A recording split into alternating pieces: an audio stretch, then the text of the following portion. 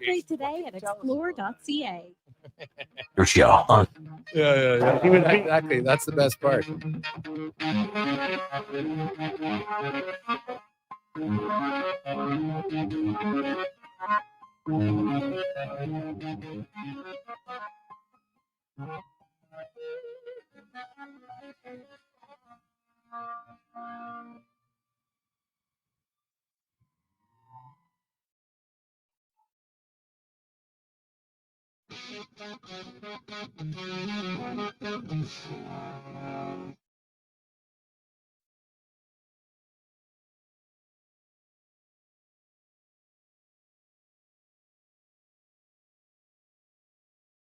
The Jason Gregor Show. As he was being checked at the last second by Frederick while trying to one-time that puck. Oilers pick it up. They're 2-on-1. McDavid and Draisaitl. Connor McDavid cutting in to the backhand. Centers. Draisaitl scores. On Sports 1440. 2-2 again. Drive the deep left field. Gone! Presented by PlayAlberta.ca, Alberta's only regulated online gambling website. To the left tackle, block. They come up the middle to throw. It's picked off. Intercepted by Phillips. Getting a block. A flag has been thrown. Belton with the block. They're looking the other way. Quarter with an entourage. Keenan Allen will trip him up.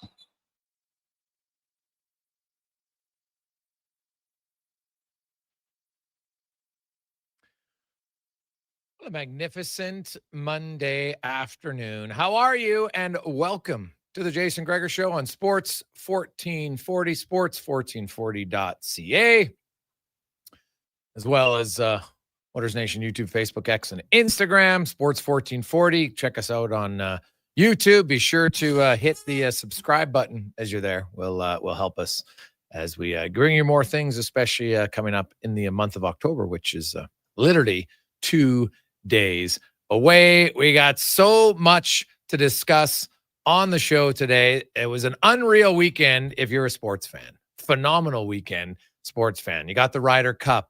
Europe had a big lead, staved it off. We can get into the whole Sunday ruling where if a guy gets sick, he doesn't show up and you still get a half a point. What the hell's going on here? Like, what? That was now, I've followed the Ryder Cup before. I don't recall that happening. Now, maybe it has. I'm not the diehard guy, but any of our golf aficionado listeners, have you seen that before? Like, I know that they say it's a rule. It just seems odd to me. Like, why? I did just guarantee, well, sorry, can't go. You get a half a point. Now, it didn't cost them anything. I saw a lot of Americans who, I don't know if they need a new calculator, claiming that, well, that half point would have made the difference. No, they still lost by 2 points. So even if they would have won that match, they would have lost by 1. So, either way, it was a half point each, so it was a little bit odd. I look at the Blue Jays in a big weekend. They needed wins because the Yankees won. They won. Kirk had a huge weekend Saturday and Sunday. Big celebration for the Jays, as it should be. And first title since 2015 for them. You play 162 games. I'm a big believer that just because you celebrate doesn't mean that you've lost sight of winning, because guess what? Every year somebody wins the World Series, and every year they celebrate after each round. So clearly it's not impacting your abilities to win. And will the Jays take on the Yanks? Will they take on the Red Sox? We'll see. So you'll be watching without much angst until Saturday when that begins. You also have, of course, 4 series in MLB to watch for this week, which is perfect. It's the final week of preseason in the NHL. So you got Detroit and Cleveland, then you got San Diego and the Cubbies, Boston, New York, and Cincinnati and the Dodgers will be the late games. They start tomorrow at 11:08 Edmonton time is when the first one will kick off. Hey, Edmonton fans, the big man and the pitching staff of the Cleveland Guardians, Eric Zambrowski, who has been almost unhittable with Cleveland this year. Watch for him if you want a great local story. Then, of course, the Cubbies, Yankees, Dodgers. There's lots of storylines like Boston and New York. That should be a hell of a series. Detroit and Cleveland, hell of a series. Detroit, the largest collapse in MLB history. They had a 15.5 game lead, and Cleveland caught them. Now, Detroit still made the playoffs because they're number 16, but whew, that's a tough one. NFL had a tie 40-pointer. You don't see that very often. Another, block kick, man. Block kicks are becoming a pretty big deal in the NFL. We'll talk about that. What about the Elks? They needed a win. They're honoring their owner, Larry Thompson, and that was a really good football game. Close game, and Edmonton comes up with a big victory, 27-25. This time they don't give up the lead in the final minute, and they're able to hang on. It was really after BC and Winnipeg both won. That was a must-win game to keep their playoff hopes alive. Obviously, they're kind of slim. They're going to have to sweep both Winnipeg and BC coming out of the bye week. Good news is it's possible, right? It's very possible. Now, BC plays at home against Calgary, who is decimated right now. So, I think the Elks' best chance is to catch Winnipeg. And I know Collares came back. He looked really good, but that's a team you got to beat. So they'll face them on the 11th of October. It's a 5:00 start in Edmonton. And hopefully the crowds continue to go out because there's a lot of excitement in the building right now. The Oil Kings, they weren't excited on the weekend. They had a 3-2 lead in the third period and gave up 4 goals in the last 14 minutes and lose that game. And hey, that happens in junior hockey sometimes. Now, one of them was an empty netter, but still, that'll be a little learning lesson, I would think, for the Edmonton Oil Kings. The Edmonton Oilers, I know it's preseason and in a week and a half, the results don't matter, but you'd always rather win than lose. And the Oilers beat the Jets on Friday 3-0. Then they beat the Canucks last night. Leon Draisaitl, just in case people were wondering, he's still pretty good. Now, his one-timer usually is a little bit closer to the net. That was like a long-range bomb for Draisaitl, a one-timer. And you even saw a little smirk from Leon afterwards, smiling with Bouchard. He's kind of probably laughing like, normally you're shooting from this far out, but today it was me. And it was a pretty nice shot. The Oilers win. And there's now some people that got to make some decisions. They put Tompkins on waivers today. I don't think that's any surprise. I think everybody thought it was going to be Skinner and Pickard in goal, but they got a few cuts to make. They play in Wednesday in Seattle and then Friday in Vancouver. Kind of a unique situation, though. They're not staying on the road. They're actually going. They're going to fly the team, the guys who are playing to Seattle, come home, and then they fly the next group out to Vancouver. Then they come home again. It's a little bit different, and our first guest might be giving us some insight into that because he has a lot to say in what goes on in the organization. Because we got a great lineup for you today. Carter O'Donnell is going to join us. His wife Courtney, she plays for the women's national rugby team. She was just in the gold medal game, so it'll be awesome. We can talk football with him, and we can talk rugby with Carter O'Donnell. That'll be great. Speck will be by. We got Kevin Woodley. Today is the Pacific Division goalie tandem rankings with Woodley. We do this every year. It goes through it 8-1 for all the other divisions. We always save the Pacific until the final week, and so we'll do them today. We got the 2-minute warning with Cam Tate. Vanessa Hettinger, longtime skating coach, will join us. And Jamie Cartmell, who is the director of Oilers Communication, will join us in studio today because we always like to get different people in the sporting world on talking about their career and their jobs because there's lots of different ways if you want to get involved in pro sports. Now, many of us would have loved the opportunity to be an athlete professionally. Then reality kicks in for lots of us, and it's just not possible. Now, sometimes some people are really good and they're athletic and they have a bad injury, and so you have to pivot. Some people become coaches. Some are officials.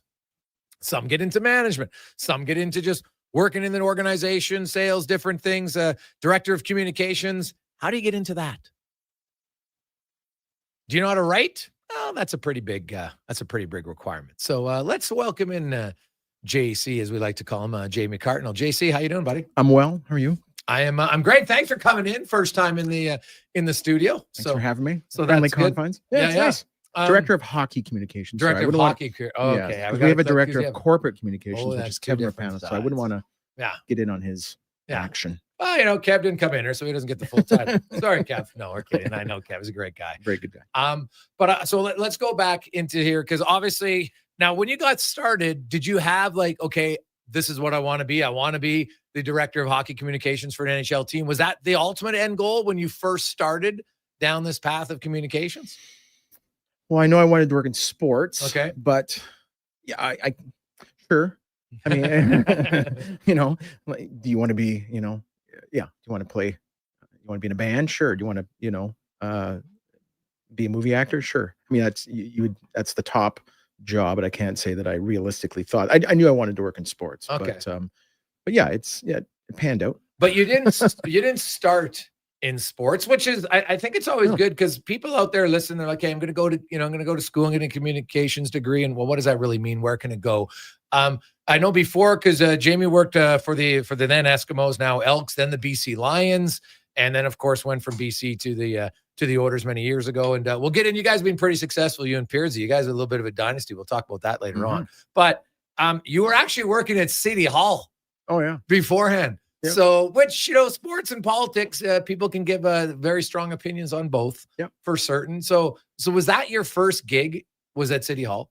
I went to Grant McEwen. Okay. And so in communications, the PR program. And towards the end, you had a work, I wouldn't even call it an internship, but like work experience. So they would line up for you. So you had to kind of apply for them. They're all, and so yeah, I was actually initially working with emergency services. So that's fire and ambulance in Edmonton. They're not separated. So at that time anyways. So sort of being alongside the people who are like the spokesperson for that. So, the news is showing up at a fire and you're the spokesperson saying, what's going on and that kind of thing. So, so I sort of did that for a little while. And actually, and I guess made enough of an impression that they sort of covered off for the person going on vacation for a month or so. And then from there was just a temporary spot over at City Hall and kind of got in back then it was like at the communications branch. Like the communications branch would have a person at in the different departments of the city. So they were a communications person, but they're sort of assigned to, different branches of the city. So whatever it might be. So, but yeah, I was at City Hall and I was doing, just writing messages for city councilors and writing speeches, here and there and loved it. It was great. So I was like 99, 2000. And I think most people would remember we hosted the World Track and Field Championships as well as the World Triathlon 2001 for the World Championships. Yeah. And the city, and as everybody knows, also the city's tremendous volunteer reputation and just a tremendous depth of volunteers here. And at the time, the city wanted to sort of honor or thank all the volunteers for those events. Right. And I suggested, as the time I was a season ticket holder with the Eskimos, and I said, quite often, the Eskimos have things where they host people and thank them. And I said, why don't we do that and just do a ticket thing and have everybody come to the game? And it was sort of a late fall game. And they said, oh, that's a great idea. So they did that and worked with the Eskimos and sent out tickets to all the volunteers that had worked at those events. And I think they had the mayor, I think it was Bill Smith at that time, proclaimed that day as Volunteer Day in Edmonton. There's a lot of volunteers and philanthropy in our city. No question. So they did that. And then at the time, it was really sort of a chance meeting. They said, Jamie, well, can you go with the mayor to, he's going to voice, like he couldn't make the game. So he was going to voice like a video to do the proclamation. Yeah. So I did. And I started talking to the person at the Eskimos. And it's like, and that's to your point of how we originally thought, like, sure, it'll be fun to work in sports. So JMO was the guy, Dave Jamieson? No, there wasn't Dave at the time. I was just working with their partnerships person on that particular day. And I said, well, I think we're going to have an opening soon. And at the time, Shona was doing community relations. Right. That's Dwayne Mandruzek's mother-in-law. Yes. And she was retiring. And they said it's probably going to be an opening. And it was, and in the CFL, it's always this and that. So it was to look after community relations and be the communications assistant to Dave. And so I just beat down the door, had an interview with Hugh, and it was pretty wild. And so I got that job and went from City Hall to. So was your first year in 2002 when they hosted the Grey Cup? Yes. I was up on a ladder, up on the flagpoles in the very corner of the stadium, putting up Canadian flags. They've looking down with the wind howling, wondering, how has it come to this? Yeah, it's exactly like thankfully I'm not scared of heights. So you have to do different things in that. So now when you're writing speeches, so you're writing speech for someone else, and how much do they edit your speech? Well, it's funny you should say. I remember doing one. You know how in the spring the city has kind of like the River Valley cleanup? Yeah. And I kind of thought to myself, it's great that we do this and everybody volunteers it, but how about we just don't throw mattresses into the river valley so we don't have to clean them up? So I thought maybe we should put that into the speech. Like, hey, thank you very much for everybody for being here. And it's, again, this is spirit of Edmonton and showing up and helping out. But maybe we could get to a day where we wouldn't have to clean up the river valley every spring. So how about we stop throwing stuff in the river valley? So I would occasionally put in a few things that I thought were important. So I'm not sure if they were edited out or not, but You never listened to the live speech? Well, I didn't actually go to the event. I just wrote the speech. You just wrote the speech. You didn't have to go to the event. No. So how long would it take you to write a speech? And I got a minute speech here. I got a 2-minute speech. So you would write words or 2 minute? Oh, I think you wrote it to time. Okay. Yeah, you wrote it to time. And then there was a lot of messages. There's an event here and an event Right. there, a message from the mayor or a message from the whatever counselor for that ward and stuff. And so you'd roll in, it'd be a stack of work, and they'd come in months in advance. So it was really, I would just power through the stuff. I loved it. It was awesome. You answered to yourself. You did your own research. I loved writing speeches and stuff. It was fun. Really? Oh, it's very fun. Do you ever write any speeches for anybody at the Oilers? Well, no, because again, that's sort of on the corporate side. Like we don't have, it's not like Chris is out giving speeches. Well, it might be good though. Yeah. Like if you could write a speech for one person that you'd want them to read, like just because you're like, hey, I'm writing this speech. You have to say what right. Now, I'm not going to defame anybody or anything like that, but knowing the personalities of the players and people in the organization where you could say, I'd actually wouldn't mind to see this guy give a speech because I think he'd be good at it. Well, I guess it's fine. I guess it would depend on, I don't want to put a bunch of caveats, but I mean, it just like, I can't help but, you've been to the golf tournament. Yeah. Sometimes I kind of like to rip. Oh, 100%, so, buddy. Now, are we talking about a roast or are we talking about a speech? Well, and it's fair question because I've emceed a lot of roasts and there's roasts and toast and it can be the fine line in between two. I think a good toast has a little bit of a roast. If I could write on behalf of somebody and just sort of say, and another thing. I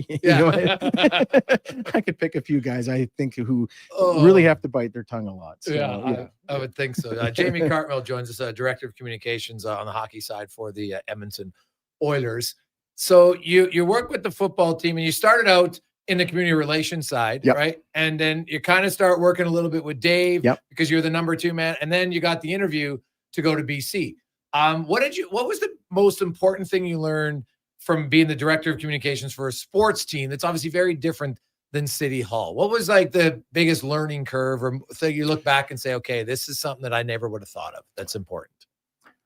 Well, you sort of started out with that. I mean, the ability to write, because I sort of all the way through. And so I wasn't really dealing much with the media at City Hall. I was just sort of, just sort of working behind the scenes and writing stuff, like you said. And then, with Dave, you sort of get your first sort of taste of media relations, and that's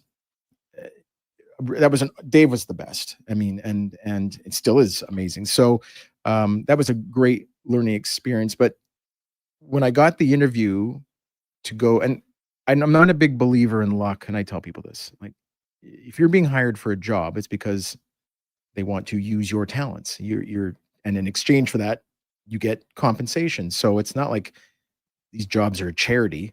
I believe in good timing, but I don't believe there's any kind of luck in getting these jobs. For any person listening for the job that they got, you were hired because you're qualified for that job, at least to start. But so when I went to BC, I interviewed actually the women. There was 2 women that held down that job. They job shared. One was Debbie Button. She was going to go to the Canucks. Yep. And the other was going to have her second child and wasn't going to come back. And so you sort of heard, but that's the reason I'm sort of talking about luck is like the timing was fortunate. Both were not coming back to that job. And they basically kind of put the word out in the CFL, which I'm sure you're aware is a pretty small community, that, hey, we're leaving. So if anyone's interested in this gig, apply. Yeah. So Dave told me, that's, and you kind of have an inside vibe of what they want, right? You got to be married to it. Like it's 24/7. So I really knew what they wanted. So the interview was, I did that with the late Bob Ackles.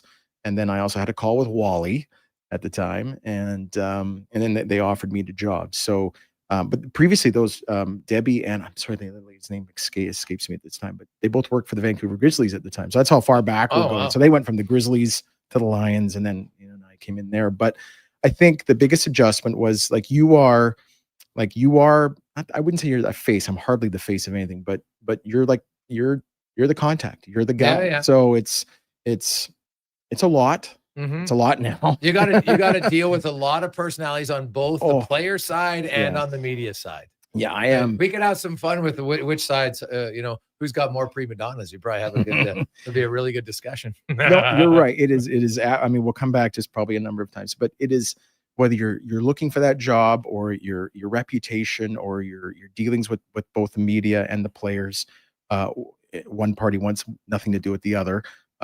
It's all about relationships. So it's 100%. So I'm, my work relationship. You're like a therapist a bit. Well, yeah. you think my personal life would be so much better, but no, I kid. I mean, there was times where, in BC, like I had an amazing kind of corner office at the practice facility, looked right over out in the field. And it was just amazing. I looked at the North Shore Mountains and it was I mean, off in the distance because we're in Surrey. Yeah. And, but just stunning views. I mean, like right through the winter and stuff. It's just amazing. So I was always very grateful I would wake up and I would, we moved once just a little bit further east into the valley and into a place called Aldergrove, which is on the Langley, Abbotsford border. And I'd come out of our place and we backed onto a farm. It was just an amazing place. And I would turn north to get to the Canada One, and there'd be days where it was just cold. It was cold enough to rain in the winter where we were, but snow up in the mountains. And I tell you, like, when the sun was out the next day, like stunning. And I never took it for granted. So I was always, it was easy to go to work. It's easy to go to work. But yeah, you're 100% correct. You are the middleman, and you're not often.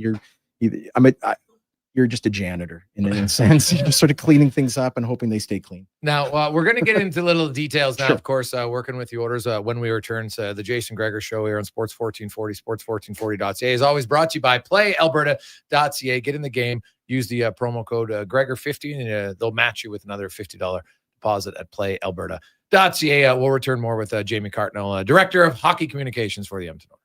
Experience more at the Edmonton Expo Center. Come for Canada's largest trade show, the biggest names in entertainment, exhilarating sporting events, and more. Stay for the experience, but it doesn't end there. Maximize your brand exposure with Edmonton Expo Center's new cutting-edge feature screens, spanning Western Canada's largest venue space. Captivate an annual audience of over 1 million visitors during iconic events like Pro Rodeo, Disney on Ice, Glow, K-Days, and so much more. To learn more, call 780-471-7380 or visit EdmontonExpoCenter.com today. Hey, sports fans, we've got a clear choice for you. At Crystal Glass, we provide customers with the perfect glass for any job. From home to auto and even commercial, installation or repairs, we're your team. Call 310-GLASS or visit crystalglass.ca. Crystal Glass.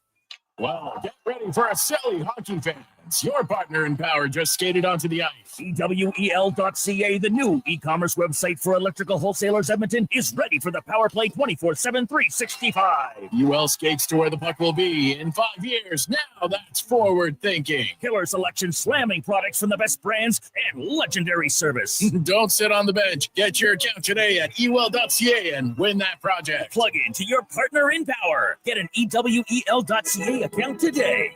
When it comes to choosing a hair clinic, the difference is in the doctor. I'm Dr. Vance Elliott. Transforming how you feel about yourself is a very personal experience, and I'll work directly with you every step of the way. Physicians come from all over the world to learn from Dr. Elliott. When your personal goal is to help other people achieve theirs, you must deeply understand the latest treatments. Want to feel confident and comfortable? The difference is in the doctor. I'm Dr. Vance Elliott at drvanceelliott.com. As members of the Federation of Alberta Gas Co-ops, Alberta's rural natural gas utilities are here to fuel your life affordably, reliably, and safely. Across the province, natural gas keeps Albertans warm and connected every day. It's local, dependable, and it's ours. For more information on the Federation of Alberta Gas Co-ops and its members, or to learn more about how natural gas fuels your community, please visit us at fedgas.com. That's fedgas.com. You say that mommy hate is unacceptable. Condescending, unnecessary, but I have the tendency of getting very physical. So Portions of this hour brought to you by Crystal Glass, your clear choice for residential windows, locally manufactured and installed. Crystal Glass provides a beautiful product and incredible customer services for all of your residential needs. Call 310 Glass or visit crystalglass.ca for a quote. The Jason Gregor Show, the best of Edmonton sports talk and beyond. This is Sports 1440. Presented by PlayAlberta.ca, Alberta's only regulated online gambling website. 224. Welcome back, Jason Gregor. Connor Halley with you, Sports 1440, sports1440.ca, YouTube, Facebook, X, and Instagram. Thanks for listening. Thanks for watching the show. We always appreciate it. We have a special guest in studio. Of course, he's director of communications for the Edmonton Oilers on the hockey side. Jamie Cartmell goes by Sweet Jimmy C on Twitter. So that's a nice handle you got there, JC. I didn't make it up. I like it. Given to me. Before we get to the Oilers, you kind of like the business world, the sports world. It can be ruthless at times, right? Sure. Contracts, and you get hired by the BC Lions. You're working there for a while, and then if my timing, you can correct me if my timing's wrong, but you got let go in the off season, like right after the season ended, in like 18 or 19. 19. Yep. Like it's an odd, like they didn't really ever replace your job. Like that was kind of, take us through what happened there.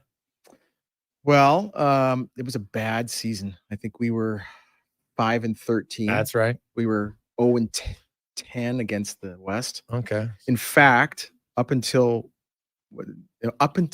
Edmonton winning that home game, a year or so ago, or whatever, their last win was when I was with the Lions in October of 2019. That's right. So Edmonton had a tough stretch there. Yeah. So Devon Claybrooks was the head coach. They let Devon go. Yeah.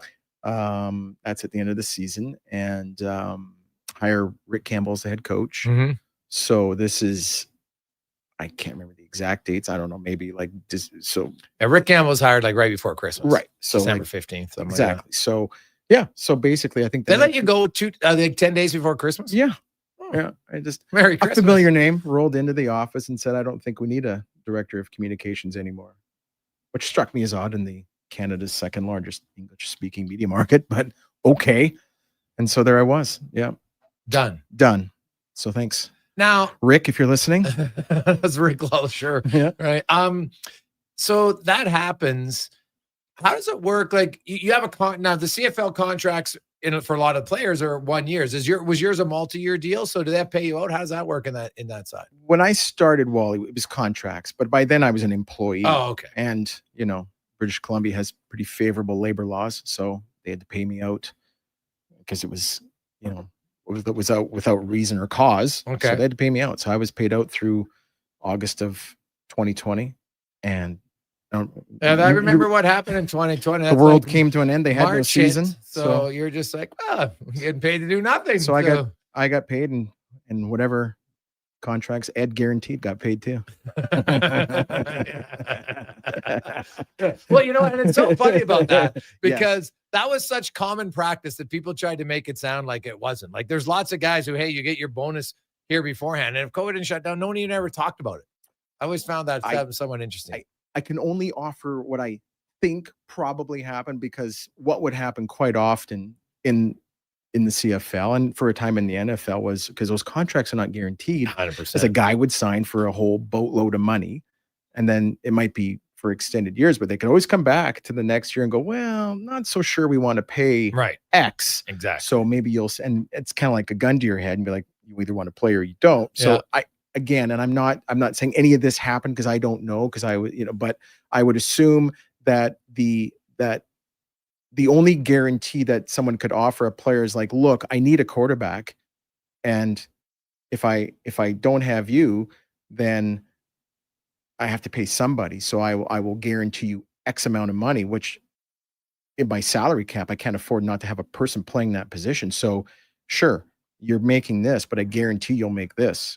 What are the chances that there's going to be no season? Yeah, well, exactly. It never happened, right? Exactly. So but again, I that's just my take. Yeah. No, that's so. Then you leave there, and then you come to the Oilers organization from the CFL to the Now, is it a lot of knowing people? You'd been in Edmonton before, so is it a lot of, okay, I don't know if you'd cross paths with Tim Shipton before he hired you or not. Like, how much of relationships go into, you think, getting a job in communications? Well, I guess if we phone Bob Stauffer, he would tell me he got me the job. I kid. I love you, Bob. Well, okay. So I had a little bit of I had a sort of a sports adjacent job that we moved to Calgary for. So I was there got there in September of 2020. So in between I did see that there was a communications job with the Oilers available, but that was the corporate communications. And then of course, COVID and everything else kind of went sideways. And so it wasn't there.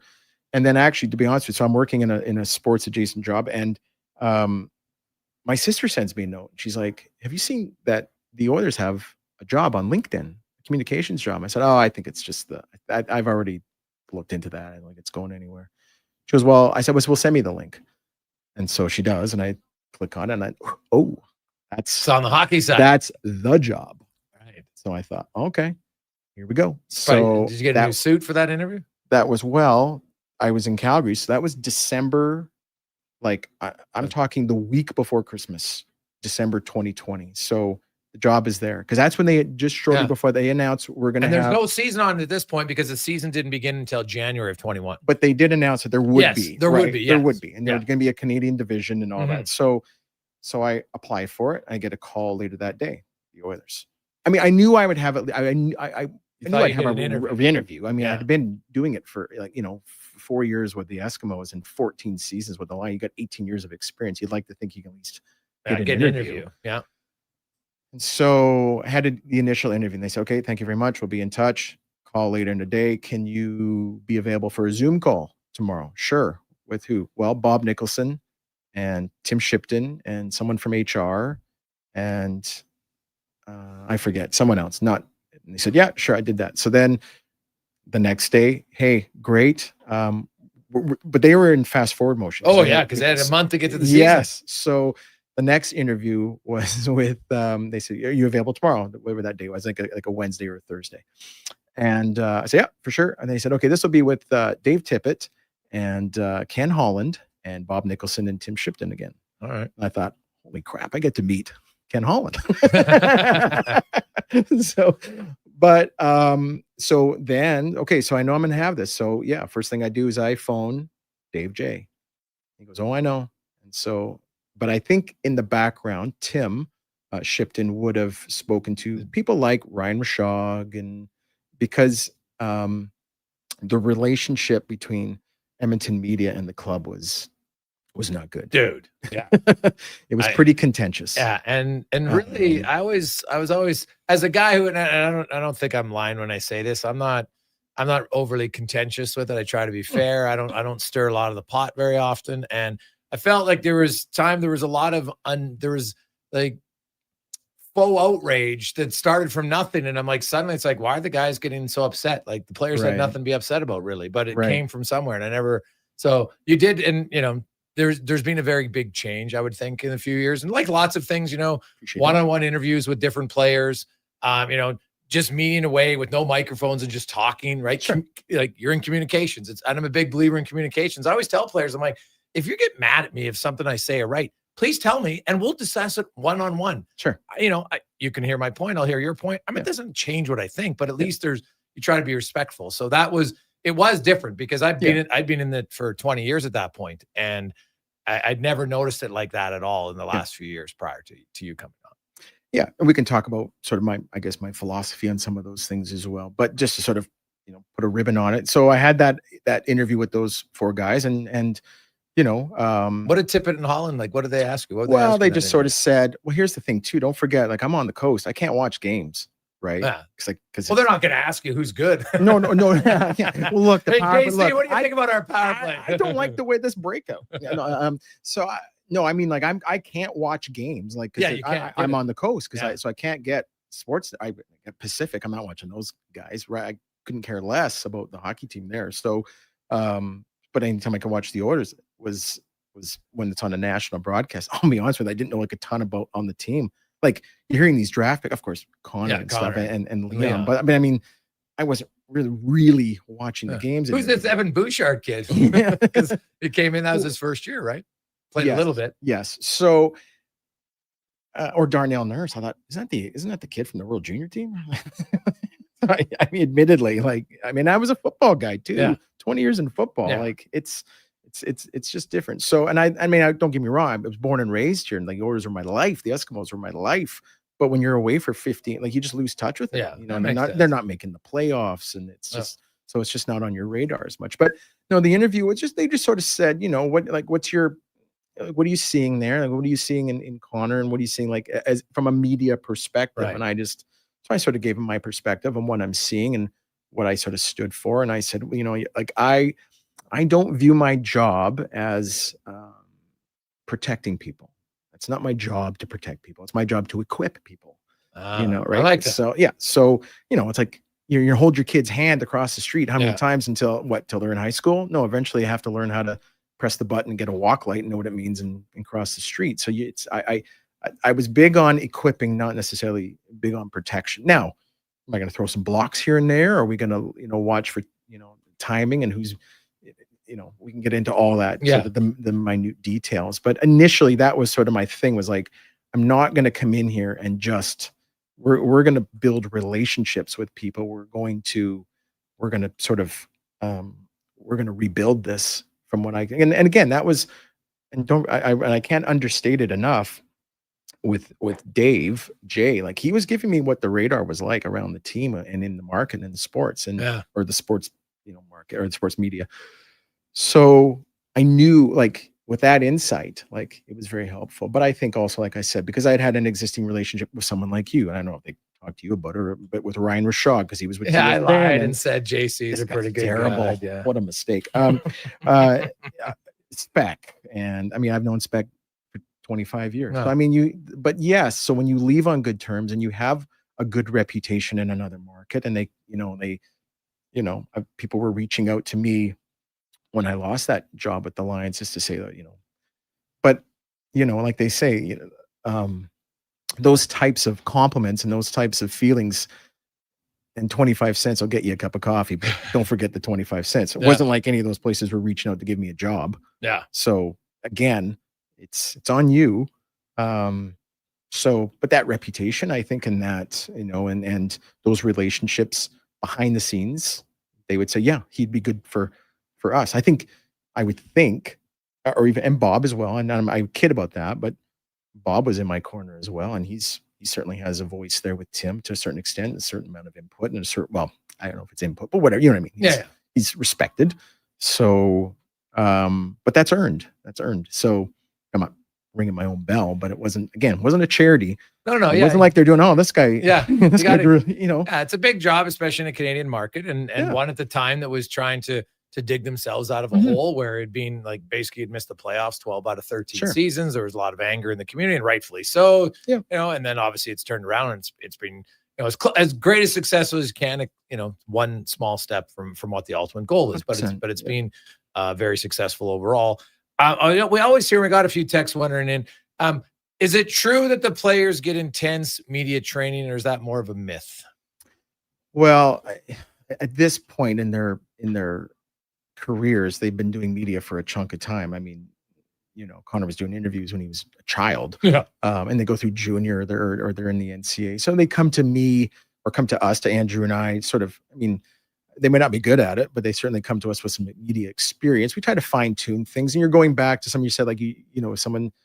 I have sort of a number of things that I would sort of talk to the players about, just depending on the situation. And one of them that you sort of touched on is, to me, I call it the 2 T's. Tone and truth. Yeah. Don't confuse those. Just because you don't like the way. Don't confuse tone and truth. Oh my God, that should be a T-shirt right now. That's unreal. I might be in every week. Which is to say, and I've talked about this with players, and I've talked about it. I've had the opportunity a few times to have be on a flight with Connor and spend a couple hours laying out kind of what my philosophy is and what we can do and how to handle certain things and I mean, he is under a tremendous amount of stress, not just from the market and the playing, but when you have to speak to, Pride Tape or Hockey Canada or, you name it, they come to the Face of Hockey to talk about it. And we'll talk about what's probably on the radar next is 5 guys coming back to the NHL potentially and stuff. It ain't coming to us, but it's on the radar. Someone's going to ask him about that, or Himes or Leon. And so again, it's not my job to protect them and say, we're not answering those questions here today. No, it's my job to equip them. So that's why we talk about it weeks in advance. But as I said to Connor, let's not confuse tone with truth. And again, and you'll have Mark on later. I mean, Mark can sometimes be a bit of a drive-by shooter on Twitter and stuff like that.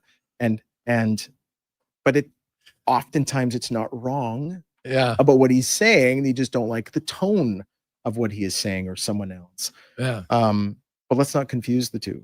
Yeah, so, I really like that. That's something that I just think in everyday life, don't confuse, tone with the truth, right? And now at the same time, how you deliver the truth, if it comes in a different tone, anybody who's in a marriage will understand that one, right? Hey, if you deliver this certain way, I don't like your tone, and you're, oh my God. So that does make, I think a lot of people out there listening can relate to that. And I think it's a really good way to look at it, because the statement truth hurts. I find sometimes I've found people in any walk of life have a tendency sometimes get more upset about something that's truthful because they know it, and they're more annoyed by it than anything else. And then when someone else says, it's like your brother, you can call your brother an idiot, but the minute someone else calls him an idiot, you're like, wait a sec, you're not allowed to say that. Right. I can say it because I'm his brother, and got to live in the same house with him for how many years, and all that stuff. But so when you sit down with like a McDavid or a Draisaitl, whatever, and like something big, do you go one-on-one? Do you do it in a room where okay, guys, 4 of you might get asked this in the next week, so let's talk out all at once, or is it better one-on-one?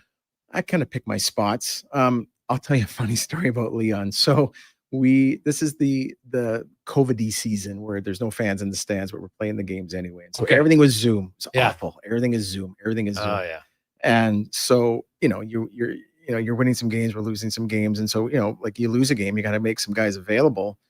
And we're sort of saying, okay, we need a leader, like Ken's thing was that leadership speaks to losses. So, right. Okay. Yeah. That's fair too. And so, we're picking, a certain guy to speak to a loss. And then I started, at the time, I was with Sean May. He was my number 2, and he's with the LA Kings now. And I would say to Sean, why are we picking these guys? Like, why are we picking who the media wants to talk to? They should be picking these guys. Like, and they should have a consensus among each other of who they want to talk to. Like, why are we picking these guys? Because then because you also need the guys who can speak well. So 100%. I got Adam Larson giving it to me like, hey, I only talk when we lose. Well, that's the problem. Not the problem, but that's the nature of the game, is like, generally speaking, and again, generally speaking, the forwards score the goals and the defense play the defense. So if you have a loss, and why do we, and another thing I've talked to the players about is like, losers are orphans. Who's the daddy of this loss? And Spec, will jokingly say that to me sometimes too. Like everyone wants to know, why did we lose? And we don't invite 18947 into the media room afterwards to say, why did we lose? That's the media. That's the conduit from the fans to the team is the media. And so it's their job to say, or to investigate this loss. Yeah. Why did we lose? So we would like to speak to X and X and X and X. So that's how we do it. But at one point, so we had lost, I remember it's kind of a bad loss to the Leafs at home. Oh yeah. Guys lost 3 in a row, actually. Yes. Mm-hmm. So I think he scored 1 goal in 3 games. Yes, it was bad. Yeah. It was bad. And so one of the requests going out the door, because we had a day off the next day, was Leon. And so the grumpy German. And I like Leon. I get along great. But Leon, the grumpy German is like it's a very accurate portrayal of Leon. Now I remember Leon's like, I'm actually a pretty funny guy. I'm like, I know, but some days when he's grumpy, and that's okay. I said, dude, I can't hide my emotions either. When I'm annoyed, like it's really hard to be like, oh, everything's great. Like I'm not good at it. Leon is a pro. Yeah. He is a pro. Leon's quite funny, actually. Very funny. Yeah. He's hilarious. Anyway, but I'm new. Okay, I'm new. This is my first season. So we lose that final game, and we were bringing guys into the Hall of Fame to do the Zoom calls. And so I'm thinking, okay, where's Leon here? I happen to walk out where he's leaving. I'm like, Leon, you got to do media here, because I'm not doing it. I said, you can't. I'm thinking, oh my God, like we've got what's gonna I'm just now thinking, oh, here we go. Now guys are going to start writing or saying, oh, now he can't deal with the media, can't handle. So I'm thinking I've put him in a position where if he has to do this. Otherwise, and at that point, he's not sort of seeing that. Yeah. So he does it, thankfully. And he says something, and I think Titch said something like on the call where he said, well, something about, it started off very contentious.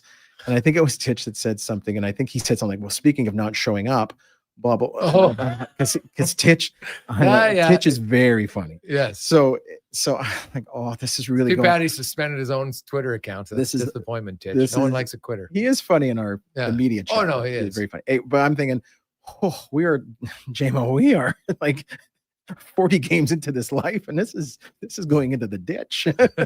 This is not good. So he does it, and then he makes his kind, he leaves, and we had the next day off. So I'm at the 24-hour rule to calm down. Yeah, everyone take a breather. So we had a bit of a few days off. And so at that point, Titch had sent me a note and said, look, I apologize. I shouldn't have said what I said. And I said, you know what, Rob, don't worry about it. I think it'll be, he goes, do you think I should apologize? I said, no. I said, I think it'll be fine, and everything else. And of course it was. But I get back. And Leon is the first in the building. Like today we did a German Zoom call. We'll talk about that later. So he's got all the German, it gets lined up by one of his agents. And I what do you call it? Mediate the German Zoom call. I can't understand a word that's being said, but I don't know if the questions are good or bad, but it's just a lot of German. Yeah. And so but anyway, so Leon is always in the building early, very early. So I see him. So I said, hey, the other night, I said, thanks for coming back to do it. And I said, we kind of got into it with Titch there, and he even apologized and said, I said I wasn't going to. He goes, look, I don't know who you are. I don't know where you came from, but nobody here wants to be famous. Okay? So enough. So I'm like looking at him, and part of me is like, I'll tell you what, kid. But then I thought, no. No one wants to be famous. And this goes back to what you're talking about, the truth. So I'm thinking, no, he's right. He's right, Jamie. He doesn't need you to double back and tell him everything's okay and to thank him and to make sure. Like I thought, no. Oh, that's what he was saying. Like, just let it go. And he didn't say that, but I thought this is his way of saying, like, I don't care. Like, it's over. Oh, okay. I don't need to relive it. Right. Yeah, and then like, it's like, exactly. So he taught me a lesson that day. It may not have been in the tone that I would have liked. He didn't say, hey, slap me on the knee. Hey, by the way, James, I really appreciate it, but it's okay. No, it was like, hey, I don't know where you came from. No one here wants to be famous. Yeah. Like his way of saying, like, we don't enjoy it. No one's looking to apologize to these guys. Like it's an obligation. And we'll talk about the 2 O's. Yes. So he taught me a lesson. And from that point forward, okay, I thought, okay. And also Leon, when you talk about being mad, like Leon, he'll get mad at everyone. Like there was one time where we were, Hyman was on the board to do media. And so he wanted to get going. And so we leave it to the leadership guys to open the room, so Hyman's like, yeah, let's go. I want to get going here. And so Hyman starts doing his media, and Leon it was just a practice. And so Leon comes, why is the room open so early? I said, he wanted to get going. I mean, I'm sorry. He turned to Hyman, why is the room open so early? So he gives it to everybody. So it really is a democracy. But no, it was that. And I thought, okay, like it's a lesson in everybody is different. And we are all just people. They might be really good at hockey, but they're just guys. That's what I always try they're husbands. To tell people. They are brothers. They are uncles. They are fathers. They are just guys. And it doesn't matter if it was football, and it doesn't matter what level of football or now in hockey. They're just guys, and they just want to be treated like guys. Connor does not want to be patted on the back every time you see him and say, what a great game was. Like, he'd rather talk about other things. He's talked to me about my brother running for mayor, and give me a sign. It'd be great. Like he's very supportive of that. A couple other guys have taken signs and stuff. And where does he stand on this? And Nuge is like, can I have his number? I want to talk to him about. And Nuge like, could he get 102nd Avenue open up again? So well, if they had listened to Tim 6 years ago when he said we should do both bridges now, oh my God, instead of just the one over Growth, you wouldn't have had the road closed. But you're gonna have people freaking out right now. Anybody downtown, Serenity now. Yeah. Serenity now. I won't do a big pitch, but please, for the love of this city, please vote for this man. It's going to be bad if you don't. But no, so in that moment, Leon definitely taught me a lesson. So you're dealing with a lot of personalities, but in terms of So we'll talk about the 2 O's. So media, as you know, like the players are obligated to do it. It's part of your contract. It's written right into the CBA. Yep.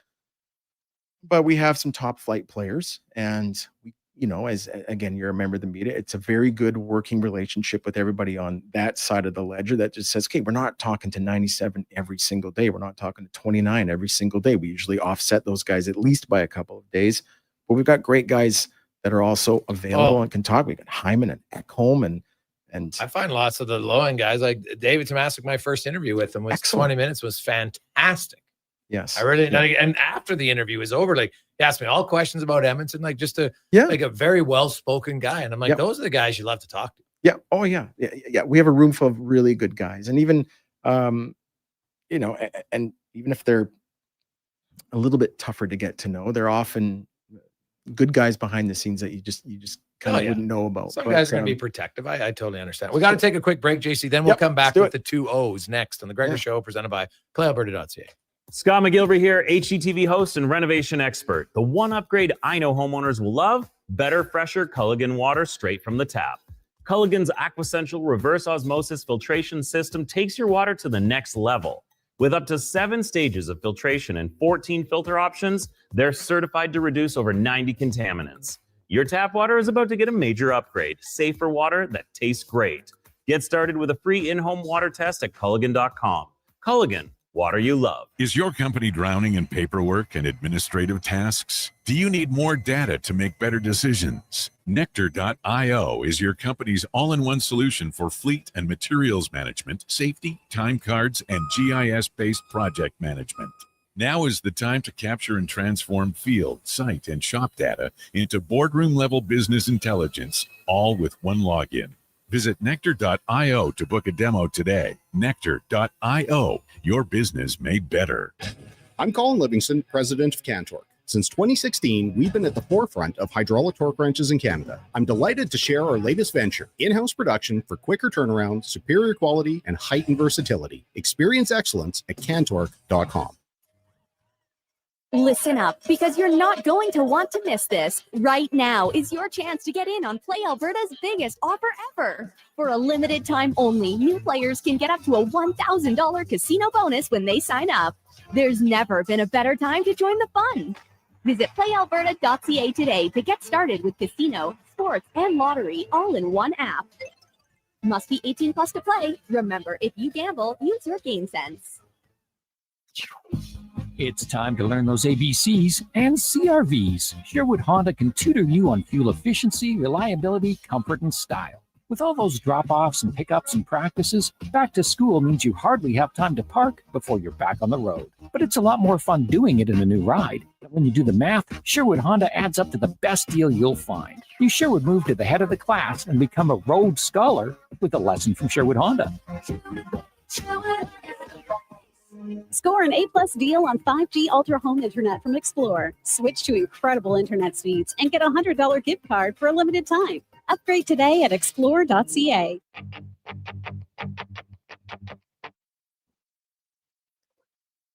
Portions of this hour brought to you by Cantork. We offer sale, rental, repair, and calibration of hydraulic, pneumatic, and battery-powered torque wrenches, stud tensioners, and flange maintenance equipment.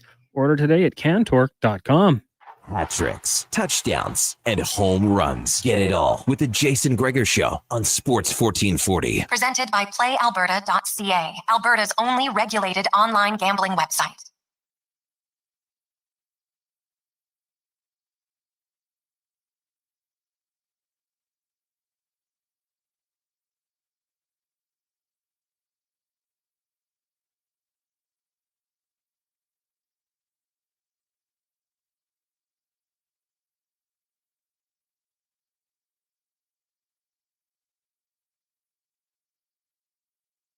We continue on Sports 1440, sports1440.ca, Orders Nation, YouTube, Facebook, X, and Instagram. It is the Gregor Show presented by PlayAlberta.ca, Alberta's only regulated online gambling website where 100% of the revenue stays right here in the province at PlayAlberta.ca. And we'll stick on with JC. We're going to go in the room now, brought to you by Action Electrical. They are hiring second, third, and fourth year electricians. You're looking to get started for a fantastic company and build a career. Go to careers at Action Electrical.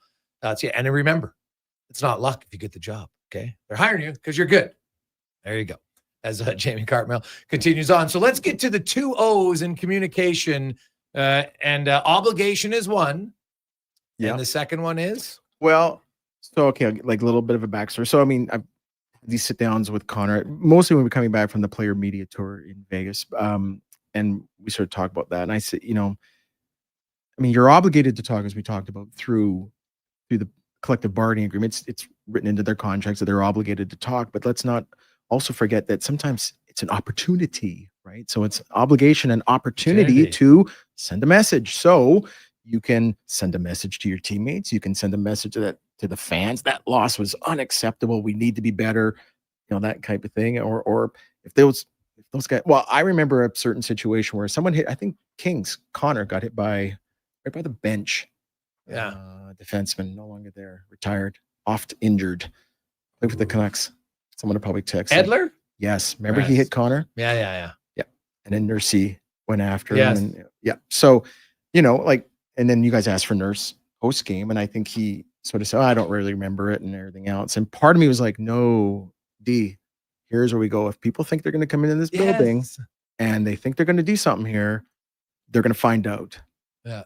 The way that eventually Evander would say, Yeah. you know, Screw around, you'll find out. that's right. Yeah. So that to me is an opportunity, you know, that you can send a message. You can send a message to the fans. You can send a message to your opposition. You can send a message to your teammates, because we don't have everybody available after the game. We have 2 or 3 guys. So yes, sometimes it's an obligation, but sometimes it's also an opportunity. So let's take advantage of this opportunity, or let's look at it as an opportunity rather than an obligation, because I always find it's interesting. So team win or lose, you know what? Sometimes you're talking to media within 7 minutes after the game, right? Yeah. And when it's like, and especially when it's a devastating loss, more so people are fired up. When it's a crazy win, people are more excited. It's easier, right? Sure. Like you're just as probably on high in the emotional scale, but one's just more positive, where now you're annoyed and you're mad.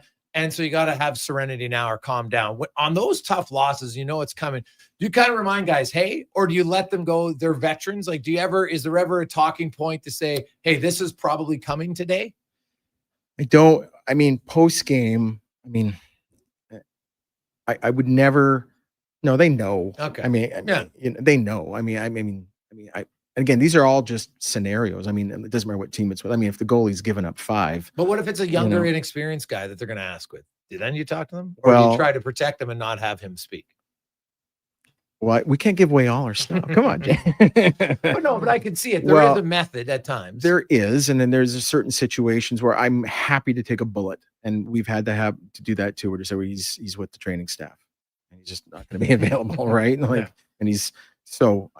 we will do that. And again, this is like not a complicated conversation, but it all kind of comes back. So sometimes you have to use one of those bullets with the people that you work with every day. So for the most part, if we are all on the same page and we have a good working relationship with the media, then occasionally you'll get a pass. Yeah, and as long as it's not too many times, right? 100%. One a year. Yeah. Maybe 2. Yeah. Like in America, everybody gets a get out of jail free card sometimes, where it's like, yeah. And I always like to say it this way. I've always talked, my adage with players is, people who treat you with respect, when it comes down to where you have to criticize them, you'll criticize them probably more with a butter knife than with an absolute steak knife and a machete, because you're like, you know what? I don't care about this person. I really don't. And you can see it. It's just, if it's human nature, when someone's a complete ass to you, when the time comes and you have an opportunity, sure. Yeah, could you be a better person? Yeah, maybe. Yeah. But sometimes you'd be like, you know what? I don't really worry about it, because this person has shown no semblance of respect. So I'm probably not going to treat him with respect back. Right. Now, it doesn't make it right or wrong, but I see that unfold lots on both sides. Yeah. Right. And, from my stand, I always try to tell players, I'm like, hey, if you have an issue with Peter, that's fine. You have an issue with Peter. Don't take Peter's issue out on me because, quote, media. Like, I hate the term media because it's so all-encompassing and it's everybody. I said, I'm a member of the media, but if a guy has an issue with Jason, then come to Jason. We'll talk it out. And maybe we'll have a tete-a-tete. Like, I think I have a pretty good relationship with Leon. Leon and I had a huge bleep you moment many years ago, right? I had one with a few other guys over time. It happened in football. You've had it. It's just That's how it is. And if you don't stand up for yourself, I don't think you'll have any success in my job. And conversely for a player, right? It's the same way. So I don't have a problem with it. I never lose sleep over. You're not going to be buddies with guys, especially now that I'm older. When I was younger, it's different because I'd see a lot of players out at a bar. And I was out there and I'm like, dude, what you do off the ice, I'll never talk about. That was always my internal rule. And I stuck to it. I'm like, it's just that's not what I report on. Right now, I'll warn you when I hear something, if you're a moron, like I won't name the player's name, but I actually had a player and I went and met him at a restaurant to tell him, I said, dude, I'm hearing this, and this about you. I'm not going to report it, but I can tell you someone else will. You better clean up. Yeah. I remember with the Eskimos, I mean, Vicky Hall would let Dave know, hey. Oh, Dave. You might have been working there. So I was young working for the Elks. I know I won't say the player's name, but there was somebody had put posters of a player up on White Avenue. And I was walking down White Avenue. I saw these posters and I'm like, oh, jeez, this isn't good. And I just called Dave. And I remember he was so mad. It was like, midnight on like a Wednesday. And I called him. I'm like, hey, Dave. He's like, what are you doing? I'm like, Dave, I'm really sorry, but I don't really know what to do, but I thought you might want to know this. Okay, thanks. This is what I'm seeing. You might want to get there. Okay, thanks. And then I hung on the phone. And we laughed about that for a long time because I'm just like, geez, like this is my job and I might want to help you out and give you a warning. Because then I look at it like, hey, later on, if I need help because I missed an interview, you might give me a second chance to get an interview. Right. So yes, to all that. So you were working like at that point, you're in crisis mode. You guys must have had to go down there and rip some of those posters down because there had to be at least 10 or 20. Well, I didn't, but I heard about it. But getting back to our guys, no one likes you in the room. I just thought. That's okay. I don't think that. That's this market. I mean, I think generally speaking, for as frantic as people get about the hockey team, I think we have good people there's good people on both sides. So I tell the guys, I don't think anyone comes into that room with an agenda.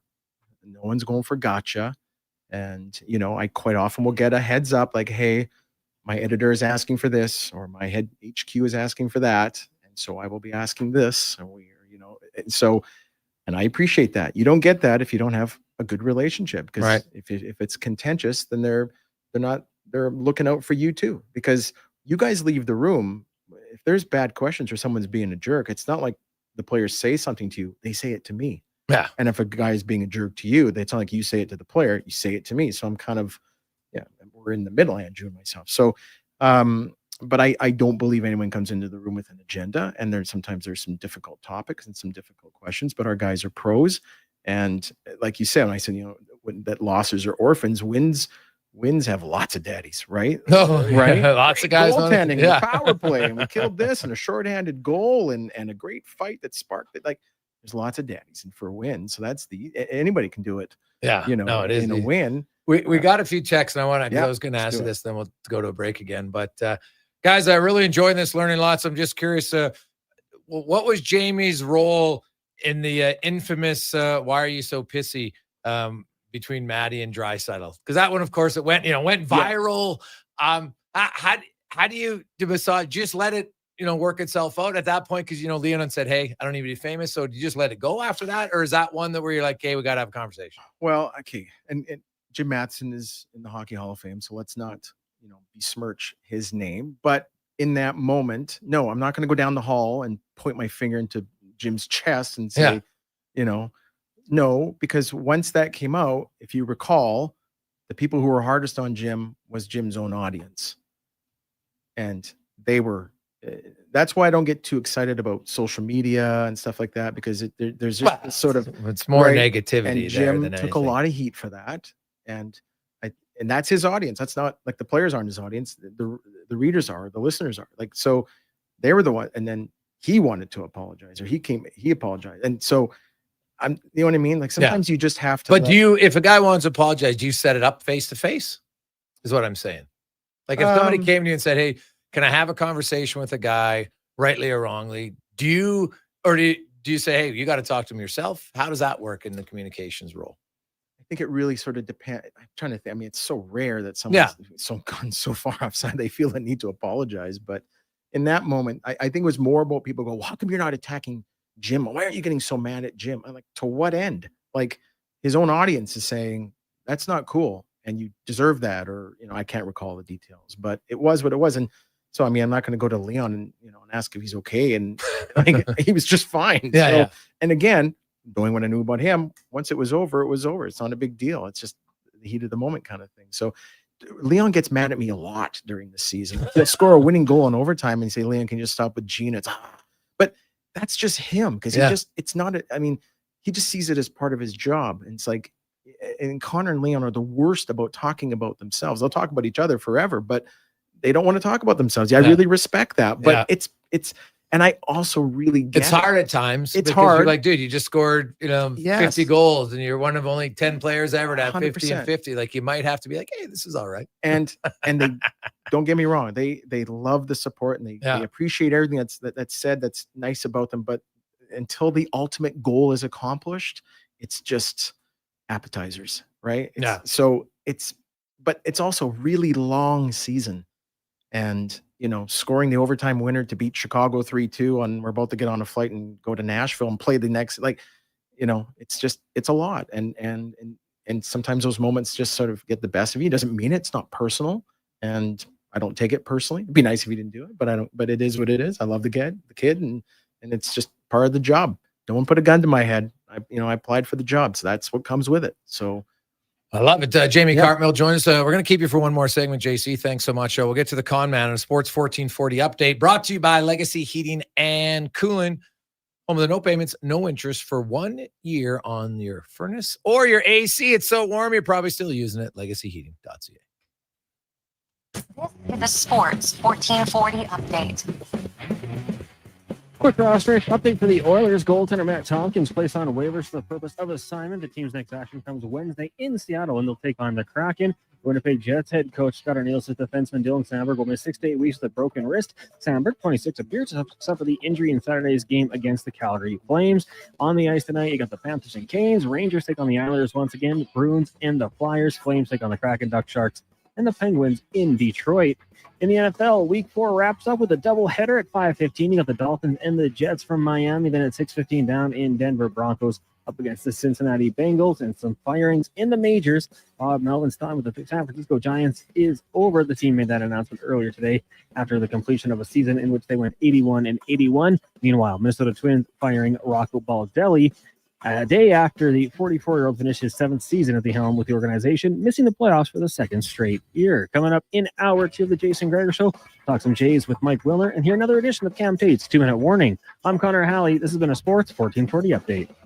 It's Sports 1440, a Stingray radio station broadcasting on Treaty 6 territory. Download the free iHeartRadio app and listen to CKJR wherever you go. The job isn't done until the last load is hauled, and having a semi-trailer out of commission is not an option.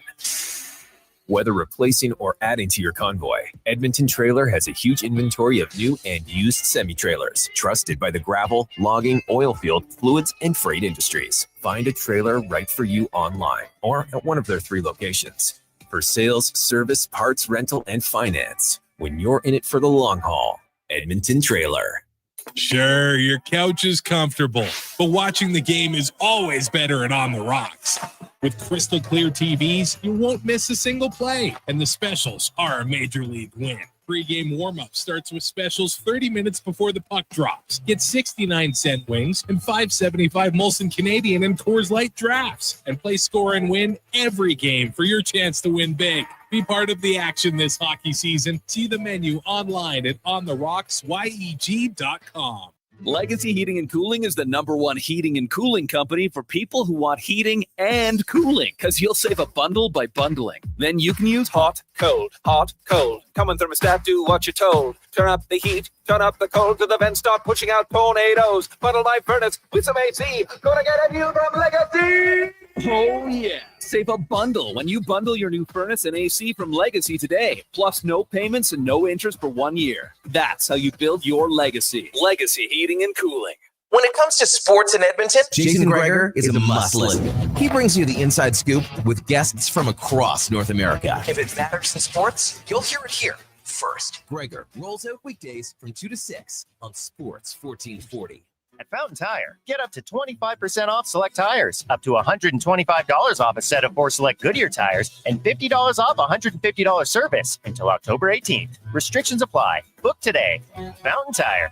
We're on this road together, Canada. For all things golf carts, it's the Golf Cart people. Their certified techs provide expert service from maintenance to custom upgrades. Customers can explore the sales floor for new and used club car, Yamaha, and E-Z-Go models. The Golf Cart people stock a wide variety of parts and accessories to keep every ride in top shape and offer convenient rentals for tournaments, weddings, and festivals. Trusted for sales, service, parts, accessories, and rentals since 1997. Visit the Golf Cart people at golfcartpeople.com. Your complete golf cart solution.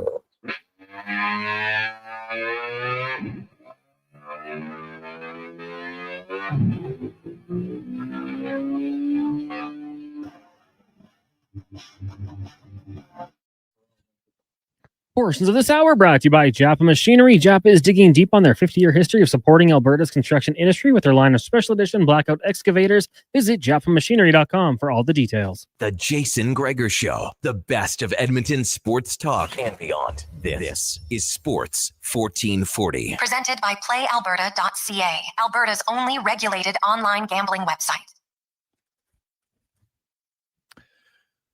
Just after 3 o'clock, Sports 1440, sports1440.ca, YouTube, Facebook, X, and Instagram. Thanks as always for listening, watching, wherever you get the show. If you get the podcast later and you're joining us now, thank you so much. As always, brought to you by PlayAlberta.ca, where this season, even better odds in all the games and even easier to maneuver. Download the app, quick, easy, Play Alberta at the App Store. And for one final segment, very gracious with the time, Director of Oilers Hockey Communications, Jamie Cartmell, joins us in studio. And we were talking about the O's and, dealing with different personalities.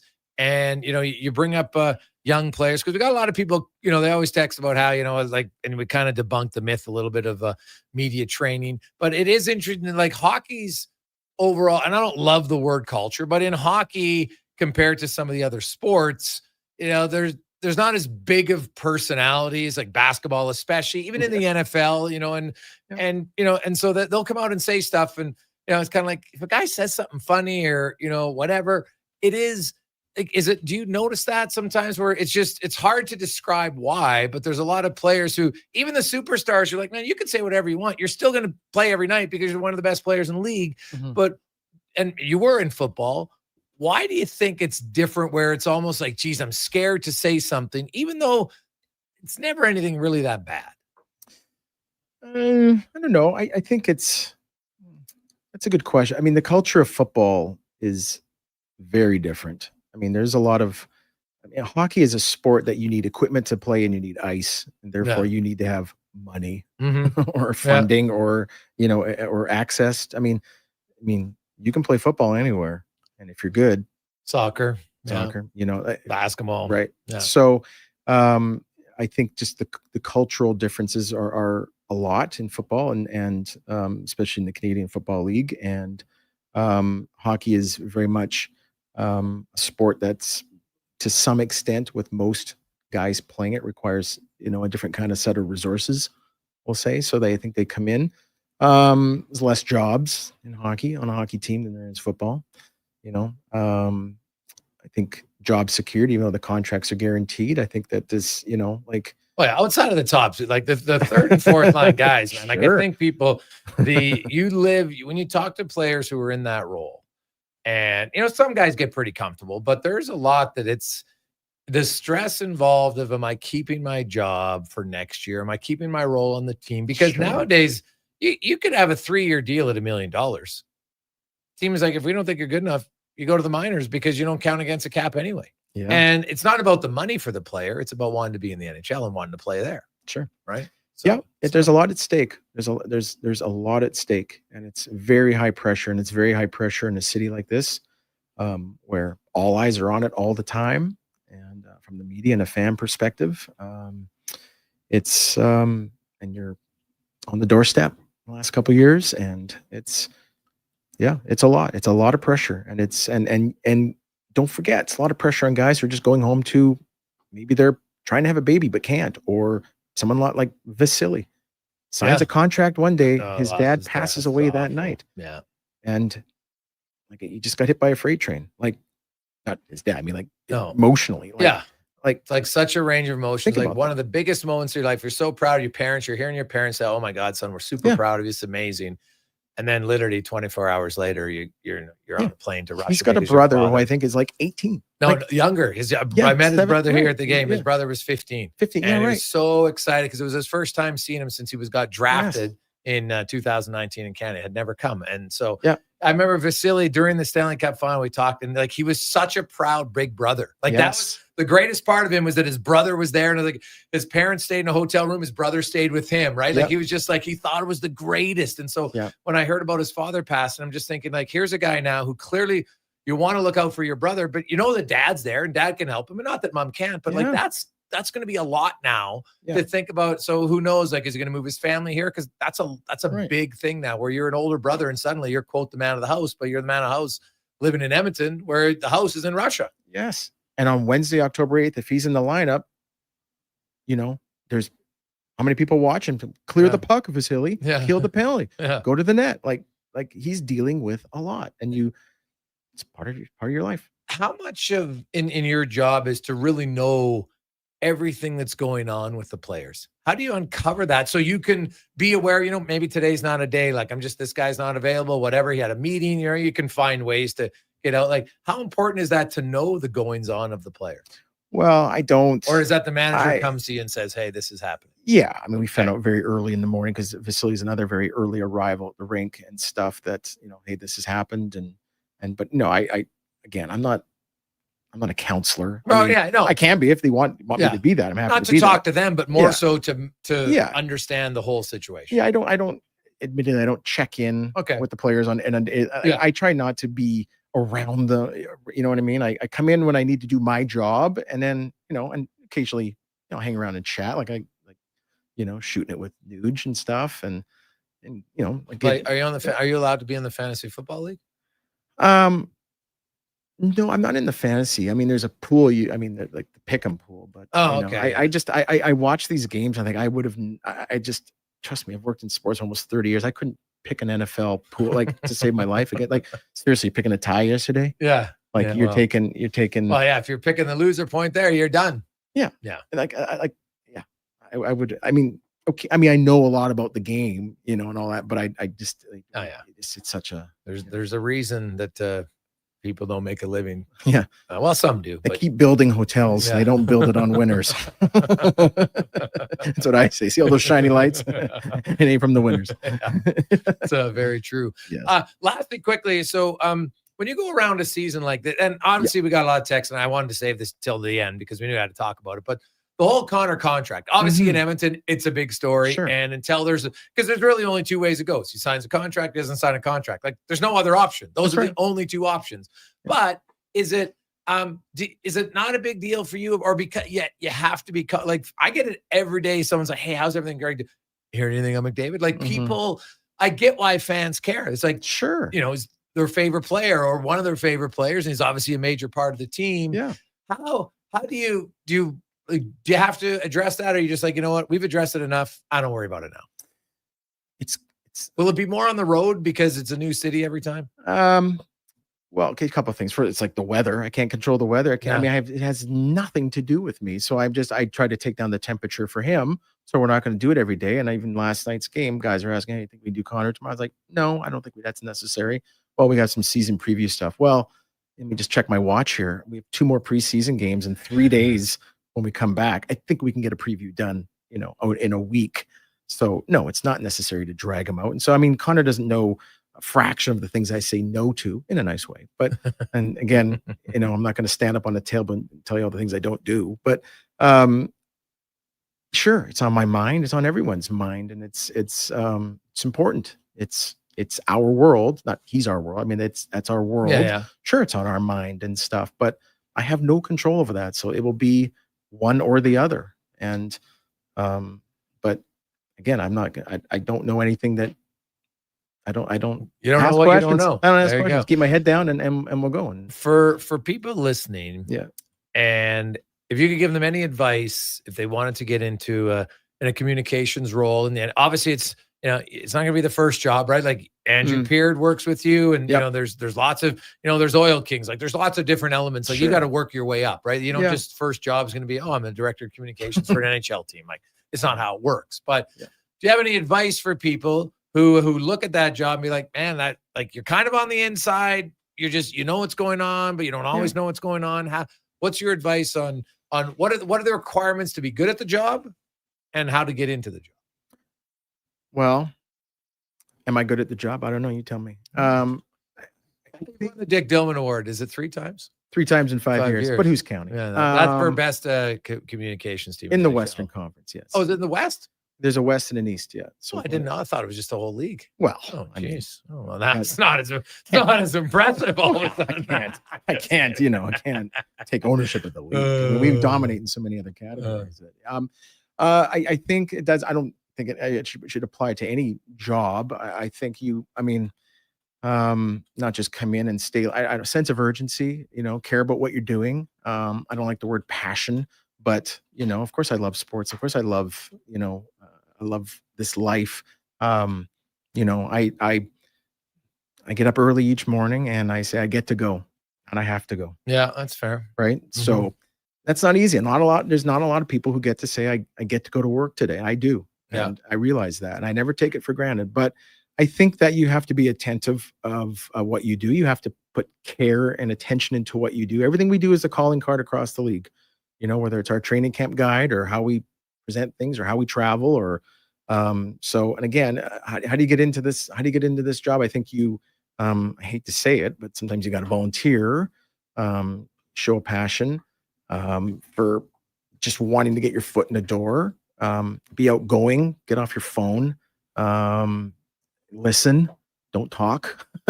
I do a lot of listening and I ask a lot of questions. There's some things on the horizon that we may or may not have to deal with, but I talked to Mark about those things today. I talked to Ryan about those things today. And how much of an appetite are we going to have to satisfy here to talk about things that have nothing to do with us? And it's planning ahead. So you got to have a sort of a very short range view of what's going on day to day and a long range view. And you have to sort of toggle between those. For my job, sure, the ability to write, although that's getting sort of more and more kind of skewed. If you want to work, as a web writer or something like that, you better have some people skills. Yeah. And sometimes a thick skin and the ability to work with others, and you better respect what other people do. I don't care if it's Jeff Lang and Brad Harrison and Shane Olmstead, who spend hours upon hours in dressing rooms and equipment and doing it in the middle of the night on a back-to-back, and, respect what other people do. Don't ever say that's not my job. I've pushed equipment into the room and to help those guys out because I want to go for beers after, let's get going. So don't be afraid. Don't say no to things. Try anything. But like I said, it ain't luck. The timing might be fortunate for an opportunity. People, if you have a good job out there, you got lucky. Maybe you said some good timing. Sure. I mean, I know it's cliche, but the harder I work, the luckier I get. Guys say that all the time. And it's true. I mean, in any walk of life, I've found the people that are the hardest workers, and hard work can be a different definition for every type of job. Absolutely. So it's not just always physical, right? Sometimes you might have to work on your presentation. And, I suppose we had a guest speaker on talk about how, for them, they practiced. We had Gama Singh. I don't know if you're ever a Stampede Wrestling fan. We had Gama Singh in studio. And yes, of course. And he talked about how Roddy Piper said, having a big party, Ed. Yeah, you got to get better on the mic. And so he practiced in front of a mirror. Sure. At home. Over and over, and that's how he got better at it. And this was a guy who came to Canada at 9 and didn't speak a word of English, right? And so there's lots of different ways to quote work hard. It's not all physical by any stretch. And sometimes I think work hard but work smart. That is, working smart is very vital on, is doing this going to help me long term? If it is, even if I don't like it, I do it, right? And after a while, you're like, if I keep doing this thing but it really has no benefit to me long term, why am I doing it in my job? You have to figure those things out. And ask questions. I mean, I've probably done, I don't know, maybe half a dozen things where someone's like, hey, go to the, it's a school in the States. Typically out East, there's a lot of communications and sports jobs. So they'll interview me and I'll just talk about this kind of stuff. And some people have gotten jobs, not because of me, but because I've seen their advancement through whatever on LinkedIn or something like that they've gotten the job. I think, oh, that's cool. I can't talk to that person. But I ask a lot of questions. I had like a 10-minute conversation today with Lazar. His wife's got a business degree from UBC Okanagan. Yeah, you want to get to know some 100%. I think I love asking guys questions. I love knowing what other people do. I talk to the docs about, I know more about ACLs and stuff and how, things work than, So Hyman will be back in November. Is that what you're telling us for sure? Again, I can speak to that, but he's doing very well. He's doing well. Oh, that's good. Jamie, thanks so much for this. We really appreciate it. Got a lot of texts that people enjoying it. It's always, I like to go on and talk about different things at different times. Yeah. Enjoy the season and best of luck. I appreciate it. Happy to come back. Good luck setting up signs over the next few weeks, because I'm sure you're doing that in your spare time. Make sure you vote or don't complain. Exactly. Oh, that's the number one rule. If you don't vote, you can't complain. I love it. We'll take a quick break. There's no complaining right now in Jays land. The Jays win the division, win the American League East for the first time since 2015. They actually got the number 1 seed, so they'll have a few days off. We'll talk about that. And is Bo Bichette going to play? Can Vladdy find his swing? All that and more on the Gregor Show, presented by PlayAlberta.ca. I'm a little hungry. I've got booster balls from Booster Juice. Booster what now? Booster balls. They're little protein bites packed with nutrients. Chewy, crunchy, yummy, and new flavors all the time. Like this little guy, the new mint chocolate booster ball, peppermint cocoa, coconut, peanut butter, maple syrup, all rolled up into a delightful little bite-sized snack. Why am I just hearing about this now? I don't know. Can I have one? No. Booster Juice, Canadian born, blending since 1999. Work never gets done by standing around. You have to put your words into action. And that's exactly what GS Construction does every single day. Our priorities are safety first, quality second, efficiency third. GS Construction works hard. It's true. But first comes the care, the planning, and the people. Underground infrastructure isn't just about machines and trenches and some traffic inconveniences. It's about doing things right. Find out more on what we do. Visit gsconstruction.ca. Groceries, mortgage payments, family holidays, a new car. That's what profit shares look like for Vision Credit Union members. Each year, we return about 75% of our profits, $35 million last year, to the people who bank with us. Because at Vision Credit Union, when you're an owner, you get your share. Why not get yours? Learn how at whatsyourshare.ca. That's whatsyourshare.ca. It's not about calendars or even thermometers. At Sherwood Honda, summer doesn't end till you take your foot off the gas. There's still so much driving to do, and not just the obligations. Beach days, getaways, just out cruising for fun. Sherwood Honda has fuel-efficient, dependable SUVs, hybrids, and crossovers to keep summer rolling till you're ready to put it in park. So if you still want summer, you sure would find your key to some more at Sherwood Honda. Groceries, mortgage payments, family holidays, a new car. That's what profit shares look like for Vision Credit Union members.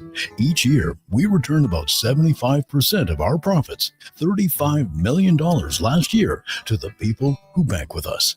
Because at Vision Credit Union, when you're an owner, you get your share. Why not get yours? Learn how at whatsyourshare.ca.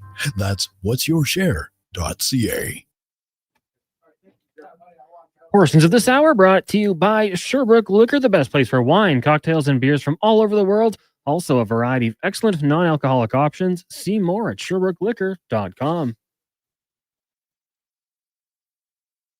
The Jason Gregor Show, the best of Edmonton sports talk and beyond. This is Sports 1440. Presented by PlayAlberta.ca, Alberta's only regulated online gambling website.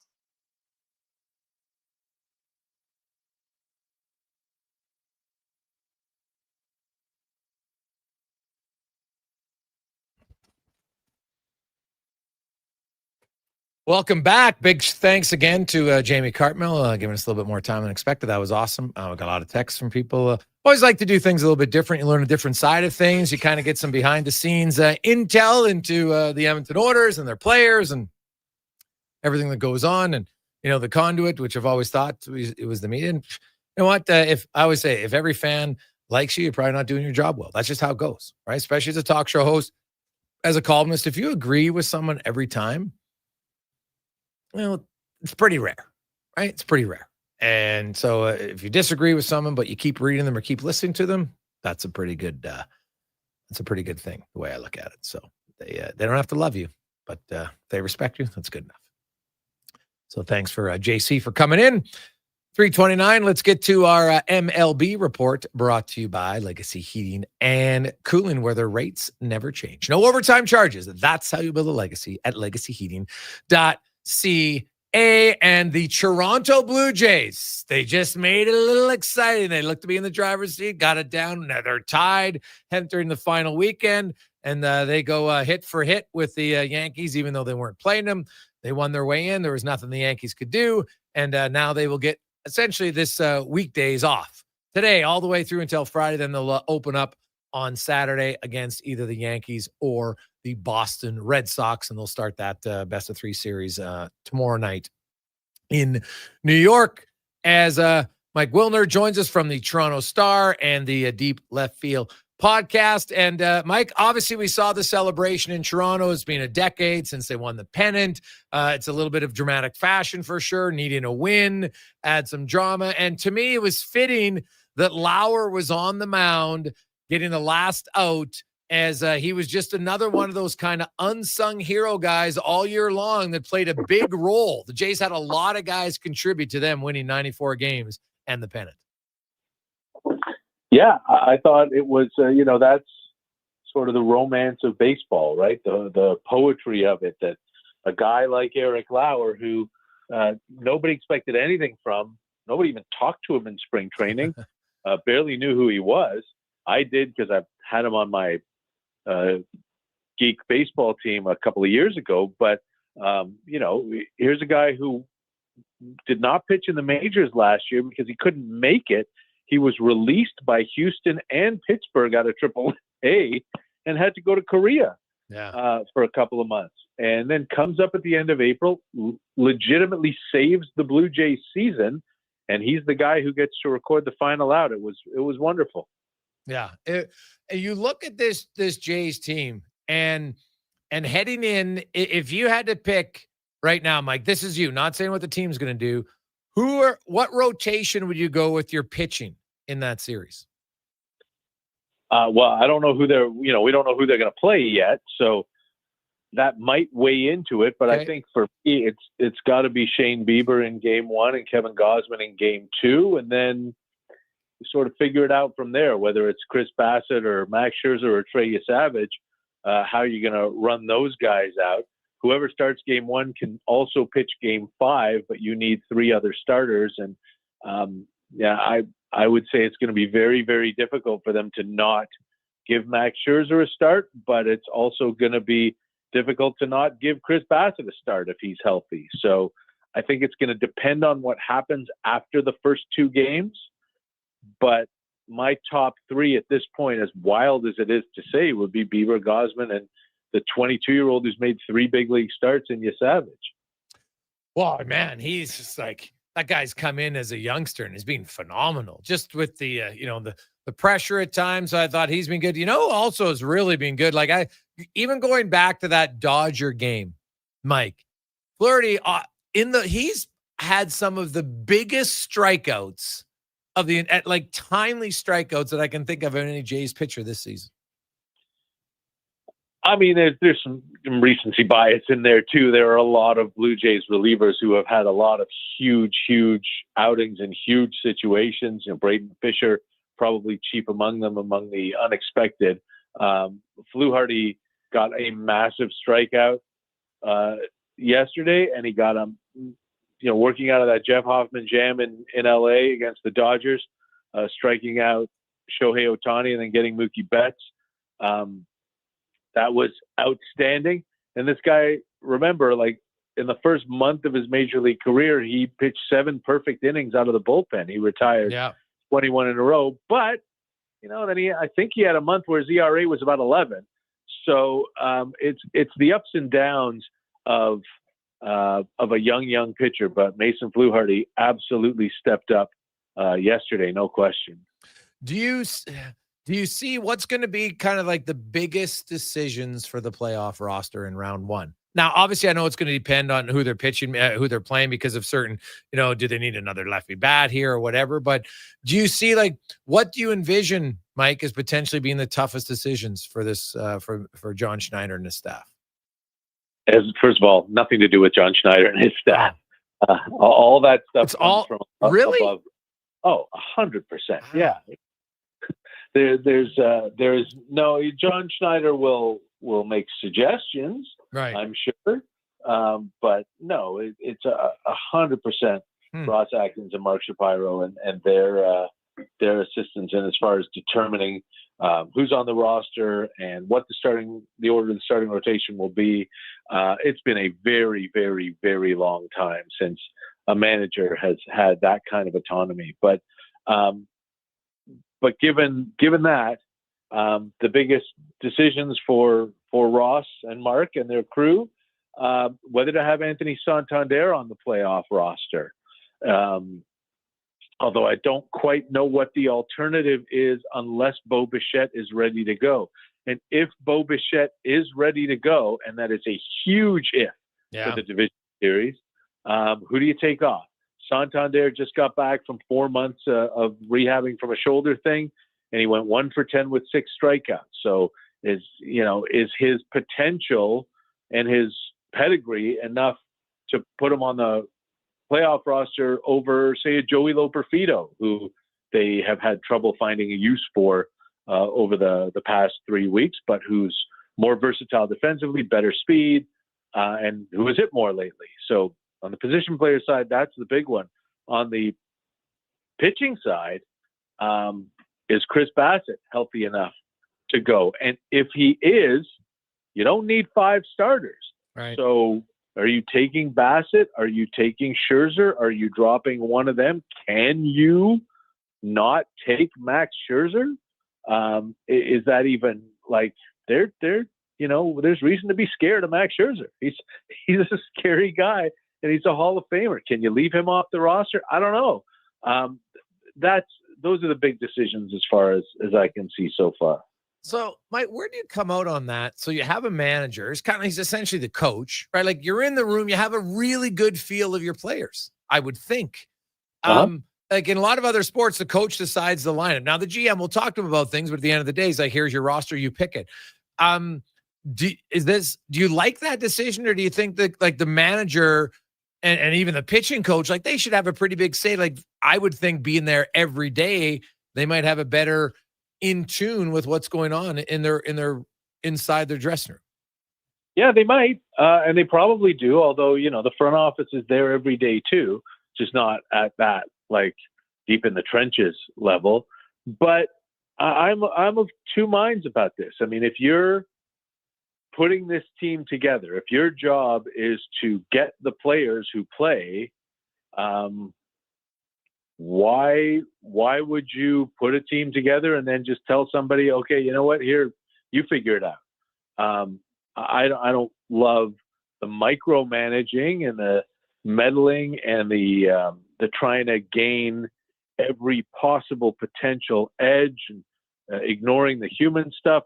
If this move is going to give you a 0.03 greater % chance of winning, or if you think, I don't love that stuff. Okay. I don't love what they did with Jose Barrios and Minnesota in 23 and getting too cute and stuff like that. Yep. But I do think the more information, the better. And I do think that, if the person whose job it is to put the team together should have a pretty big say in how that team is run. God, yeah, I would think so. And I have to think, Mike, do you envision any way that Barrios isn't going to be he's not going to play, is he? He's hurt. Yeah. So no, he's out. Yeah. You mentioned Bo Bichette, and this is I think the Jays miss him. I don't know. Maybe it's just a coincidence, but man, maybe Vladdy Guerrero just misses him around. I don't know. But what's the latest you have on Bichette? And if you had to put, a percentage of chance that he's in the lineup for game one? What do you put it at? Well, if you listen to Deep Left Field, the wonderful podcast that I put together all the time and usually every week, but way more often lately, Bo Bichette is on the current episode, the one that dropped last night. So go find Deep Left Field and go listen to Bo yourself, and you'll hear from him. He didn't say one way or the other, but he didn't really sound like someone who was very confident that he was going to be back. I mean, Andres Jimenez had a similar injury to Bichette, a knee sprain he had an ankle sprain back in July. He missed just over 5 weeks. Okay. Bichette's been out since September 6th. Yeah.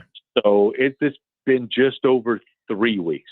I think it's really I think there's a possibility that he comes back, that, with the knee, they're not going to be crazy worried about whether he can move laterally, because they'll take him back just to be a DH, even if he can't play the field, because the bat is so good. Yes. But I would put it for this round is probably 20% or less that he's available. Yeah, and that was my question. In your conversation, when you've talked to him, or even when you watch him, batting and fielding, guys, it kind of goes hand in hand, right? I don't know if he could just be a great DH when he just sits there and never plays field, because when you play field, you just stay in the game more. His bat is great. Obviously, you look at how many hits he's had. He's one of the best hitters in baseball. There's no question. He was leading in doubles before he got injured. I think he finally got past, but he's been out for 3 weeks and he was still leading everybody in hits in the American League. Do you think he could be as effective as the plate without playing the field? Yes. Okay. 100%. No question. This guy was born to hit. And I understand what you're saying as far as, some guys feel like they're not really in the game when they're DHing, but he's been sitting and watching for 3 weeks. He is dying to do anything. I wouldn't put it past him to just be in there DHing and being, an incredibly slow base runner, but you'll take it for what he gives you. Okay. Well, and that's fair because his bat is very good. So now I want to and so you're going to have two scenarios to answer this question, Mike. Your top 4 batting order in game one, if Bichette is just available. So you can have him as your DH, you can have him in the field, whatever you think is realistic. And then who would be your top 4 hitters for the Jays, and assuming he's available to hit? Who's pitching for the other guys? Yankees, we'll go with their best starter, whose name is escaping me, right? Fried. Let's say it's Fried, for instance. Fried's pitching tomorrow, so he can't. I mean, they're the beautiful thing, part of getting that bye, right? Yeah. Is that both the Yankees and the Red Sox are going to pitch their ace tomorrow in game one, Fried and Garrett Crochet. So they're both in game 2. Till game 2. Yeah. Okay. Of the first. But if it's a left-hander that they're facing, if it's Carlos Rodon for the Yankees, I guess, then you would go Springer, Davis Schneider, Vladdy, Bo. And if it's a righty, Brian Bayo maybe from Boston, then you go Springer, Lucas, Vladdy, Bo. That's the top 4. Yeah. Well, I think they've announced Rodon's pitching in game 2, I think. So, he's out too. Yeah. So he's out too. Right. And I think they have it listed. I think they might even listed that Schlittler is in game 3. Now, obviously they have to get to a game 3. So I would look and say, well, if Schlittler's game 3 and he doesn't go game 3, I think he might be the guy in game 1. But the Jays, when you look at Varsho and the season he had, despite his injuries, especially at the plate and defensively, it's unreal what he does. Who do you think, with all the options, is the best second baseman defensively for the Jays? Andres Jimenez. Okay. But he's playing shortstop. Right. Well, both, because he's probably also the best shortstop. Yeah, defensively. Yeah, I agree. Right. So then it becomes Ernie Clement, who's your best defensive second baseman. And that's who they've, for the most part, been running out there. But if you have that scenario where you're facing a left-hander and Davis Schneider is playing, he plays second, then Ernie would play third, and Addison Barger is probably sitting. But that's, this versatility and the flexibility of what they've been able to do specifically with Barger and Clement and Schneider, and to a lesser extent, Isaiah Kiner-Falefa, is a lot of the reason why they've been able to do what they've done. Who do you like in that Yankees Red Sox series? I mean, it's baseball, right? Flip a coin. The Yankees have won 8 straight. They're super hot right now. I think they finished the season like 26-8 in their last 34 games or something stupid like that. But again, baseball is the toughest game to predict because, like football, if you have a great team at home, they're going to win 80% of the time. Baseball, they're going to win 60% of the time, unless you're the Blue Jays, who won closer to 70% of the time at home, but that's a huge anomaly. Anything can happen in one game, and in a best of 3, who knows? Like, you don't have to be the better team to win a best of 3. So I think it's just foolish to try to make predictions with any kind of certainty about who's going to win a first round playoff series, but hopefully it'll be great. I mean, it's the Yankees and Red Sox, and one of them's going to knock the other one out, and we know they can't stand each other, and hopefully it goes 3 games and the third game goes 20 innings, and nobody's got anything left by the time they get to Toronto. Well, we will see. I love playoffs in any sport. Baseball is unique in the sense that, like, every at bat, you're kind of on the edge of your seat because maybe it's a home run, maybe it's a big strikeout. Like, I love playoff baseball, and I can't wait for the games to start. I was in Toronto for some games in late August. The atmosphere there is obviously great, and I can just imagine what the building is going to be like on Saturday. I want to get your last thoughts on Vladdy Guerrero, because, man, he's struggled to even like get the ball out of the infield, Mike, and we know he's capable of more. What do you see as like what's got to change? Because I think for the Jays, if they want to win, they're going to need more from Vladdy offensive. I mean, they won 4 in a row to get to the playoffs without him. So, the story of this team has been everybody gets something. But I agree to the extent that I don't think your best players need to be your best players in the playoffs, but they can't be your worst players, because then you're in a lot of trouble. And you're right. Vladdy got the ball out of the infield once between Tuesday and yesterday.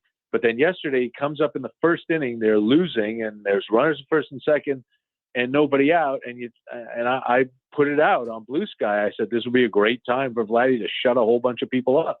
And he hit a line drive to right field. Didn't try to do too much.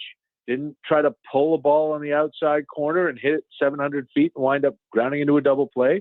He did exactly what was needed in that situation, and he drove in the run. And to me, that was a great sign. And in the game in Kansas City, when they clinched a playoff spot, that's like his one extra base hit in 2 weeks. But anywhere else, it's a 3-run homer. He crushed a double off the wall in left center in a brutal hitter's park in Kansas City. So it's in there. And Vladdy, like John Schneider says, is always just one swing away. The issue I have, and I think it has to do with A, that he's so young, and 2, that he's never been on a team that's won a playoff game, is that he puts so much on himself in big spots. Yeah. And I think he's learning to let that go a little bit. And that will be incredibly helpful to him. I really hope for his sake and for a lot of the sake of his critics that he goes off in these playoffs. But I don't think he needs to hit like 6 homers. No. I think he just needs to help. And he wasn't helping this last week until that first at bat on Sunday. And I can't see that lasting much too long. Yeah, no. Well, that's the thing. Just, I think one big power drive from him it could be a double, whatever. It could be a hard hit symbol that's laced. Once he gets one, he always seems to be a guy that it'll probably just relieve the pressure. Because I think he looks like someone, and you know him better, that he seems to be taking all that pressure on himself. And it's hard. It's hard to relax in the playoffs. I get it. It's understandable. So, but if he does, especially against the Yankees, like, hey, beating Tampa Bay is one thing, beating the Yankees will be another one. The Jays are definitely more than capable of doing it. And whether it's them or the Red Sox, should be a hell of a series. Thanks for this, Mike. We'll talk to you again. Enjoy the lead up to Game 1 on Saturday. Should be fun. All right. Thanks very much. That's Mike Wilner from the Deep Left Field podcast. Great. Hey, I got to go tune in. I didn't even know he had Bo on the pod. So that'll be great. It'll be something to listen to on the way home. We'll take a quick break. We'll return. It's the Gregor Show presented by PlayAlberta.ca. We got Vanessa Hettinger, Cam Tate, and more on the Gregor Show here on Sports 1440, Oilers Nation, YouTube, Facebook, and X. Legacy Heating and Cooling is sounding the call. Don't struggle through winter with a furnace you can't trust. For maintenance before winter strikes, call Legacy. Call Legacy. For furnace tune-ups and repairs to give peace of mind. Call Legacy. Call Legacy. Or to scrap your old furnace for a brand new high-efficiency one. Call Legacy. Call Legacy. And with no payments, no interest for 1 year on your new furnace, it's gotta be Legacy Heating and Cooling. When you have lifting and material handling needs, Northwest Crane delivers. Western Canada's Sandy dealer, backed by the industry's toughest one. 3 years, 3,000 hours, no compromises. They service all crane makes and models with skilled technicians and deep industry expertise. Alberta owned with locations in Leduc and Grand Prairie and fully equipped service trucks. Northwest Crane keeps your operation lifting. For more information on sales or service, visit northwestcrane.com or call today. Ah, Hawaii. The warmth of a golden sunset as the waves roll in. The freshness of a waterfall. The lush scent of tropical flowers in the air. You don't need to travel to enjoy all Hawaii has to offer. You just need to order pizza. Bring Hawaii home with the Aloha Trio, available for a limited time at Papa John's. Try our classic Hawaiian, super Hawaiian, or Hawaiian barbecue chicken for just $19.99 each. Better ingredients, better pizza. Papa John's, proudly locally owned and operated. Need the perfect ride? The Golf Cart people have it. They offer a wide selection of new and used models from top brands like Club Car, Yamaha, and E-Z-Go. Whether it's a lifted cart for adventure or a sleek ride for the course, they'll find your match. Customize with accessories or choose a ready-to-go option. Trusted by Albertans since 1997 for quality. Visit golfcartpeople.com to find your cart and hit the road or fairway your way. Bus. Portions of this hour brought to you by Papa John's. Enjoy a taste of Hawaii with Papa John's Aloha Trio. Try the classic Hawaiian, Super Hawaiian, or Hawaiian barbecue chicken pizzas for only $19.99 each at papajohns.ca or on the Papa John's app. The Jason Gregor Show, the best of Edmonton sports talk and beyond. This is Sports 1440. Presented by PlayAlberta.ca, Alberta's only regulated online gambling website.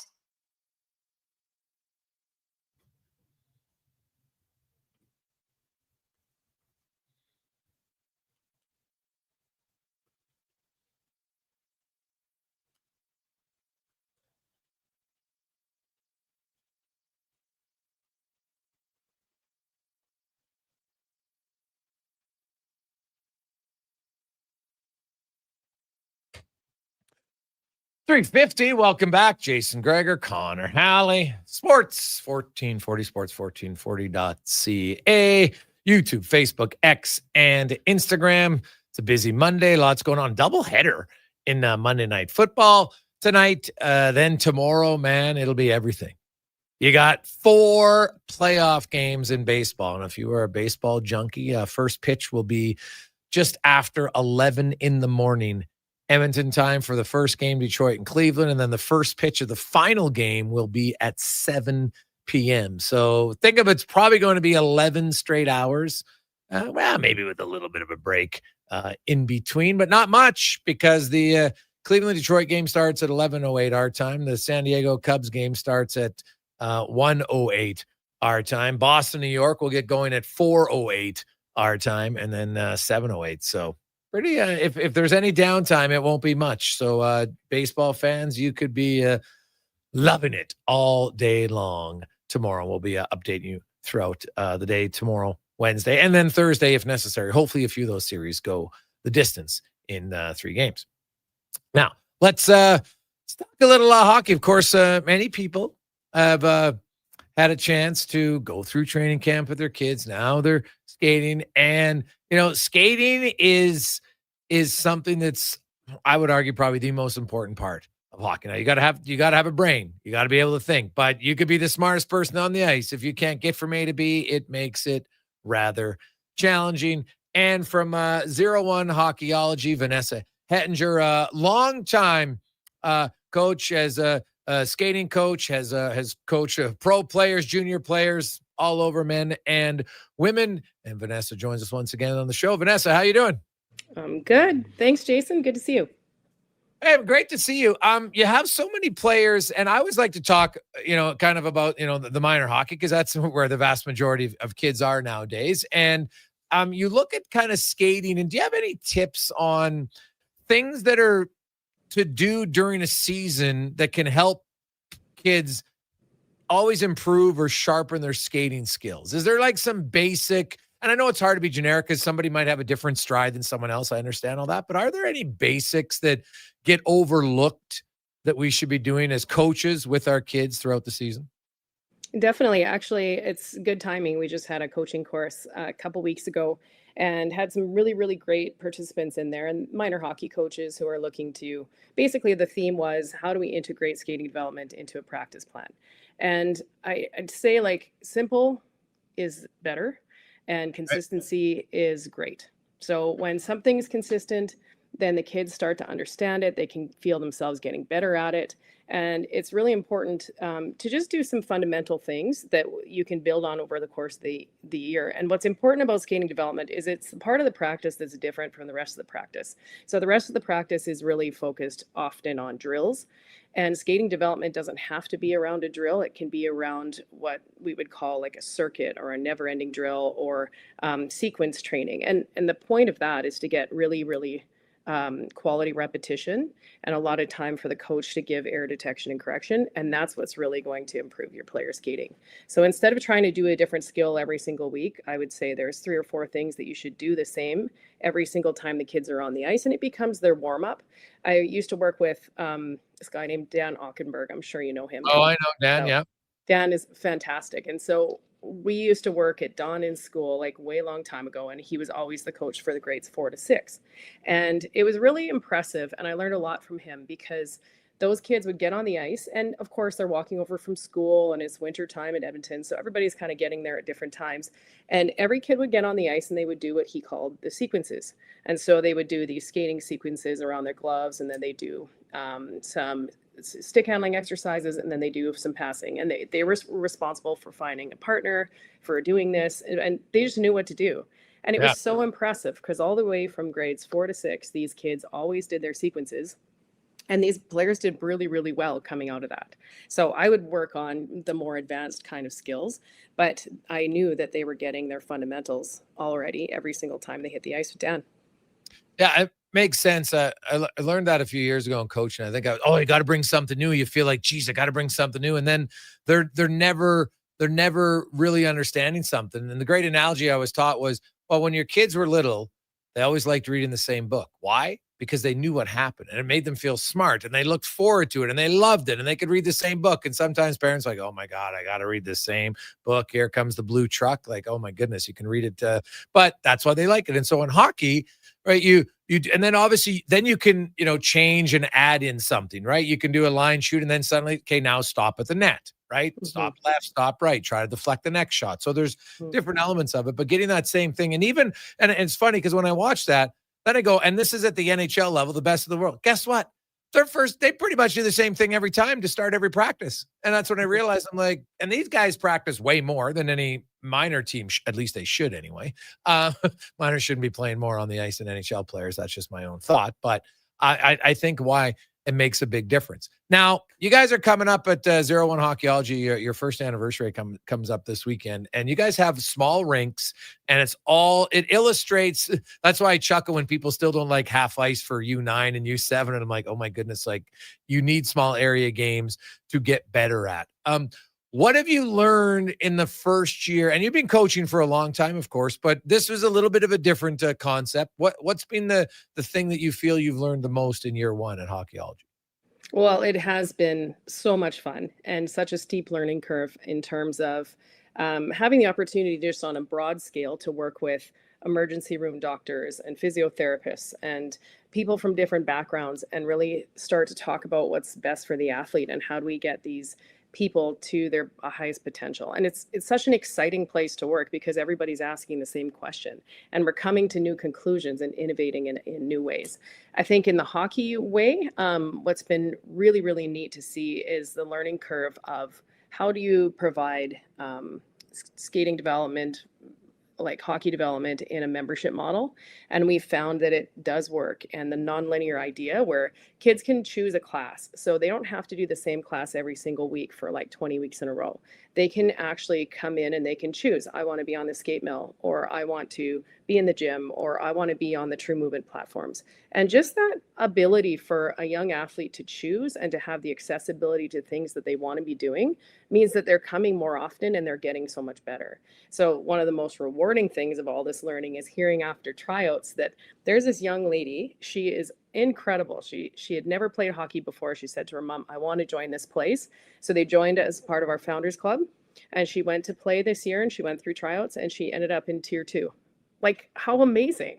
And she's never even played structured hockey before. So I think the learning curve was steep, but it's showing that it's working and we're only going to get better from here. Vanessa Hettinger joins us. The concepts of skating, because you've been around doing, and I don't want to age you here, but this is a compliment. You've been around so long and things have changed so much. What do you think, Vanessa, has maybe been your biggest change in philosophy in coaching skating? That's a great question. I think learning about facilitation through the Coaching Association of Canada was very, very helpful in terms of how I represent myself in business and in coaching now.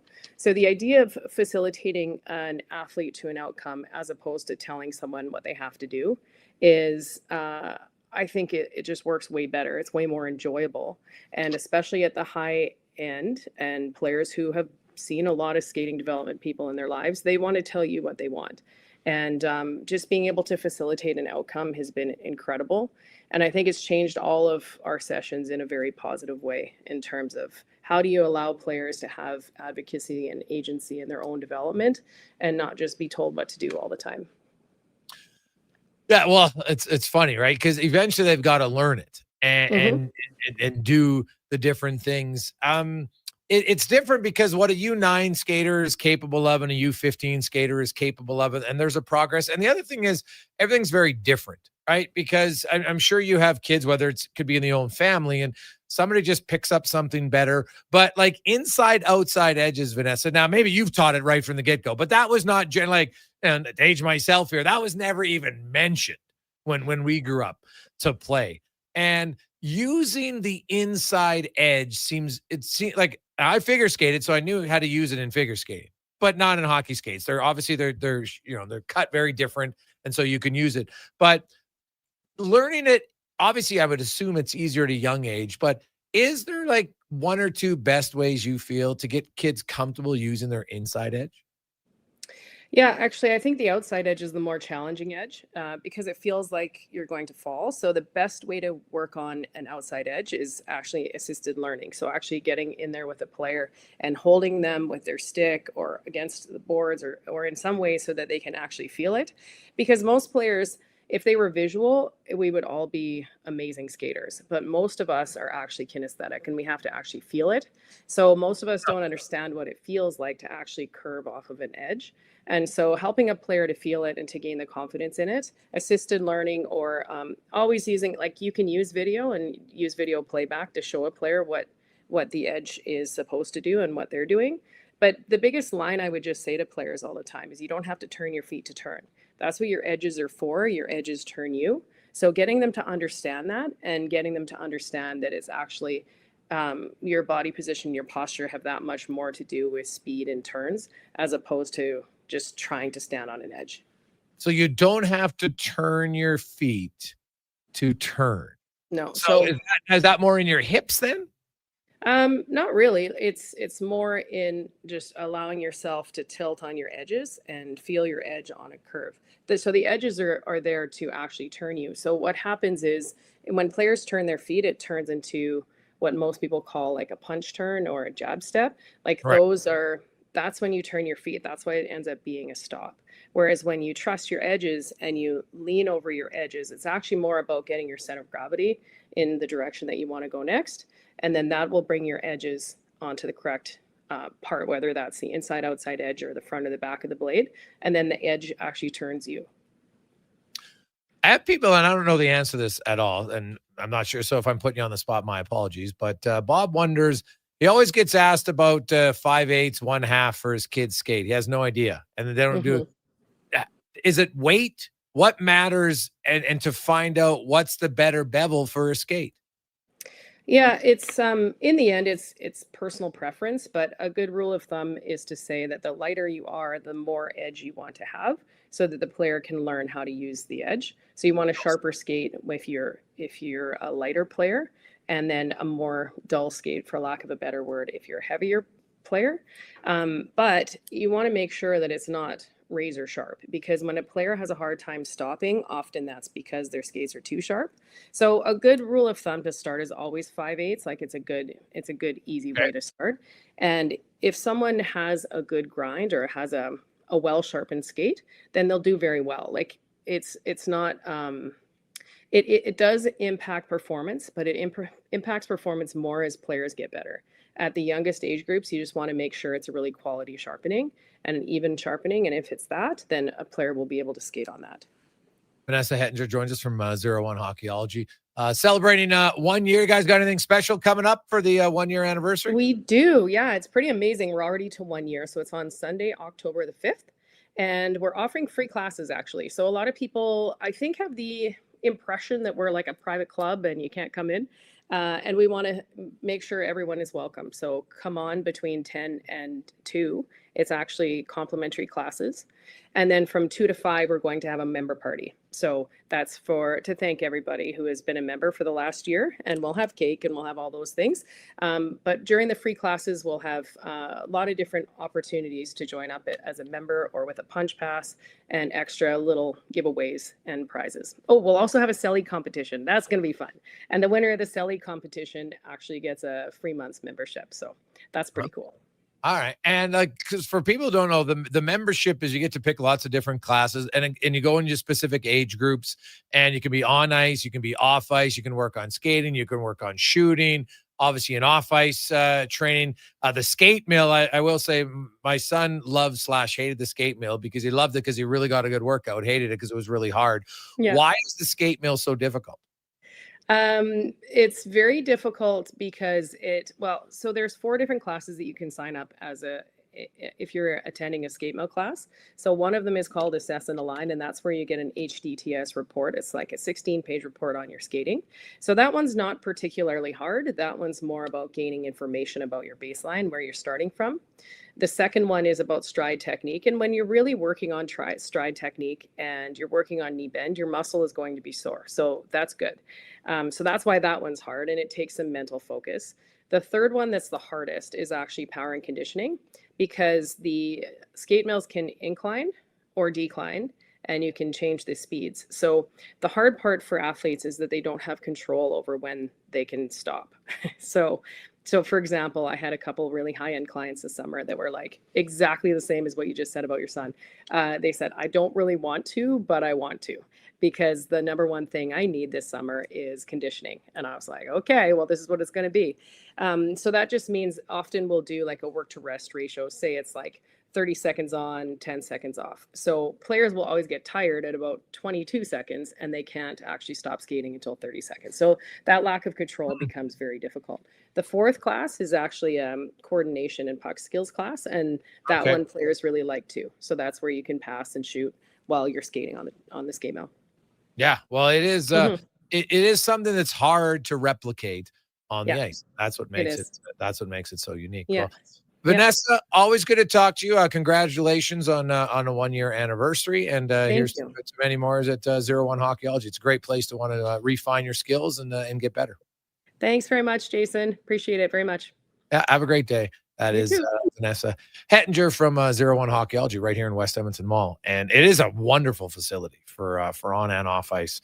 And, you can sign up for a membership, and it's really cost effective, and get your son or daughter. If there's very specific things that you want to work on, that's what's cool. Because sometimes, if you do like a camp or something, it's like, okay, we do all these things, but you're just like, you know what? I really want to work on a shot. So let's go in the shooting drills, and you can go in the shooting drills, and you go in the shooting drills and really work on it and focus on it. It's pretty good. Let's get to the Con Man Sports 1440 update, brought to you by Fountain Tire. And if you need tires, but your wallet isn't ready, guess what? At Fountain Tire, they've got you covered. 0% financing for 6 months or easy equal payments over 12, both with no interest. Because road ready should mean wallet ready. Learn more at fountaintire.com.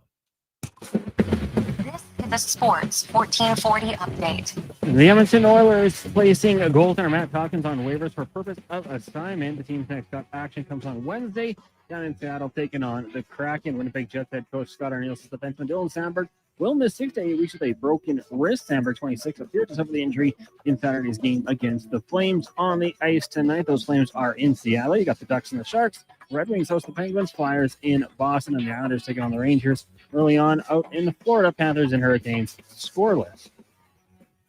In the NFL, Week 4 wraps up with a doubleheader. Jets in Miami taking on the Dolphins at 5:15. Then at 6:15, it's the Broncos taking on the Cincinnati Bengals at Mile High. Major League Baseball news: Bob Melvin is been terminated, no longer with the San Francisco Giants after an 81-81 season. Meanwhile, the Minnesota Twins moving on from Morocco Baldelli after the team missed the playoffs for the second straight season. Coming up in hour 3 of the Jason Gregor Show, we'll hear Camp Drake's 2-minute warning, preview the Pacific Division goaltending with Kevin Woodley, and ask 5 questions. I'm Connor Halley. This has been a Sports 1440 update. Sports 1440, Stingray Radio Station. CKJR broadcasts from West Edmonton Mall and Wetaskiwin. Download the free Stingray music app and listen wherever you go.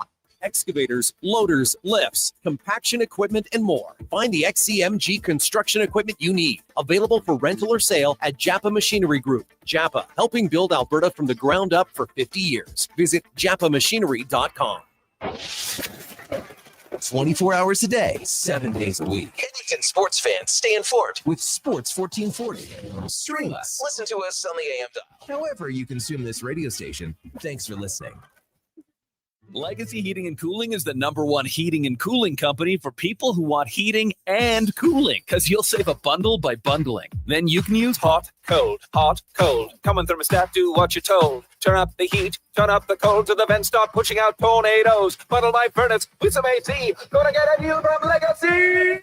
Oh, yeah. Save a bundle when you bundle your new furnace and AC from Legacy today. Plus no payments and no interest for 1 year. That's how you build your legacy. Legacy Heating and Cooling. Day or night, tasting just so right.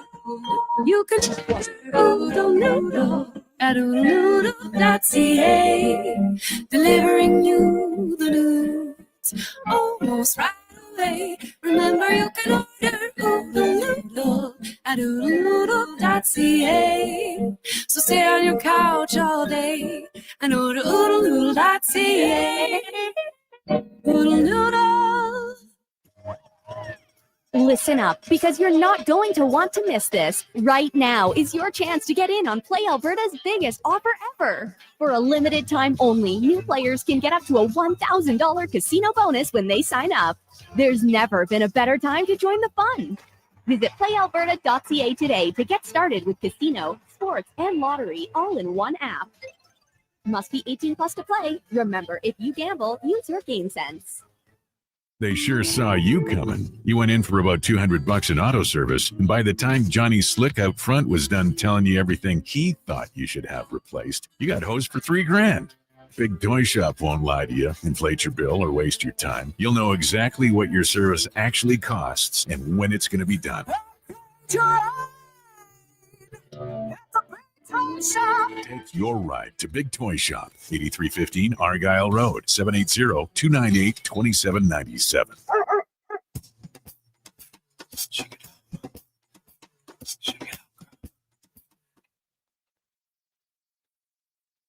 Portions of this hour brought to you by Leading Edge Physio. From weekend warriors to professional athletes, kids playing soccer to grandparents in the garden, rotator cuff tears and tendonitis to post-surgical knees and hips, we fix your body. Life shouldn't hurt. LeadingEdgePhysio.com. The Jason Gregor Show, the best of Edmonton sports talk and beyond. This is Sports 1440. Presented by PlayAlberta.ca, Alberta's only regulated online gambling website.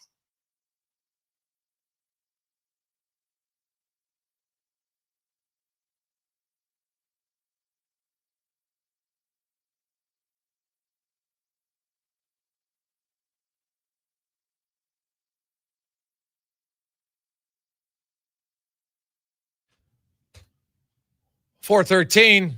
Trying to get back on track here. We're a little bit all out of source. That's on me. We had some great guests. Ran a little bit long earlier today, but that's all right. We got a lot of good feedback. 833-401-1440, 833-401-1440 in our inbox. Of course, the Oilers practicing today.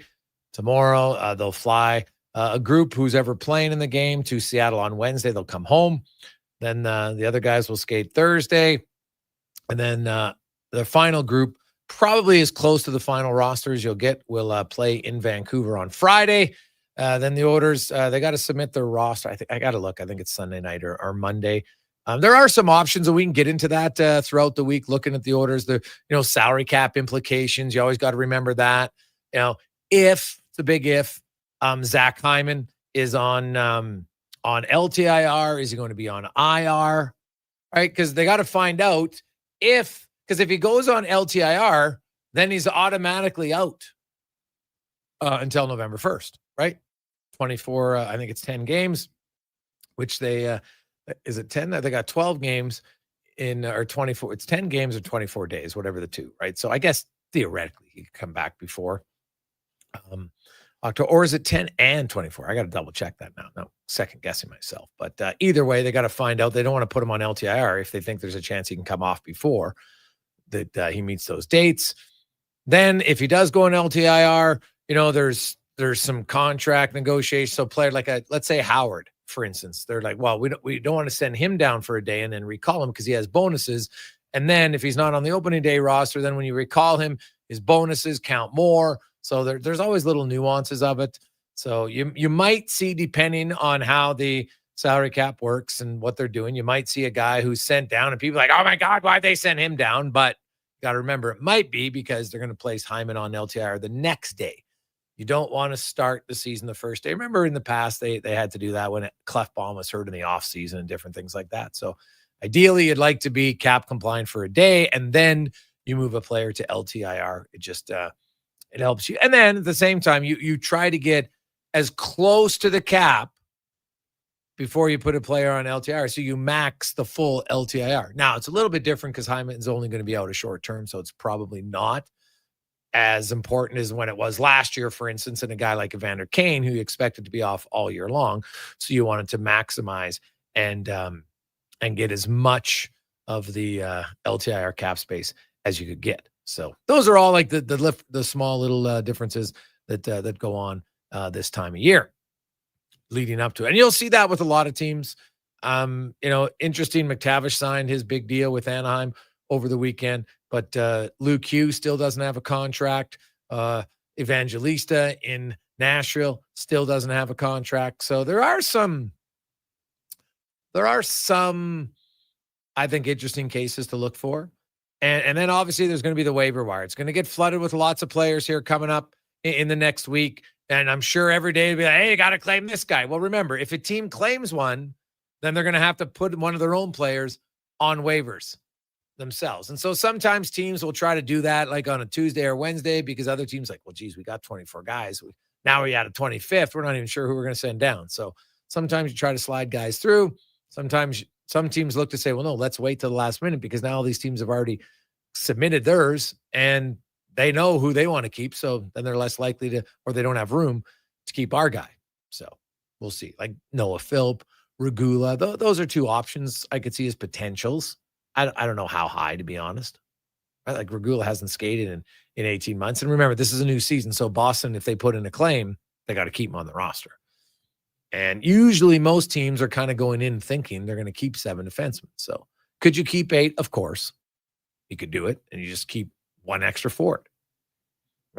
Will a team keep 3 goalies? That's what I'll be watching for here for some teams like New Jersey, Boston. Will they try to maintain, a third goalie for a short period of time? So lots of that stuff to look forward to this week. The Elks have a bye week, so nothing going on there. They'll rest up, and then they'll take on the Winnipeg Blue Bombers in a must-win game against the Blue Bombers next Saturday, the 11th of October, which could be a doubleheader day for Oilers and Elks fans. You got the 5 o'clock football game, and you have the 8 o'clock hockey game. You could do both. I wonder how many will try to slide in. That was a classic. I used to do it a few times in my lifetime. It was lots of fun back when we were younger, having a good time with some buddies. So I recommend it if you haven't done it to maybe try the doubleheader. It's a good day. It's a very good day. Let's get to the 2-minute warning. Cam Tate, brought to you by Legacy Heating and Cooling. They are hiring. You get a hiring bonus. You get RSP matching. You get a very competitive wage. You get tuition reimbursement. Want to work for a fantastic company who loves sports? Great opportunities. Go to legacyheating.ca and apply today. Cam Tate, longtime journalist in town, over 44 years. Cam was born with cerebral palsy, but has never let his disability stop him. He's been in a wheelchair. He's been a great writer. He's always wanted to be in radio. Now the wonders of technology allow Cam's words to come to life in the 2-minute warning. Now, ladies and gentlemen, sometimes we must do deep investigative work, not the kind that brings down governments, heavens no, but something far more perilous, something that requires more digging than the potholes on 109th Street. And what are we investigating? The curious case of the Edmonton Oil Kings. Saturday night in Calgary. I've got the official game sheet here. With 12 minutes left, yes, 12, the Oil Kings were up 3-2. A lead. Pay attention here, Gregor. A lead. On the road. In Calgary. Were the boys perhaps looking ahead to a pit stop at Peter's Drive-In on 16th Avenue, ordering in their heads, "Coach, I'll take a double burger, onion rings, and..." Oh wait, was that my check assignment? Because, my friends, 4 goals arrived. 4. From the Calgary Hitmen. Like milkshakes arriving at the table before you've even unwrapped your straw. 3 at even strength and 1 into the empty net. Final score, Hitmen 6, Oil Kings 3. Coach Jason Smith said just last week, third periods must be taken care of. Sacred minutes. You close the book. You lock the door. You don't leave the dishes in the sink. But Saturday? Oh, the sink was full of spaghetti. Now the Oil Kings head east. Regina on Wednesday, Moose Jaw Friday, Brandon Saturday. 3 Prairie Barns. 3 Prairie third periods. So let us keep an eye, and maybe 2, on that final frame. Because victory, like a good burger, is best when you finish it all. 2-minute warning weekdays. Gregor Halley, Tate Sports, 1440. That was a tough one for the Oil Kings. It's going to happen happens in the NHL. It happens in U7, U9. You know what? Things look good, and then boom, it can change. It can change quickly. So had some time off after starting 2-0, and they'll look to get back on track. I think Wednesday they are. Not I think. I know they start a road trip. They'll be in Regina on Wednesday, and then I think they're into Moose Jaw on Friday, and then continue on into Saskatchewan for probably a game on Saturday night. I don't have the whole schedule in front of me. I just know those are the next 2 games for the Oil Kings. We got a few texts line in 833-401-1440, 833-401-1440. Hey, Greg's, what do you think of Ike Howard's chances of making this team? Well, I think Ike Howard has done what you'd like to do in a training camp, is get stronger as it's gone. And because now you're entering game 7 of the preseason, where you're going to have more NHL players in the opposing team, just like you had, in game 8. And so that'll be a better test for him. But I think he's gotten better as camp goes on. He wasn't bad, but he's looking a little bit more comfortable, which is understandable. It's his first training camp. It's the first time playing against professionals. It's not that easy. So I still think he has a ways to go, but I don't know if he can do it in the NHL, or do they just say, hey, you know what, let's go to the American League? I think if Zach Hyman was healthy, I think it'd probably be almost a no-brainer he's down there. But the injury to Zach Hyman opens up a roster spot. And for a young player who's playing well, I think they're going to look at it. These next 2 games, I think, will be a much better guide to see where he's at, where Savoy's at, some other players. Right now, Savoy has had a year of pro experience, so that'll help, right? I think he's a better defensive player at this stage of their careers. He can be a guy that's used on the penalty kill. Howard's not going to be used on the penalty kill. So that's where I see it at. The other, we've had a lot of texts about Podkolzin. Podkolzin's returning home tomorrow, and he's not going to play on Wednesday. So it all depends on, how he's doing. It's, everybody deals with grief differently. But you know what? The harsh truth, and anyone out there who's lost a loved one can tell you that life goes on. The world keeps spinning around you. Everybody else's life goes on. Now, your life can be completely turned upside down. The loss of a father, a mother, sibling, a child, whoever it is that really deeply impacts you. But life just keeps going. And Podkolzin will, he has the opportunity to go out there. He'll think about his dad for sure, but I think he'll play on Friday, just because sometimes it's nice to just get in the game. When the game's on, he's not lining up on a face-off thinking about his dad passed away. At least I wouldn't think so. That's not really how it works. Now, would he be thinking about it maybe in the dressing room? Sure. Maybe even in warm-up, skates around, glances up. Oh, geez, I'm never going to see my dad in the crowd at a game anymore. Those things could pop into his head, no question. But usually when the game's on, now your focus, it's a little bit different. And that can be a little bit of an escape from the grief and the grieving for a while. So I would think he would probably play Friday, and then he'll go from there. Who knows how he'll react? I think everybody's different. Everybody grieves in their own way. I don't think there's any right or wrong way. How I grieved when I lost my father when I was 27 might be very different than how you grieve when you lost your father at 17, 27, 37, 57, who knows? So there's never a right way to do it. He'll have all the support he needs from his teammates and everybody else, and we'll see where he goes. But I think Podkolzin Friday will likely play, and obviously when he comes in, that's another spot that you are looking at the depth charts that gets filled, because make no mistake about it, Podkolzin's, I think, starting on in your top 9, no question. When Hyman comes back, he'll probably slide back together with Draisaitl, unless somebody gets off to a really good start themselves and can play the second line left wing spot. 426 will come back. You've been waiting for it. Kevin Woodley's Pacific Division goalie preview next on the Gregor Show, presented by PlayAlberta.ca. Yeah, can I get a... yes. A common reaction from a veggie lover.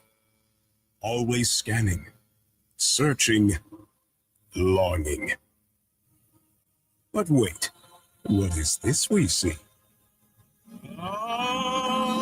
The new McVeggie. Now at McDonald's.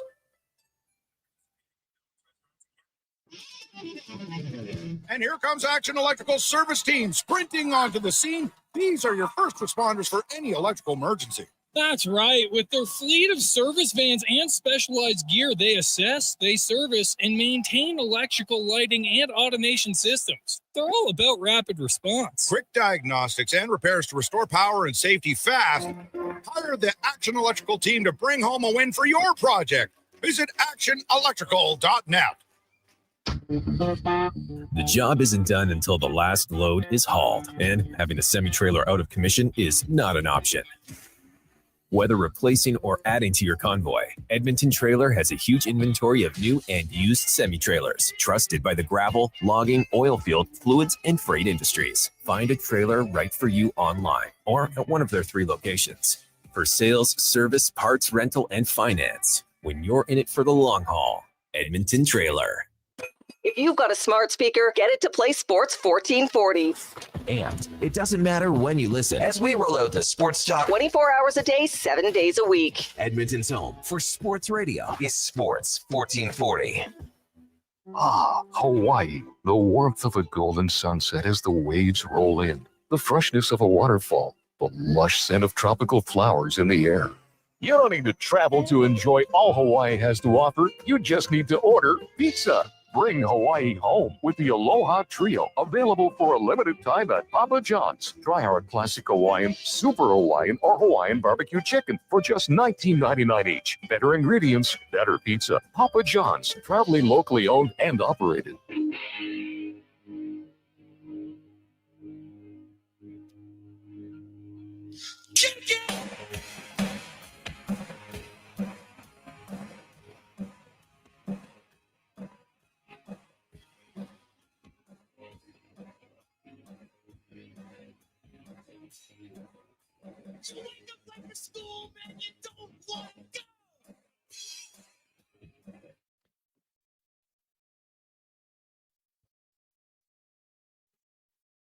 Portions of this hour brought to you by Culligan for all your residential water needs. Your local water treatment company, more than just big bottles. Culligan.com. The Jason Gregor Show, the best of Edmonton sports talk and beyond. This is Sports 1440. Presented by PlayAlberta.ca, Alberta's only regulated online gambling website.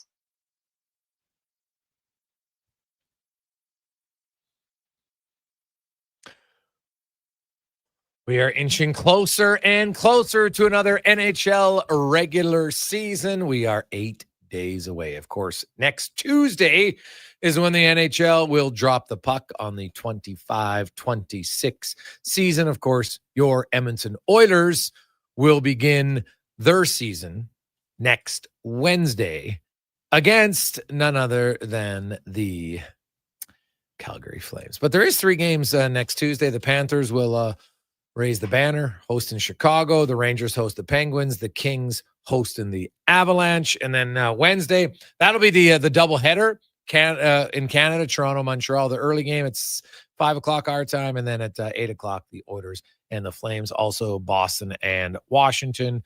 And the Kings starting with back-to-back games as they will take on Vegas on Wednesday night. So no rest for the Kings. Some teams playing back-to-back early on. The Flames, I'm pretty sure, are also playing back-to-back because and Vegas. So it's quite a few. The Oilers don't have a back-to-back for a while. They have 2 home games, Wednesday, Saturday against the Canucks. Canucks, of course, will play the Flames one day after the Oilers play the Flames, and they'll play each other on Saturday. And then the Oilers will head out on a 5-game road trip. Now, let's go around the NHL, brought to you by McDonald's. And we got it delivered today. The new McVeggie Burger. So good. Except Connor. Cam Tate took Connor's. We love it. Tater, though, gave it a thumbs up. It's fantastic. So if you haven't tried it, I highly recommend it. Lots of veggies, lots of taste. The McVeggie right now at McDonald's, as Kevin Woodley from In Goal Magazine and NHL.com joins us. Woodley, my man, how you doing? I'm good, Jason. Yourself? About ready for some real hockey? Oh, buddy, you know what? Only 5 days left of preseason for the Oilers. 2 more games, thank goodness. And I'm even more excited that this is the last preseason ever for fans, for media, for players. That there will be 6 to 8 games, only 4 more, or only maximum 4 moving forward, which would be awesome. So we've done the other 3 divisions today. We're going to focus on the Pacific Division. And for everybody, this isn't just save percentage and goals against average. Kev dibs in a little bit deeper on some of the other numbers. And we're going by goalie tandems. We start in the Pacific, and we will see who is the number 8. Can I just have a quick timeout? And I should have sent you a note on this, Sure. Jason. That contract for Anthony Stolarz yesterday, do you remember when we did that division and I told you how good his numbers were? Yeah, I know. So like a bargain. I read that. I'm like, why? What's like, I compared that contract to Dustin Wolf, and it looks like, not that Wolf's a bad contract, but oh my God, Stolar's contract, like that is a unbelievable negotiation by Treliving. It's, it's got to be games played, right? Like at the end of the day, he's yet to make it through a season, even half a year. But for the most part, it's been because he's been cast in backup roles. Like he was Bob's backup the first year they won a cup. His numbers were off the charts, better than Bobrovsky during the regular season by a significant stretch. But when you're behind Bob, you're only going to play so many games. That's just the reality of it. And we saw what Bob did both years in the playoffs. So I kind of see it. Last year, he had the knee surgery, missed a bunch of time. Health has been an issue. But since he sort of found his game in Anaheim, like the last 3 seasons, there is not a better, on a per shot basis, adjusted save percentage being the stat we look at, there's not a better goalie in the NHL. And to get him at 3.75, like here in Vancouver, you could make the comparisons to Demko, although Demko's got a 50-game season and a 64-game season under his belt. Neither one did he make it to the finish line healthy. In terms of, down the stretch and into the playoffs.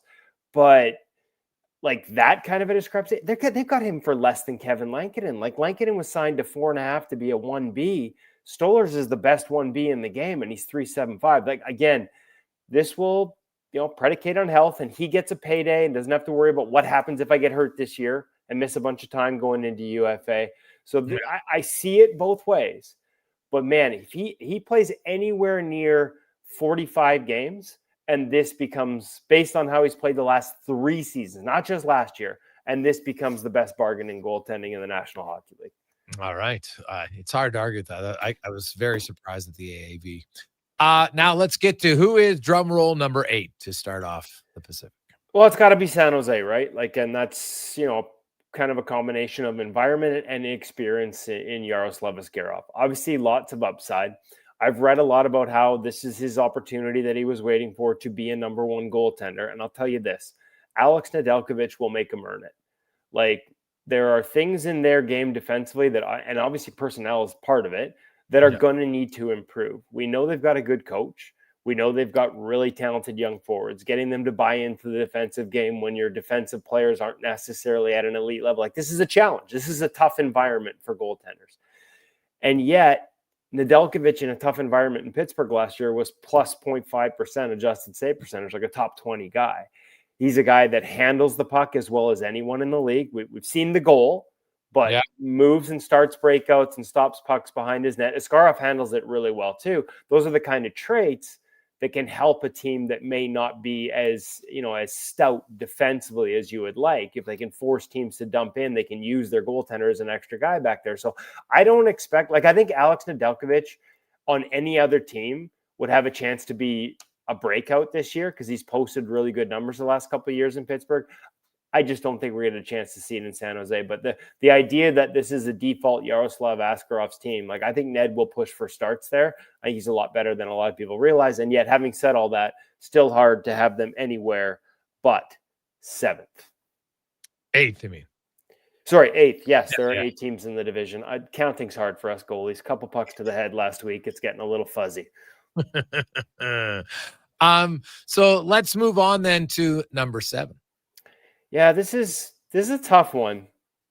And I think it's one that has the potential to really bite me in the butt because I'm actually going to say that I think the backup here has a chance to break out, not to take minutes away, but I think he's ready for a bounce back season. But by the numbers and based on what they are as a team, like deep up front, but not necessarily on the back end, I've got Seattle here. And a lot of people are going to push back on that. And I think Joey Decort's a number 1 goaltender. But the reality over the past 3 seasons is that he is basically league average relative to expected, relative to environment. What happens and what has happened for a number of years now is he has started off great and then faded down the stretch. Now, maybe part of that is they haven't been able to trust Philip Grubauer as their backup goaltender. And so they overplay Joey. Or maybe part of it is as this team, the past 2 seasons, gets down the stretch with nothing to play for, the environment just evaporates and his numbers fall off a cliff. But at the end of the day, in those 2 seasons, for all the great starts, the finishes haven't been there. So I do, however, think that Philip Grubauer, after they sent him to the American Hockey League last year and he came back, he posted a top 5 adjusted save percentage down the stretch. Yeah. Now, I think there was some joy in his game rediscovered down with Coachella Valley. I think some of that was Colin Zulianello, the goaltending coach down there, who's been promoted. And like everything I see by the numbers says he's ready for breakout would be the wrong word. I don't think he's going to dig into number 1 minutes. I don't think he's going to take Joey Decord's job. Despite this ranking, I'm actually really big on Joey Decord personally. This is just what the numbers say. But I do think he's ready for a really good bounce back based on what I saw last year. And yet everything out of Seattle is a competition, Matt Murray possibly being the backup ahead of Philip Grubauer, and maybe even we carry 3. So for whatever reason, something's muddying the waters there that I'm not aware of, because the numbers say that Grubauer should be ready to bounce back. And when you add all of that uncertainty to a team that's already had injury issues, that's why I've got them as low as I do. It's not even so much a reflection on their goaltending as a lot of uncertainty about how they're handling that position right now. Okay. Yeah, that's totally valid. Number 6. Anaheim. And this is sort of similar. Like Lucas Dostal could turn this on its ear. We saw how if anybody knows how good Lucas Dostal could be, it's the Edmonton Oilers, right? You've seen it firsthand a couple of times, Jason, right? Yeah. Just stopping bullets in the teeth. I believe in the talent.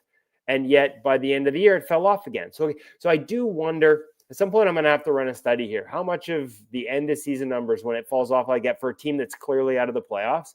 It's hard to get guys to buy in defensively. The environment evaporates and eventually goalies fatigue. We saw some of that in Dostal's game down the stretch. His numbers by the end of the year didn't end up anywhere near where they were at the start. By the end of the year, over the past 3 seasons combined, he's right around league average, which is exactly where his backup, Peter Mrazek, is.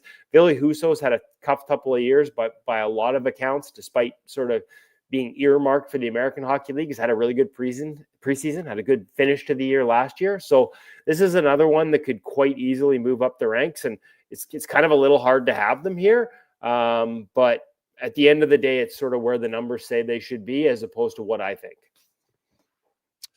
Kevin Woodley from Ingoal Magazine and NHL.com joins us. So we go to number 5. And honestly, based on the numbers, they're right there with them, within a 0.1 of a percentage point.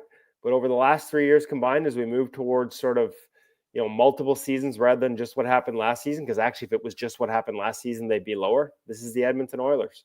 Again, I liked what I saw to Stuart Skinner last night, minus the pirouette in the crease after contact on the right foot on the Coots deflection goal.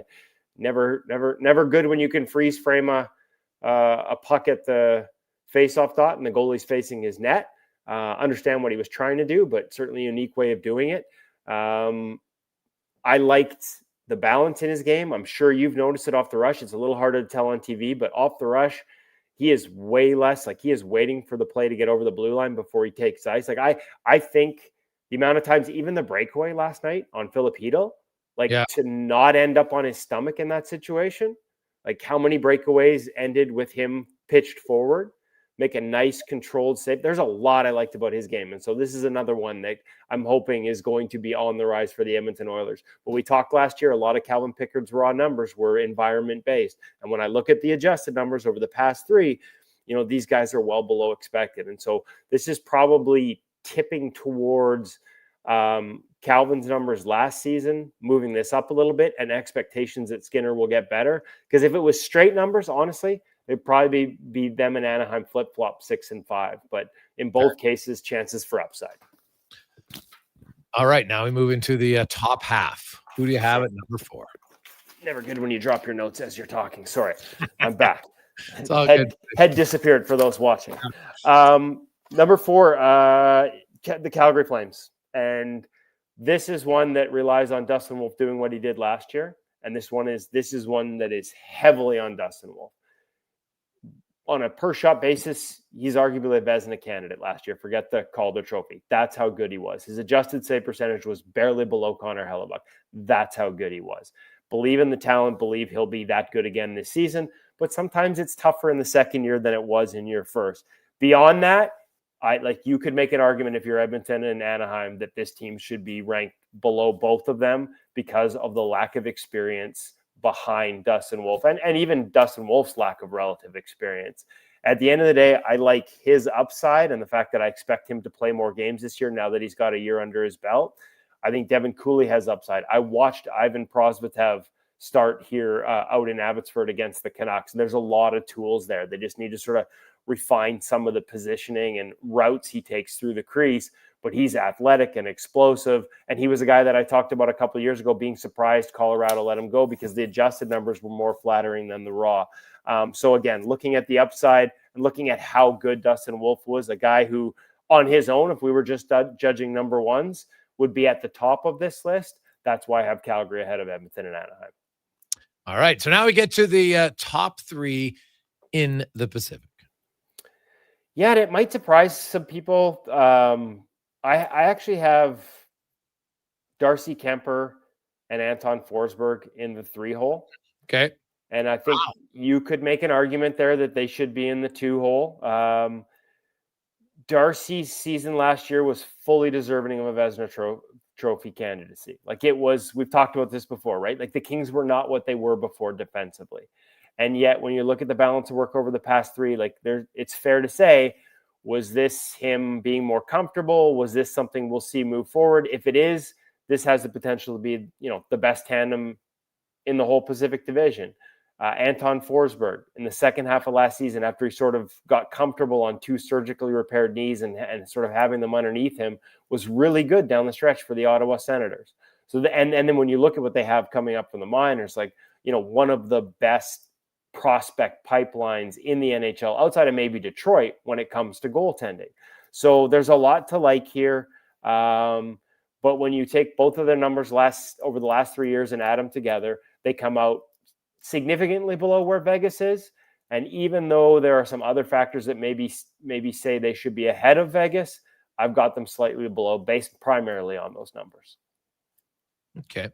Yeah, like the Kemper one, like he had really good numbers last year. Really good. And maybe I'm biased a little bit by what I saw in the playoffs. When play opened up, there was some exposure there that got picked apart a little bit. I'm kind of curious to see what the Kings are as a team in front of him. Because like I said, last year, like the adjusted, like his expected save percentage wasn't near the top of the league. Like they were not quite the wagon defensively that they were in the past. Yeah. And he was full value for the Vezina. But when it really fell apart in the playoffs, there just wasn't an answer there. The pace of the game seemed to be just a little more than he could handle. And that's, maybe that's weighing in the back of my mind as I try and choose between the two. But that's ultimately where I came out on that one. Okay. So that leaves us with 2 teams. You have V in Vegas, V in Vancouver. Who are you going? Well, we're going to, I'm an optimist, right? So Vancouver's is based on a presumption of health, which may be not the right presumption. And that has Vegas in the number 2 spot. Even in a down year last year for Adin Hill, he was still above expected. And the question marks that a lot of people have about Akira Schmid in the backup role, I'm less so. His numbers were terrible in the American Hockey League. But I do believe he's one of those goalies that if you put structure in front of him and allow him to read the game, like he's one of those guys who's probably better in the NHL than he is in the American League. And he was so good down the stretch that in what were essentially spot starts last year, he ended up outplaying Ilya Samsonov to the point where he was the backup in the playoffs. Like every time I watched him play, he was really good for them. Now, Adin Hill's had trouble staying healthy. So as much as we could talk about the questions about Vancouver and their goalie staying healthy, Adin Hill's had that problem too over the past number of years. And Akira Schmid does not have a ton of experience if you need him to be the number 1 and play a bunch of games. Not something he's done a lot. No. So there might be a reason they keep getting mentioned in the Carter Hart discussion when it comes to, his ultimate destination. And that may be it right there. But for all the questions about Schmid, I'm more sold on what he's capable of. And the reality is in one of his worst seasons for Adin Hill last year, he still graded out at a decent level. Certainly not where he was when they won the Stanley Cup. And maybe they'll need him to get back to that. And maybe that'll be too big an ask this year, depending on how they defend without Pietrangelo in the equation. But, when your down season, when his down season is still as good as the best seasons of a lot of guys below him, that's why he's there at the top of the Pacific Division or near the top of the Pacific Division. So, Kev, you got Vancouver 1. How come?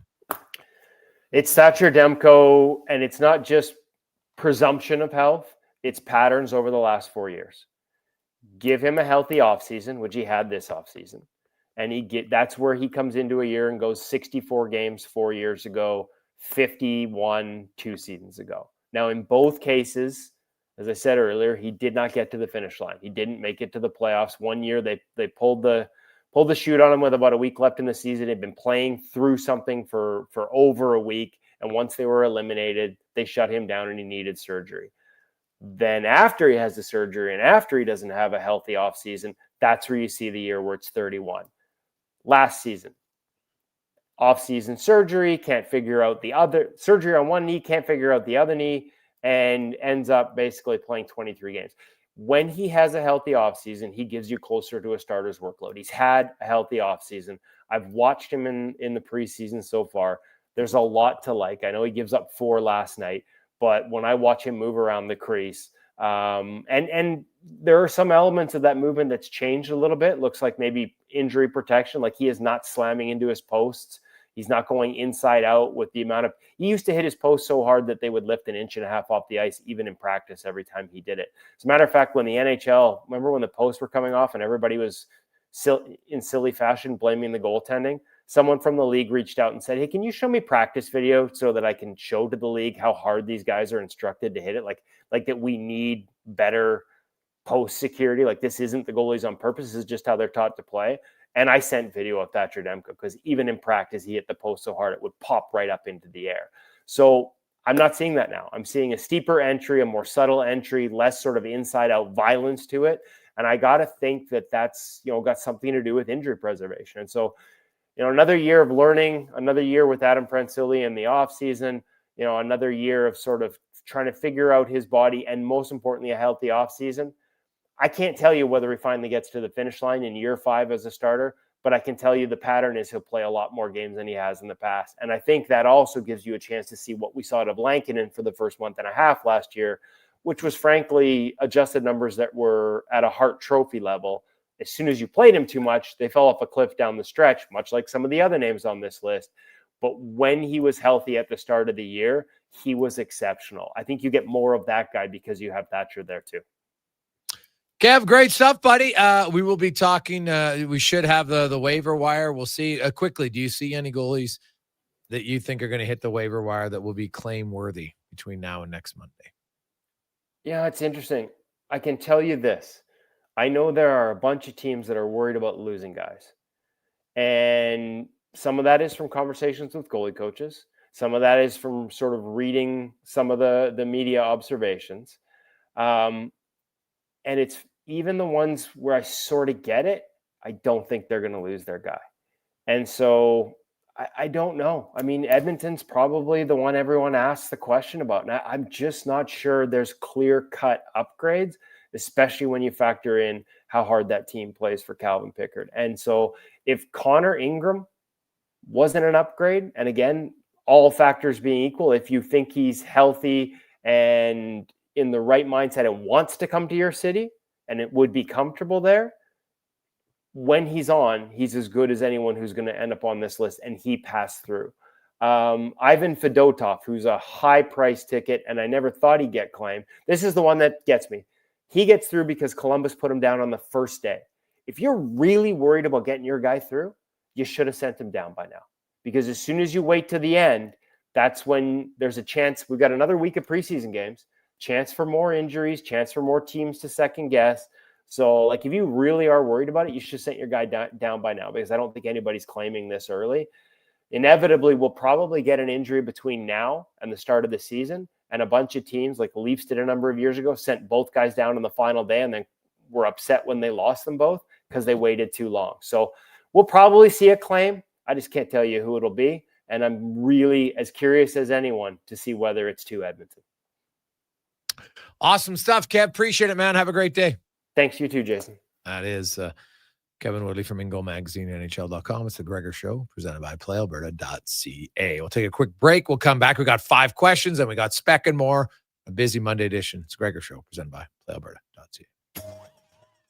Listen up, because you're not going to want to miss this. Right now is your chance to get in on Play Alberta's biggest offer ever. For a limited time only, new players can get up to a $1,000 casino bonus when they sign up.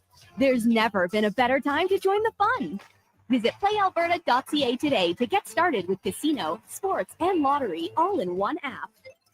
Must be 18 plus to play. Remember, if you gamble, use your game sense. Ah, Hawaii. The warmth of a golden sunset as the waves roll in. The freshness of a waterfall. The lush scent of tropical flowers in the air.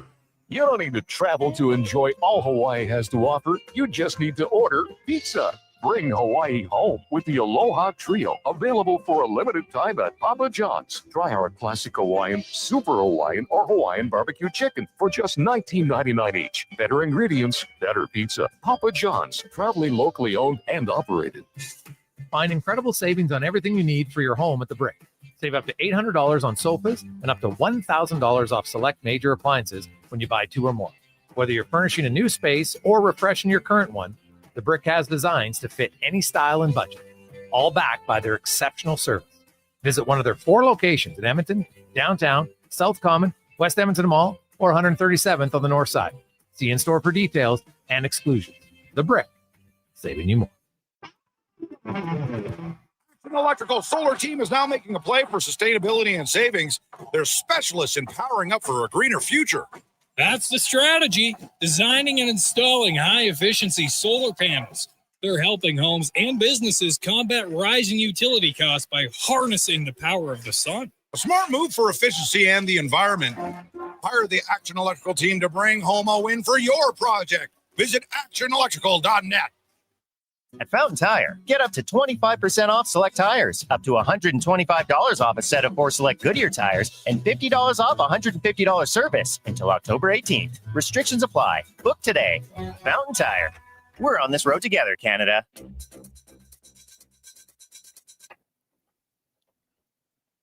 Portions of this hour brought to you by Cantork. What's the best way to beat the tariffs? Buy Canadian. Cantork's products are not only made in Canada, but right here in Edmonton. Save money, support Canada at cantork.com. Pro sports, local sports, minor leagues, you got it all. It's the Jason Gregor Show on Sports 1440. Presented by playalberta.ca, Alberta's only regulated online gambling website.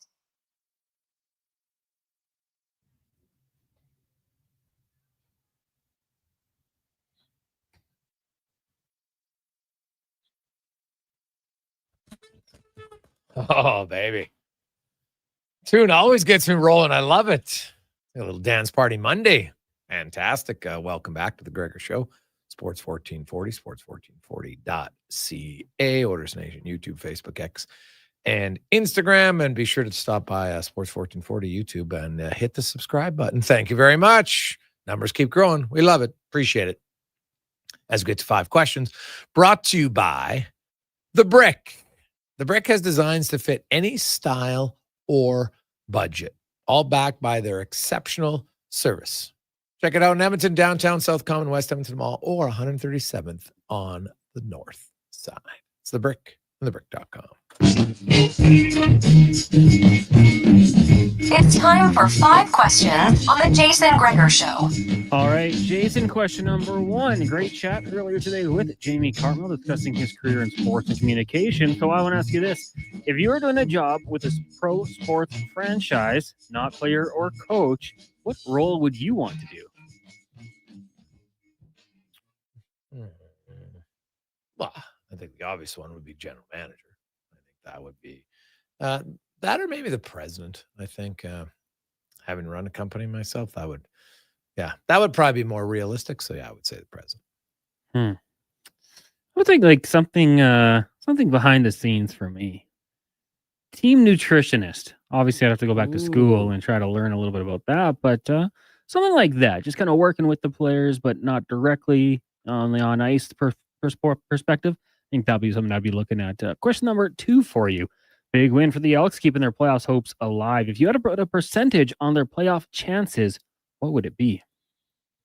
Ooh. Wow, let's do the math. They're 4 points behind Winnipeg. So you have to beat them 100%. Then you're 2 back. Then you got to hope that Winnipeg loses. Oof. I'm going to guess, I would say like 18%. I was going to go 15 because I used to wear that number in sports. But yeah, obviously it's going to be a tough. They're going to need some help.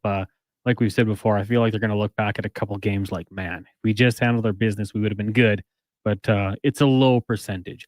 Question number 3 for you. There's probably an obvious answer here, but outside of the Red Sox Yankees, is there a playoff matchup you're looking forward to the most in Major League Baseball? Oh yeah, Cleveland, Detroit, man, all day long. I'm very much intrigued by that. Like it's wild to see how they flip-flopped from a 15.5 game deficit for Cleveland to finish first and get home field advantage. But now, you know what, you got to finish that off and beat Detroit. Otherwise, it's like, man, we made this great comeback and then they still beat us in the playoffs. So I love the storylines heading into that series. Yeah, and you know what? Like, there's probably good storylines in all of these series. Oh yeah, I like Dodgers Reds. Like, you know, kind of the team with the huge budget. Obviously, we know how much money the Dodgers spend and the players they bring in and how they're able to do so. Taking on the Reds, who, you know, great organization, great franchise, but maybe not the marquee names that you see all over that Dodgers lineup. There's a few exceptions to that rule, of course. So yeah, I'm looking forward to all these series. I can't wait for it to get going. And one of the nice parts about our job, Gregor,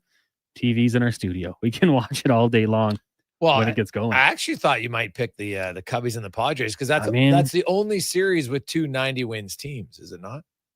Right? Because the Reds haven't won 90, Bo Sox haven't won 90, and the Tigers didn't win 90. And San Diego, and a historic Cubs franchise. Yeah, I mean, like I said, they've all got storylines that are going to be fun to watch. Social media between the Yankees and Red Sox fans is about to get crazy toxic, I'm thinking. And that'll probably carry over to the next round. Question number 4 for you. Doubleheader in the NFL. Could have just given us 1 good game, but they're going to give us 2 bad games, it looks like. Jets, Dolphins tonight. Miami coming in at 2.5 point favorites at playalberta.ca, while the Broncos 7.5 point favorites against the Bengals. Considering the spread, who is your pick to win these games? Well, I got to take the Dolphins only because I really need, like, can I take the Dolphins and have like the over? I want this to be a 44-41 game. I need a lot of offense from Tua tonight. So that's what I'll go for there. I would take the Broncos even with 7.5 points. Yeah, I thought about Jets even like money line, not even with the points. That it wouldn't surprise me if they went out and got the job done. And points could be a plenty, I would think, tonight in this one. And then Broncos like a touchdown and a field goal. Like, would it surprise if it was a 10-point margin of victory? Not at all. So yeah, I'm with you. I would take the Broncos with the points. Final question for you today: National Coffee Day. I know it's something you do not like. So outside of coffee, is there a food and or drink that you will not consume? Food or drink? Oh yeah, onions if I can avoid it at all costs. I just don't like them. So, yeah, I will say onions followed very closely. But because I've even had onions sometime. But liver, like I can't do it. No. Yeah, for me it's pretty easy. Seafood, nothing from the sea. I don't want any part of it. I don't even want to try it. It smells bad to me. I know sometimes you season it up and it looks okay. Declan's brought some, I think, salmon in before that hasn't been the worst smell, but seafood, easy answer for me that I will not have. Ooh, yeah, you don't like seafood. Oh, but don't you have like allergies to it, or you just don't like it? Just don't like it. Okay. I should tell people I have allergies so they don't, say, oh, you got to try this. But no, we gave some to Benny and he got sick. Oh, wow. So maybe we do have something. Some people really like got a big allergy to certain seafood, so they can't even have it around. So now you could say, sorry, allergic to it. So I have a psychological allergy to onions, but it doesn't really count. Coming up, Spec will be by. Also, Carter O'Donnell's going to join us, going to talk about his time in the NFL, back with the green and gold, and also talk about his wife, Courtney, who was just over at the Women's World Cup final playing for Canada against England. Unfortunately, Canada came up a little short in that match, but still an unreal performance by the women. So we'll talk some football, rugby, hockey with Spec and more on the Gregor Show, presented by PlayAlberta.ca. Let's get to the comment. Sports 1440 update brought to you by Northgate Chevrolet Buick GMC. Buy a new vehicle and help feed families. In September, for every truck sold, Northgate will feed a family of 4. See all their vehicles at northgategm.com. This is a Sports 1440 update. Oilers making a little move today with goaltender Matt Tompkins being placed on waivers for the purpose of assignment. The Oilers are back in action Wednesday, taking on the Kraken in Seattle. The Jets announcer head coach Scott Arniel announcing Dylan Samberg will miss 6 to 8 weeks with a broken wrist, which appeared to have suffered in their game against the Flames on Saturday. On the ice right now, Panthers on top of the Kings 1-0 in the second. Later on, you got Islanders, Rangers, Flyers, Bruins, Red Wings taking on the Penguins, and the Ducks host the Sharks.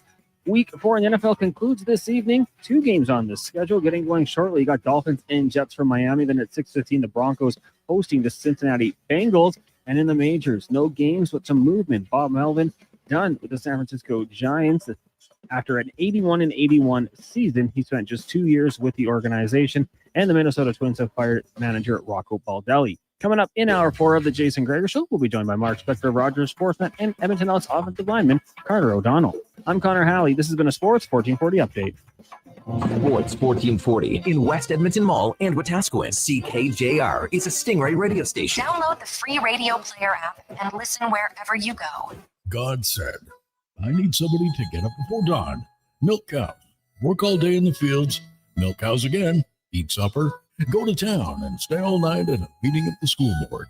So God made a farmer. Hi, Mike here from Northgate Chevrolet Buick GMC. We are so thankful God made a farmer. For the month of September, it is our goal to feed 500 families. With every vehicle sold, we will feed a family of 4. So please help us reach our goal. Visit us online at northgategm.com.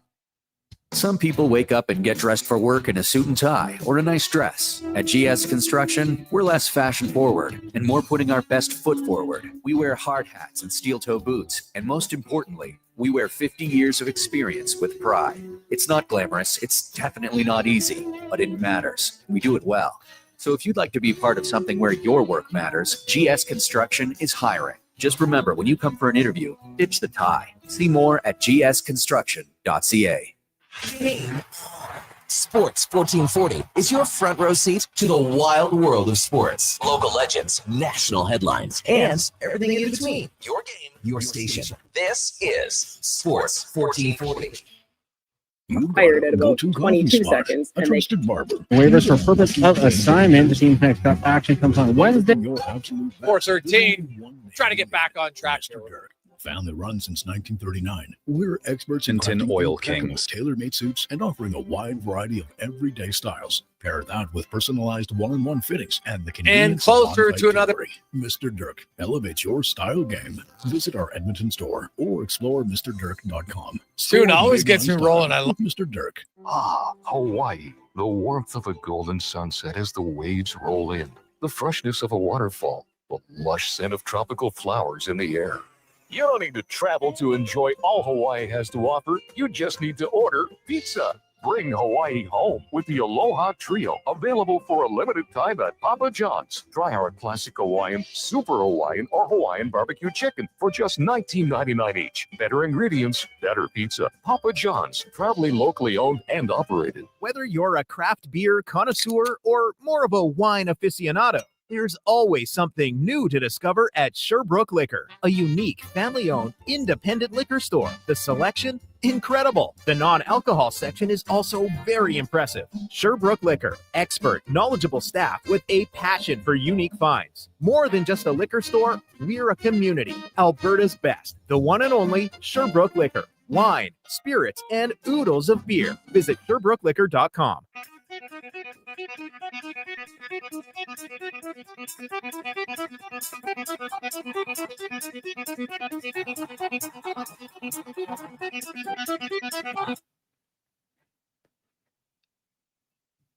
Portions of this hour brought to you by Elks Nation, weekly podcast with Eddie Steele and Declan Kruger, breaking down the green and gold, the most in-depth WE football coverage on YouTube and anywhere you get your podcasts. The Jason Gregor Show, the best of Edmonton sports talk and beyond. This is Sports 1440. Presented by PlayAlberta.ca, Alberta's only regulated online gambling website.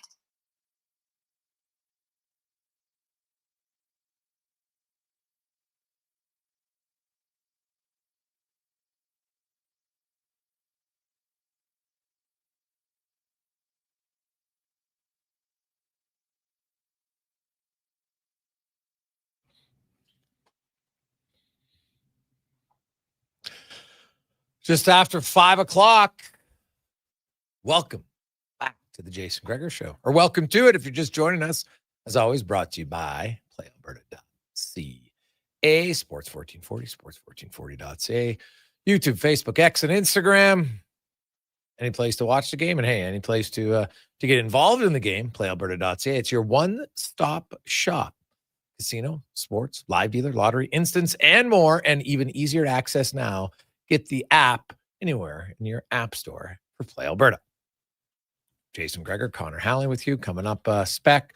We'll have Carter O'Donnell, also Chris Knobloch. So a huge final hour of the show today as we get to the Spec Report, brought to you by GS Construction, your underground infrastructure specialists. Specializing in simple things like running water to those freeways to get you home just in time to watch the game. GS Construction, as Mark Spector from Rogers Sportsnet joins us. Spec, how you doing? And I hear you had our buddy Jamie Cartmell on the show today.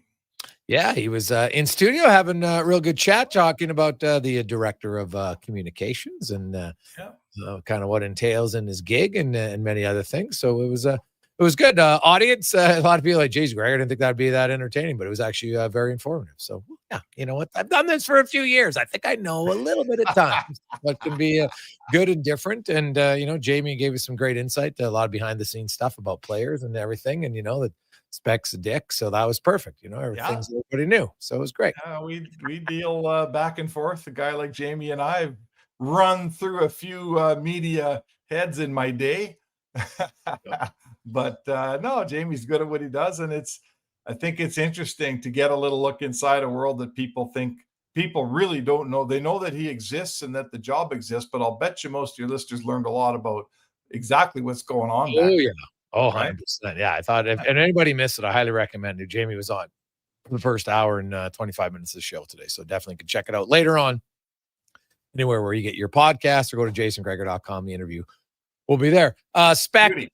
It is preseason, but the Oilers Friday night beat the Winnipeg team. Saturday they beat. Now neither one of those teams had a lot of their guys, but the Oilers haven't given up a ton in those games. You look at shots and scoring chances, anything like that. The big guns really though last night were firing, and Leon Draisaitl. Their first performance they didn't like, and that's what preseason is for. But last night people are like, oh, geez, that duo is pretty good. I almost forgot how good they are together.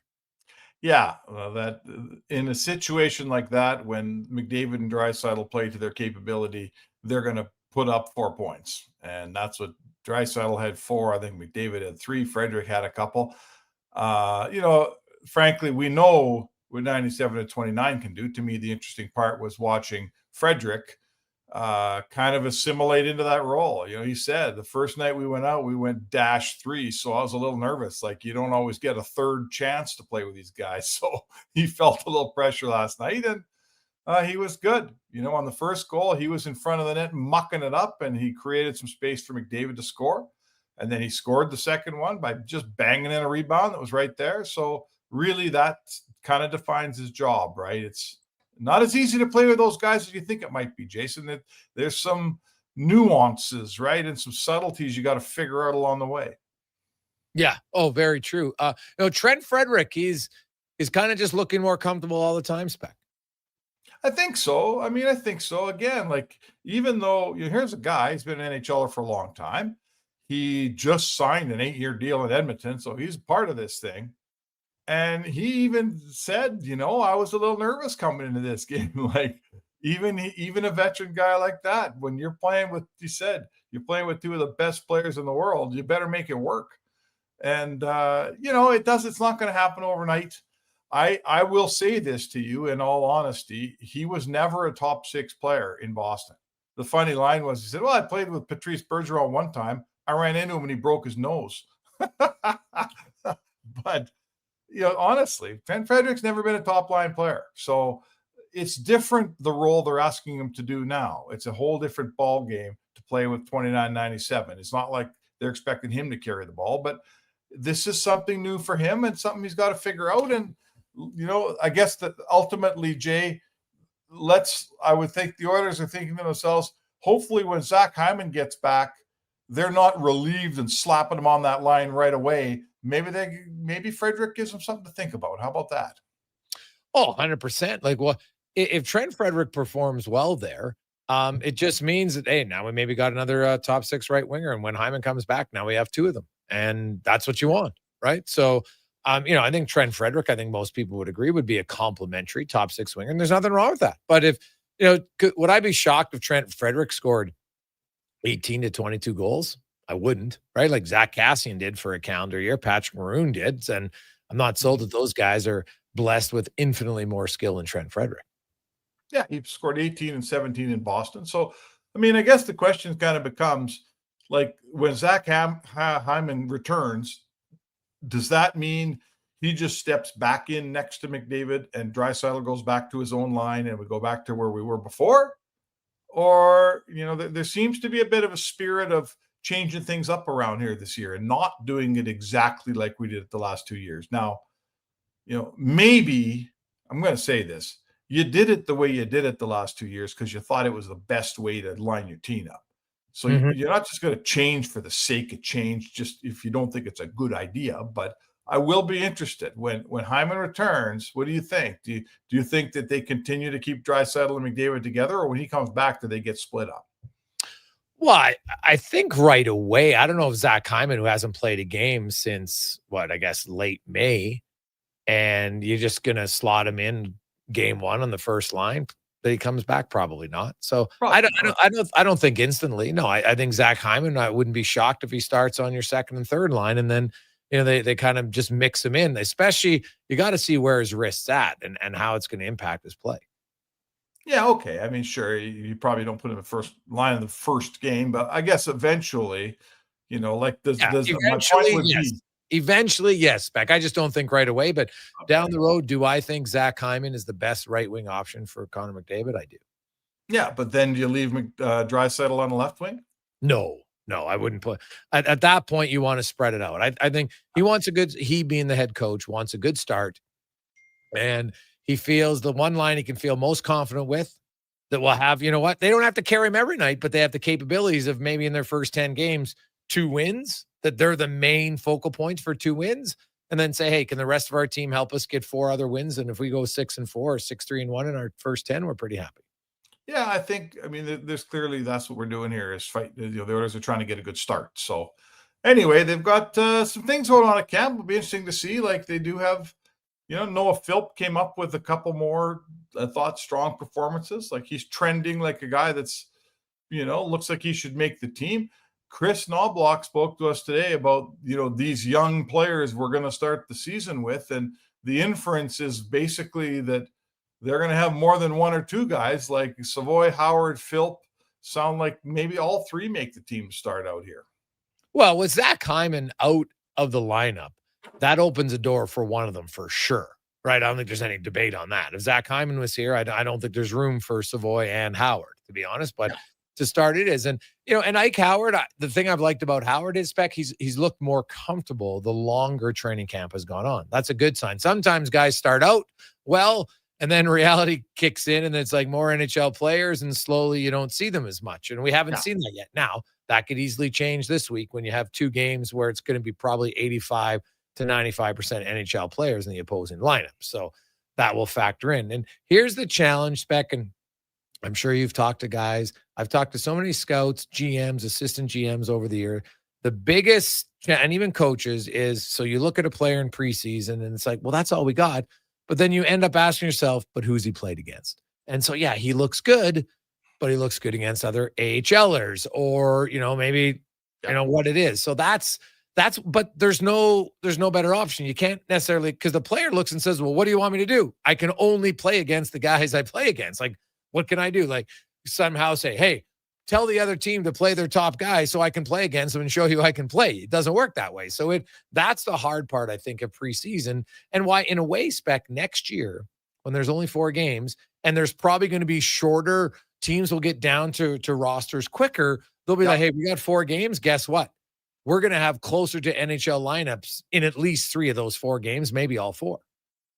Yeah, it's like the whole dynamic, right, around good young players, and do you start them in the NHL when they're sort of first turning pro? Like Matt Savoy played a year in Bakersfield. Okay, Howard hasn't. It's his first year of pro hockey. You start him in the NHL. I mean, let's go through Oilers lore. I wrote this today. It's up on sportsnet.ca. Chris Knobloch had a couple of very interesting points, but Magnus Pajärvi couldn't hack it. Jesse Puljujarvi played till November, couldn't hack it. Yakupov played right away, couldn't hack it. Taylor Hall, Nugent Hopkins, pretty much Darnell Nurse, they all played right away and survived it. But you can't, like, as Knobloch said, with a guy like Howard, look, he might make it up to the top two lines eventually. That's what you hope. But he said, if you start him there right away, that means you're starting him against the other team's best pairings and best players. Like, you really have to weigh, giving a guy ice time and giving him NHL time, but not putting him in a position where he fails and loses his confidence. And you're sending him down in November. You really have to be careful with that. We watched it in Edmonton for years.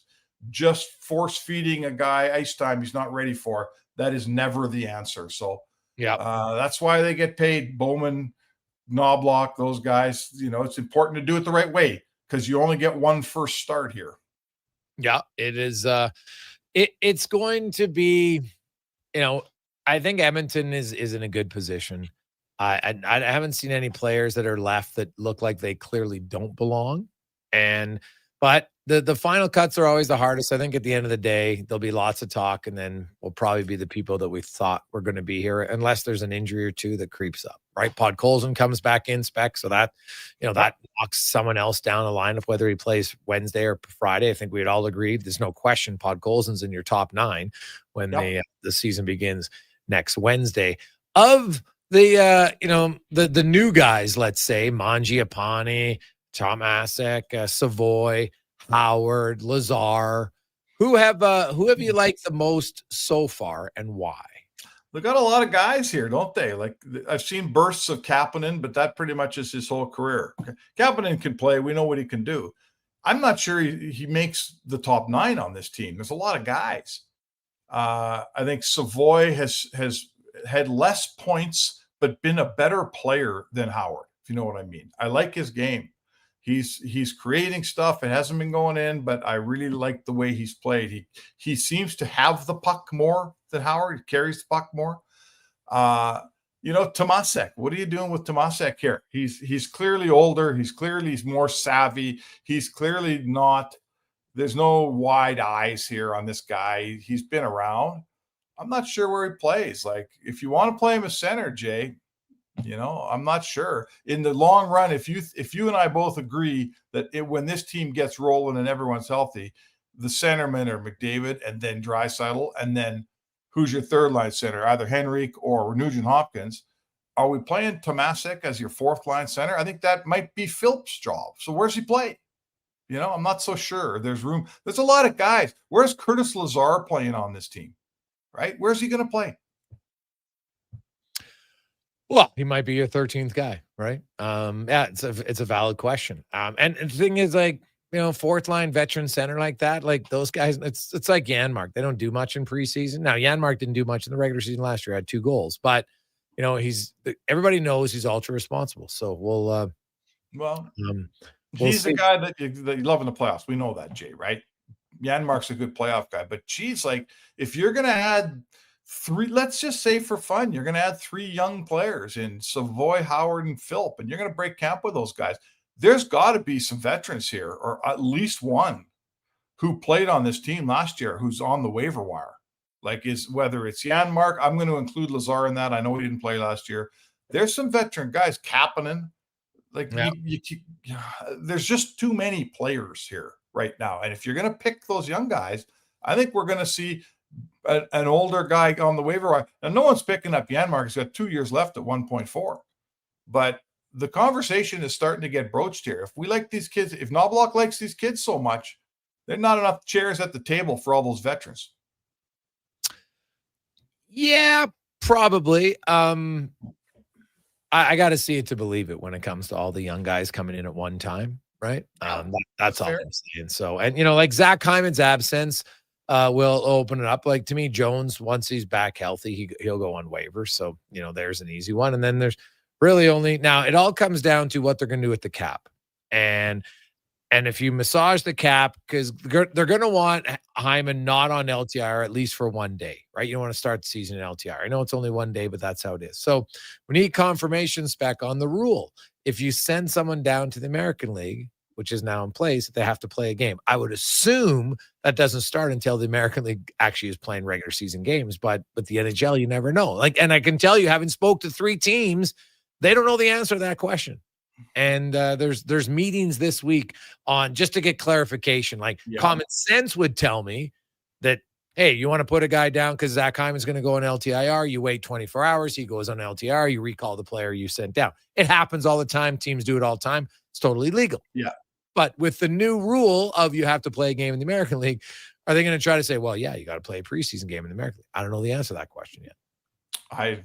Listen, we just sat, Bill Scott gave us a tutorial on what Bill Scott's capologist for the Oilers, among other things. After dinner the other day, he gave us a bunch of media guys a tutorial on how the Florida Panthers, what they're allowed to do in the case of Barkov. Mm-hmm. And it's all new, right? There's all new rules, so we're all trying to learn them. This thing with Bakersfield, if you have to play a game down there, or do you have to play? Do you have to just be there? I mean, do you have to physically? It's pretty easy if you're the Winnipeg Jets for a guy to say, yeah, I was at the Moose game because it's across town, or the Toronto Marlies, right? It's pretty tough when you got to fly a guy to LAX and then bus him 2.5 hours up to Bakersfield just to say you went to the minors. That's a whole new ball game. Yeah.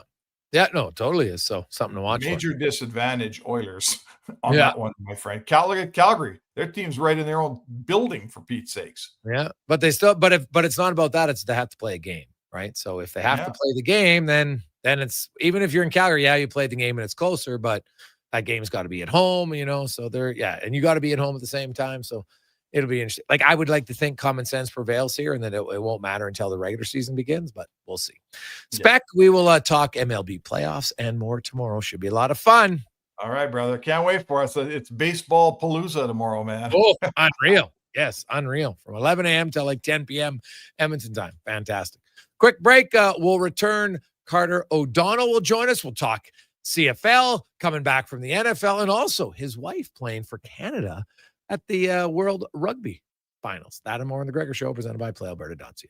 Is your company drowning in paperwork and administrative tasks? Do you need more data to make better decisions? Nectar.io is your company's all-in-one solution for fleet and materials management, safety, time cards, and GIS-based project management. Now is the time to capture and transform field, site, and shop data into boardroom-level business intelligence, all with one login. Visit Nectar.io to book a demo today. Nectar.io, your business made better. I'm a little hungry. I've got Booster Balls from Booster Juice. Booster what now? Booster Balls. They're little protein bites packed with nutrients. Chewy, crunchy, yummy, and new flavors all the time. Like this little guy, the new mint chocolate Booster Ball, peppermint, cocoa, coconut, peanut butter, maple syrup, all rolled up into a delightful little bite-sized snack. Why am I just hearing about this now? I don't know. Can I have one? No.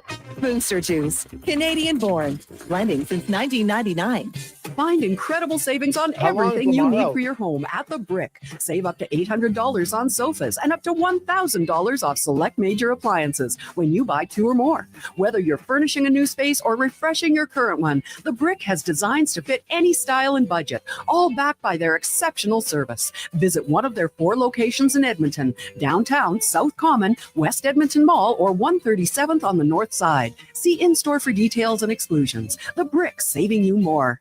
September, back to class and back to carting the kids around. Good news. Until the end of the month at Wolf GMC Buick, get GMC employee pricing on all remaining 2025 GMC Sierras, so you'll have loads of room. Plus, get 0% financing on Sierra light-duty crew cabs. If you're eyeing up an SUV, we have the completely redesigned GMC Terrain and our entire Buick family with incredible prices. And Costco members up to $1,200 additional off the price. Come see us, corner of 184th Street and Stony Plain Road. Wolf GMC Buick.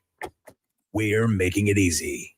At Fountain Tire, we're fluent in saving you money. Fluent? Yes, we've mastered the language of deals. Like right now, you can save up to 25% off select tires and up to $125 off a set of 4 select Goodyear tires. Plus, $50 off $150 service when you buy those tires. All until October 18th. I'm sorry, I don't speak deals. Spend less, save more when you buy Round Black things from us. Oh, got it. Restrictions apply. Book your appointment online today.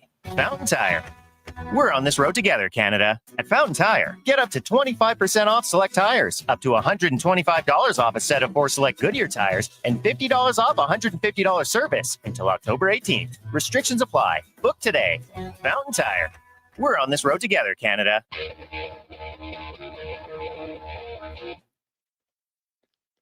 Portions of this hour brought to you by Northwest Crane, available for your lifting and equipment needs. Specializing in selling and servicing cranes, get lifting at northwestcrane.com. The Jason Gregor Show, the best of Edmonton sports talk and beyond. This is Sports 1440. Presented by PlayAlberta.ca, Alberta's only regulated online gambling website.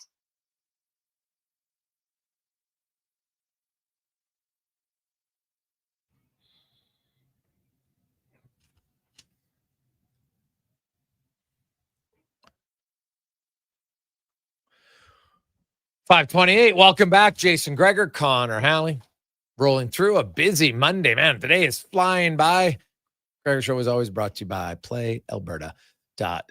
It's time to get to our big guest of the day, brought to you by Silent Rides Charter Company, one of Alberta's premier bus charter companies with state-of-the-art motor coaches will safely take you and your team to your next destination in style. Book your ride today at silentrides.ca.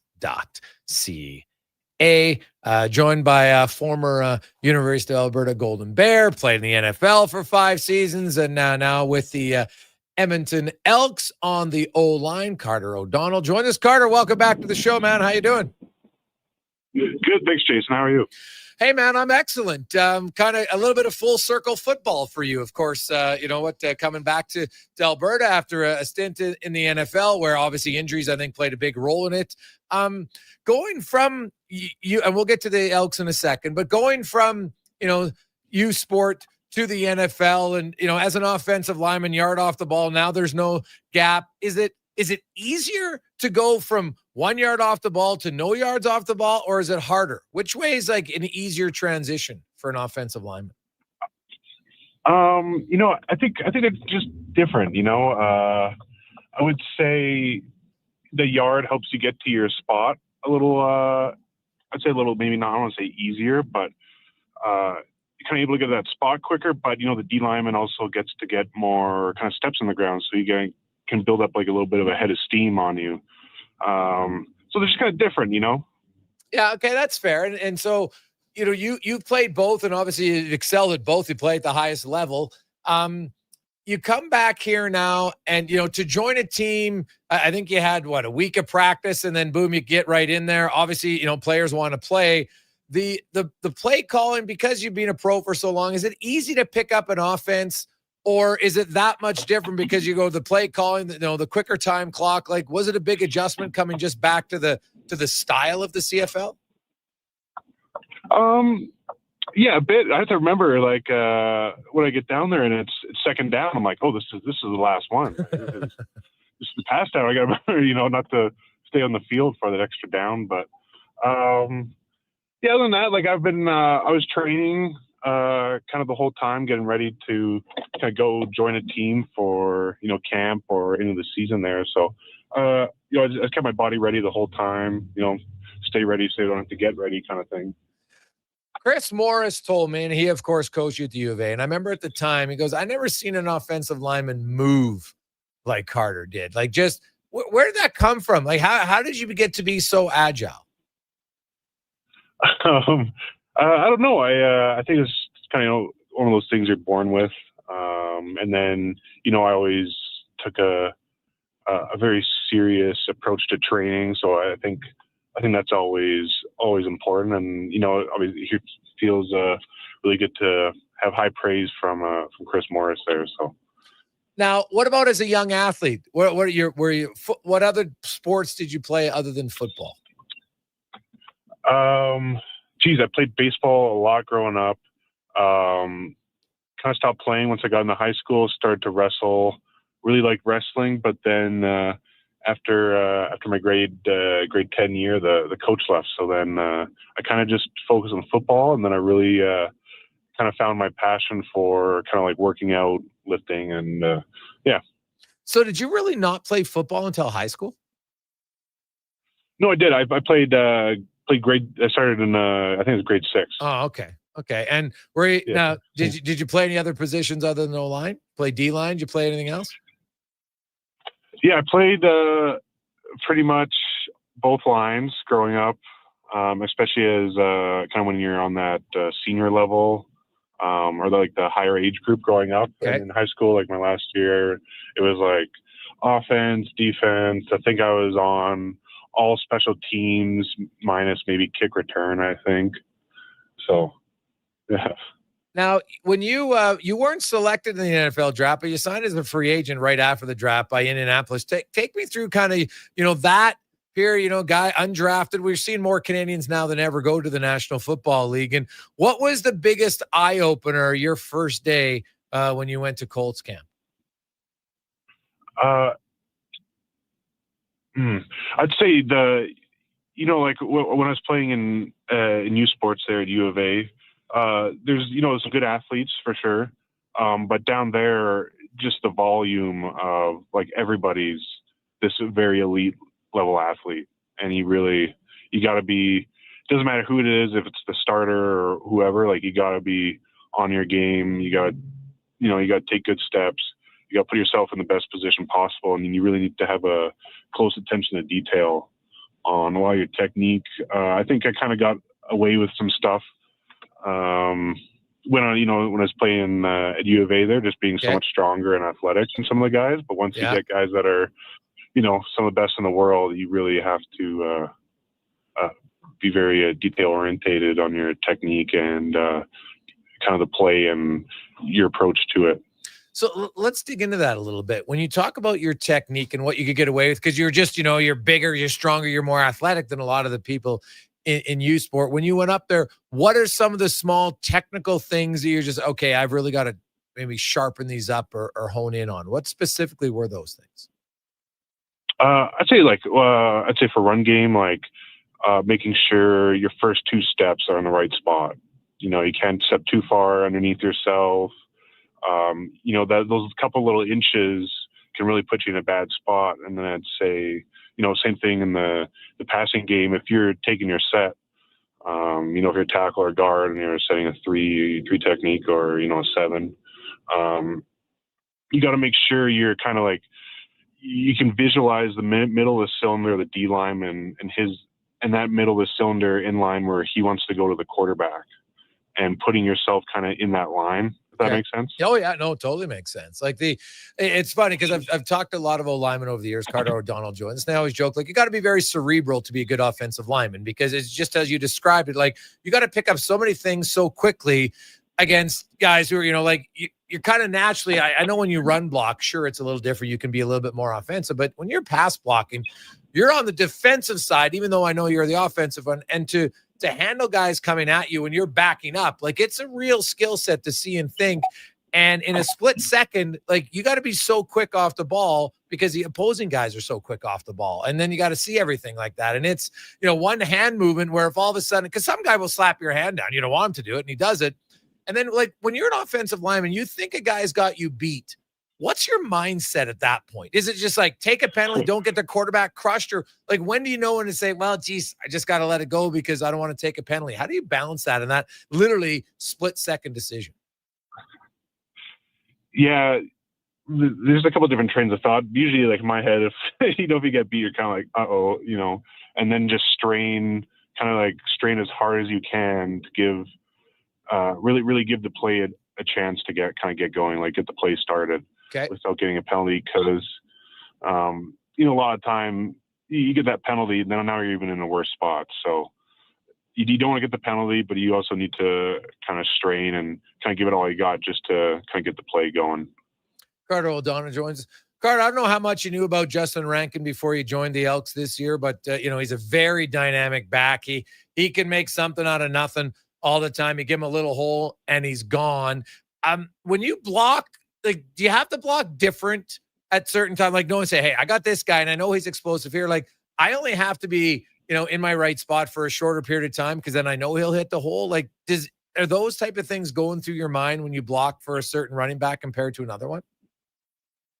Not in my mind. Like Rankins is an absolute dog, like a great player. When I go block for him, I'm just trying to strain and just give him his best opportunity to, be successful on the play. So I'm just trying to, just do my job, right? That's all I got to do. And I know he'll do his. So I'd say that's my approach. Can you describe just how big of a relief and how good it is for the confidence of your team to close out that game? Because the previous two, like, you guys played really well for the vast majority of the game, and then you're just unable to close out. And that feels devastating. We're like, God, like for 59 minutes, we're the better team. And then boom, 1 minute happens and we lose the game. How important do you think it was for your team? And do you believe that winning tight games is something that, requires a little bit of learning on how to do it? Yeah. I'd say there's so many plays in a football game. Obviously the game concludes there at the end, but yeah, I think it's just being very consistent and out executing your opponent really throughout the game. I'm a big believer in, games are not won, they're lost. So whoever makes the least amount of mistakes is usually the one that wins the game. So I think that game we were able to execute, get our jobs done, and come home with the win. Carter, my understanding is that your wife, Courtney, pretty good rugby player. Of course, Team Canada, the national team, just went to the World Final and unfortunately came up short, but had an unbelievable performance right the way through it. Tell me, when I first watched rugby live when my younger sister played at the U of A, and I was blown away. I'm like, oh my God, like this was really physical and super fast. What impresses you most about rugby? Rugby, maybe this might be the fat guy talking in me, but just how much they run. Okay. You're going the whole time. There's no TV timeouts. There's no, it's two halves. They're going the whole time running. There's no stoppage. The endurance, everything. Super proud of my wife and the rest of her teammates. Just a bunch of amazing women. Couldn't be prouder. The fact, like, there's no helmets in rugby either, right? Like your tackling has to be very sound to not get hurt in rugby. When you look at just like the difference techniques, have you ever just watched and be like, geez, you know what? Like, not that you're a tackler by any stretch of imagination, but how you engage. I know it's a completely different sport, but what do you make of like how rugby plays without really hardly any equipment compared to football? Yeah, that's it's super impressive. Like, and then how beat up they get. You don't see too many. You get the odd broken nose here or there, and black eye. But rugby way more prevalent. I see in the tackling a much different technique, I think they're kind of transitioning to it, or have in the last few years with football. But getting, instead of putting your head in front of the ball carrier, they put their head in behind them so they don't catch anything to the side of the head, and do kind of that roll tackle, good form tackle around the legs, kind of the gator roll technique. So I noticed that stuff for sure. Courtney ever line up in practice and take Carter down just to sharpen up her tackling skills? I wouldn't want to get hurt, so I couldn't. I wouldn't want to do that. Now, were you able to watch the game in the morning on Saturday? I was, yeah. Yeah. How much did you know about rugby before you met Courtney?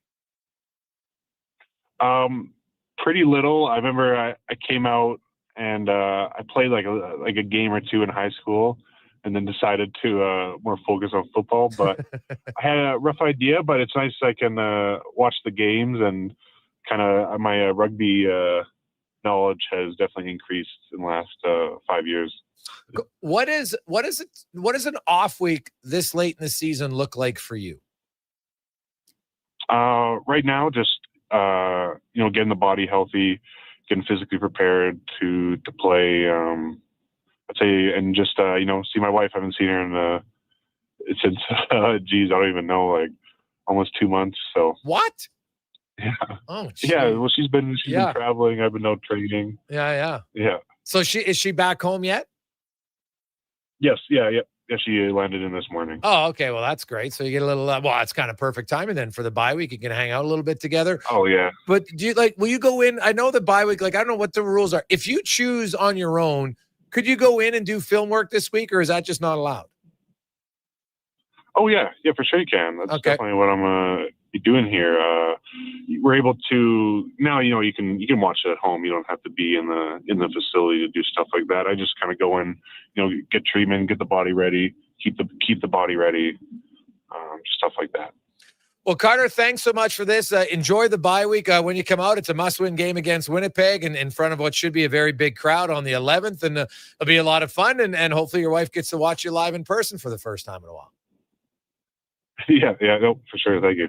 That is Carter O'Donnell, offensive lineman for the Elks. Of course, his wife, Courtney, of course, Nate Holtkamp. Now she's O'Donnell, of course, playing for women's rugby team and rather ferocious on the field as well. Man, what a performance by the Canadians. They were great in that. Just came up a little bit short in the final, but still just an unbelievable performance by them. And really, I think opened up the eyes to a lot of people to say, hey, we got to, the funding factor here for women's rugby. What's going on? It's definitely something that needs to be addressed. We'll take a quick break. We'll come back. Chris Knobloch joins us next. It's the Jason Gregor Show presented by PlayAlberta.ca. Work never gets done by standing around. You have to put your words into action. And that's exactly what GS Construction does every single day. Our priorities are safety first, quality second, efficiency third. GS Construction works hard. It's true, but first comes the care, the planning, and the people. Underground infrastructure isn't just about machines and trenches and some traffic inconveniences. It's about doing things right. Find out more on what we do. Visit gsconstruction.ca. Listen up, because you're not going to want to miss this. Right now is your chance to get in on Play Alberta's biggest offer ever. For a limited time only, new players can get up to a $1,000 casino bonus when they sign up. There's never been a better time to join the fun. Visit playalberta.ca today to get started with casino, sports, and lottery all in one app. Must be 18 plus to play. Remember, if you gamble, use your game sense. At Leading Edge Physiotherapy, we believe that life shouldn't hurt. Now, that doesn't mean that we don't know that sometimes it really hurts. I mean, we've seen people at their worst moments in life, when they feel they have nowhere to turn, or at a time when they felt like their problem just wouldn't ever go away. We've also seen people who thought to themselves, it'll just go away on its own, or this is no big deal. I don't want to bother anyone about this. Don't know where to turn to, or think it's no big deal. Either way, we have the technology, techniques, and skills to help you get back to it, whatever your it may be. Life shouldn't hurt. LeadingEdgePhysio.com.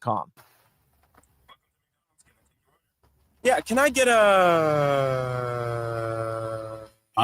yes. A common reaction from a veggie lover. Always scanning, searching, longing. But wait, what is this we see?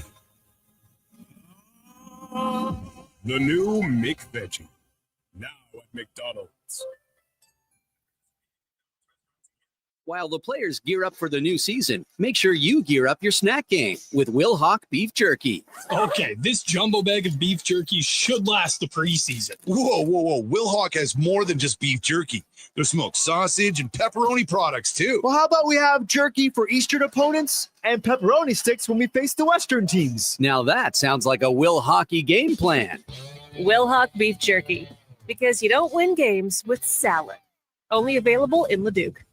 For all things golf carts, it's the Golf Cart people. Their certified techs provide expert service from maintenance to custom upgrades. Customers can explore the sales floor for new and used Club Car, Yamaha, and E-Z-Go models. The Golf Cart people stock a wide variety of parts and accessories to keep every ride in top shape and offer convenient rentals for tournaments, weddings, and festivals. Trusted for sales, service, parts, accessories, and rentals since 1997. Visit the Golf Cart people at golfcartpeople.com, your complete golf cart solution. Backed by popular demand, Folsom Prison Revisited. The story of one of the greatest concerts in history returns to the Jubilee Auditorium. November 22nd. Step back in time before, during, and after this iconic Johnny Cash performance, featuring Devin Brain from $1 Million Quartet and an all-star band. You'll relive an event that changed the life of Johnny Cash and changed music forever. Tickets at Ticketmaster.ca and at the Jubilee box office. Brought to you by Stars and Stories Live. The Lawnmower Hospital. Finish up the season with the Lawnmower Hospital and Ego, the #1 rated battery-powered platform. Ego lawnmowers are easy to use, powerful, and efficient. Transfer the battery to the pressure washer and clean the house. Don't forget the air blowers for when the leaves fall. Get Ego at the Lawnmower Hospital. Power beyond belief. Visit lawnmowerhospital.com. We're more than repairs. We're more than mowers. The Lawnmower Hospital.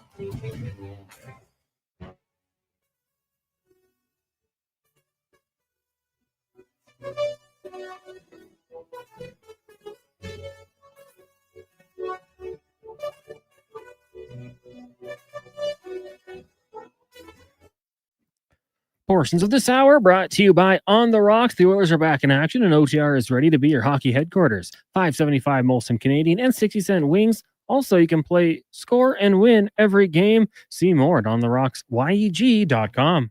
The Jason Gregor Show, the best of Edmonton sports talk and beyond. This is Sports 1440. Presented by PlayAlberta.ca, Alberta's only regulated online gambling website.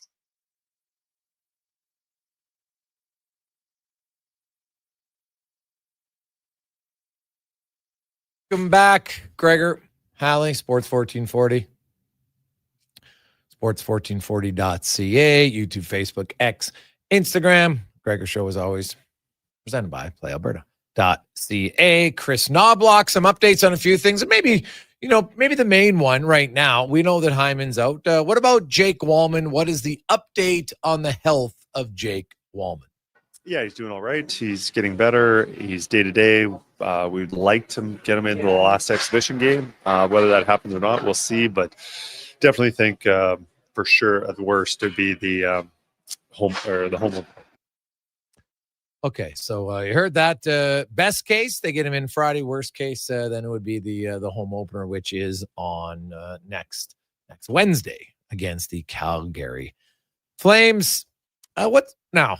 I have not hidden my joy about the fact that this will be the last preseason of 8 games. But Chris Knobloch was asked, what's his thoughts on a short preseason next year? No, I think 4, maybe 5 exhibition games would be the best case scenario. I think it just gets you down to your roster quicker. You have a pretty good idea of what your team's going to look like. There's a few extra guys that are trying out and maybe get into the lineup. But then you can really start working on things. I think we'll probably have a little more practice time. Obviously less games. So overall, I'm looking forward to it.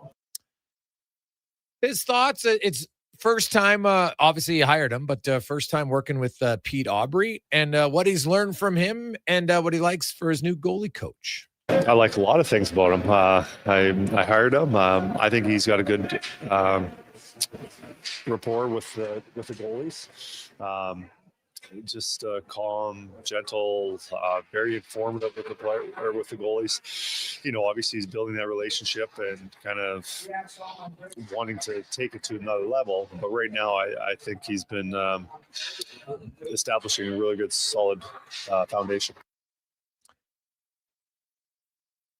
What about the balance that the coach has of trying to bring in younger players, knowing they're insulated and putting them with talent, but then also at the same time, trying not to put them in a place to fail?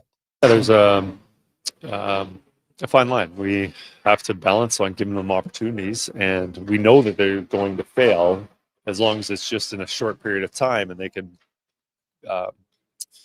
build themselves up and get up again and move on. If you put them in such a hard situation that it's a complete fail and destroys their confidence and it's tough to get them going again, we don't want that either. So, I think we have got good players so we can complement each other, those younger guys.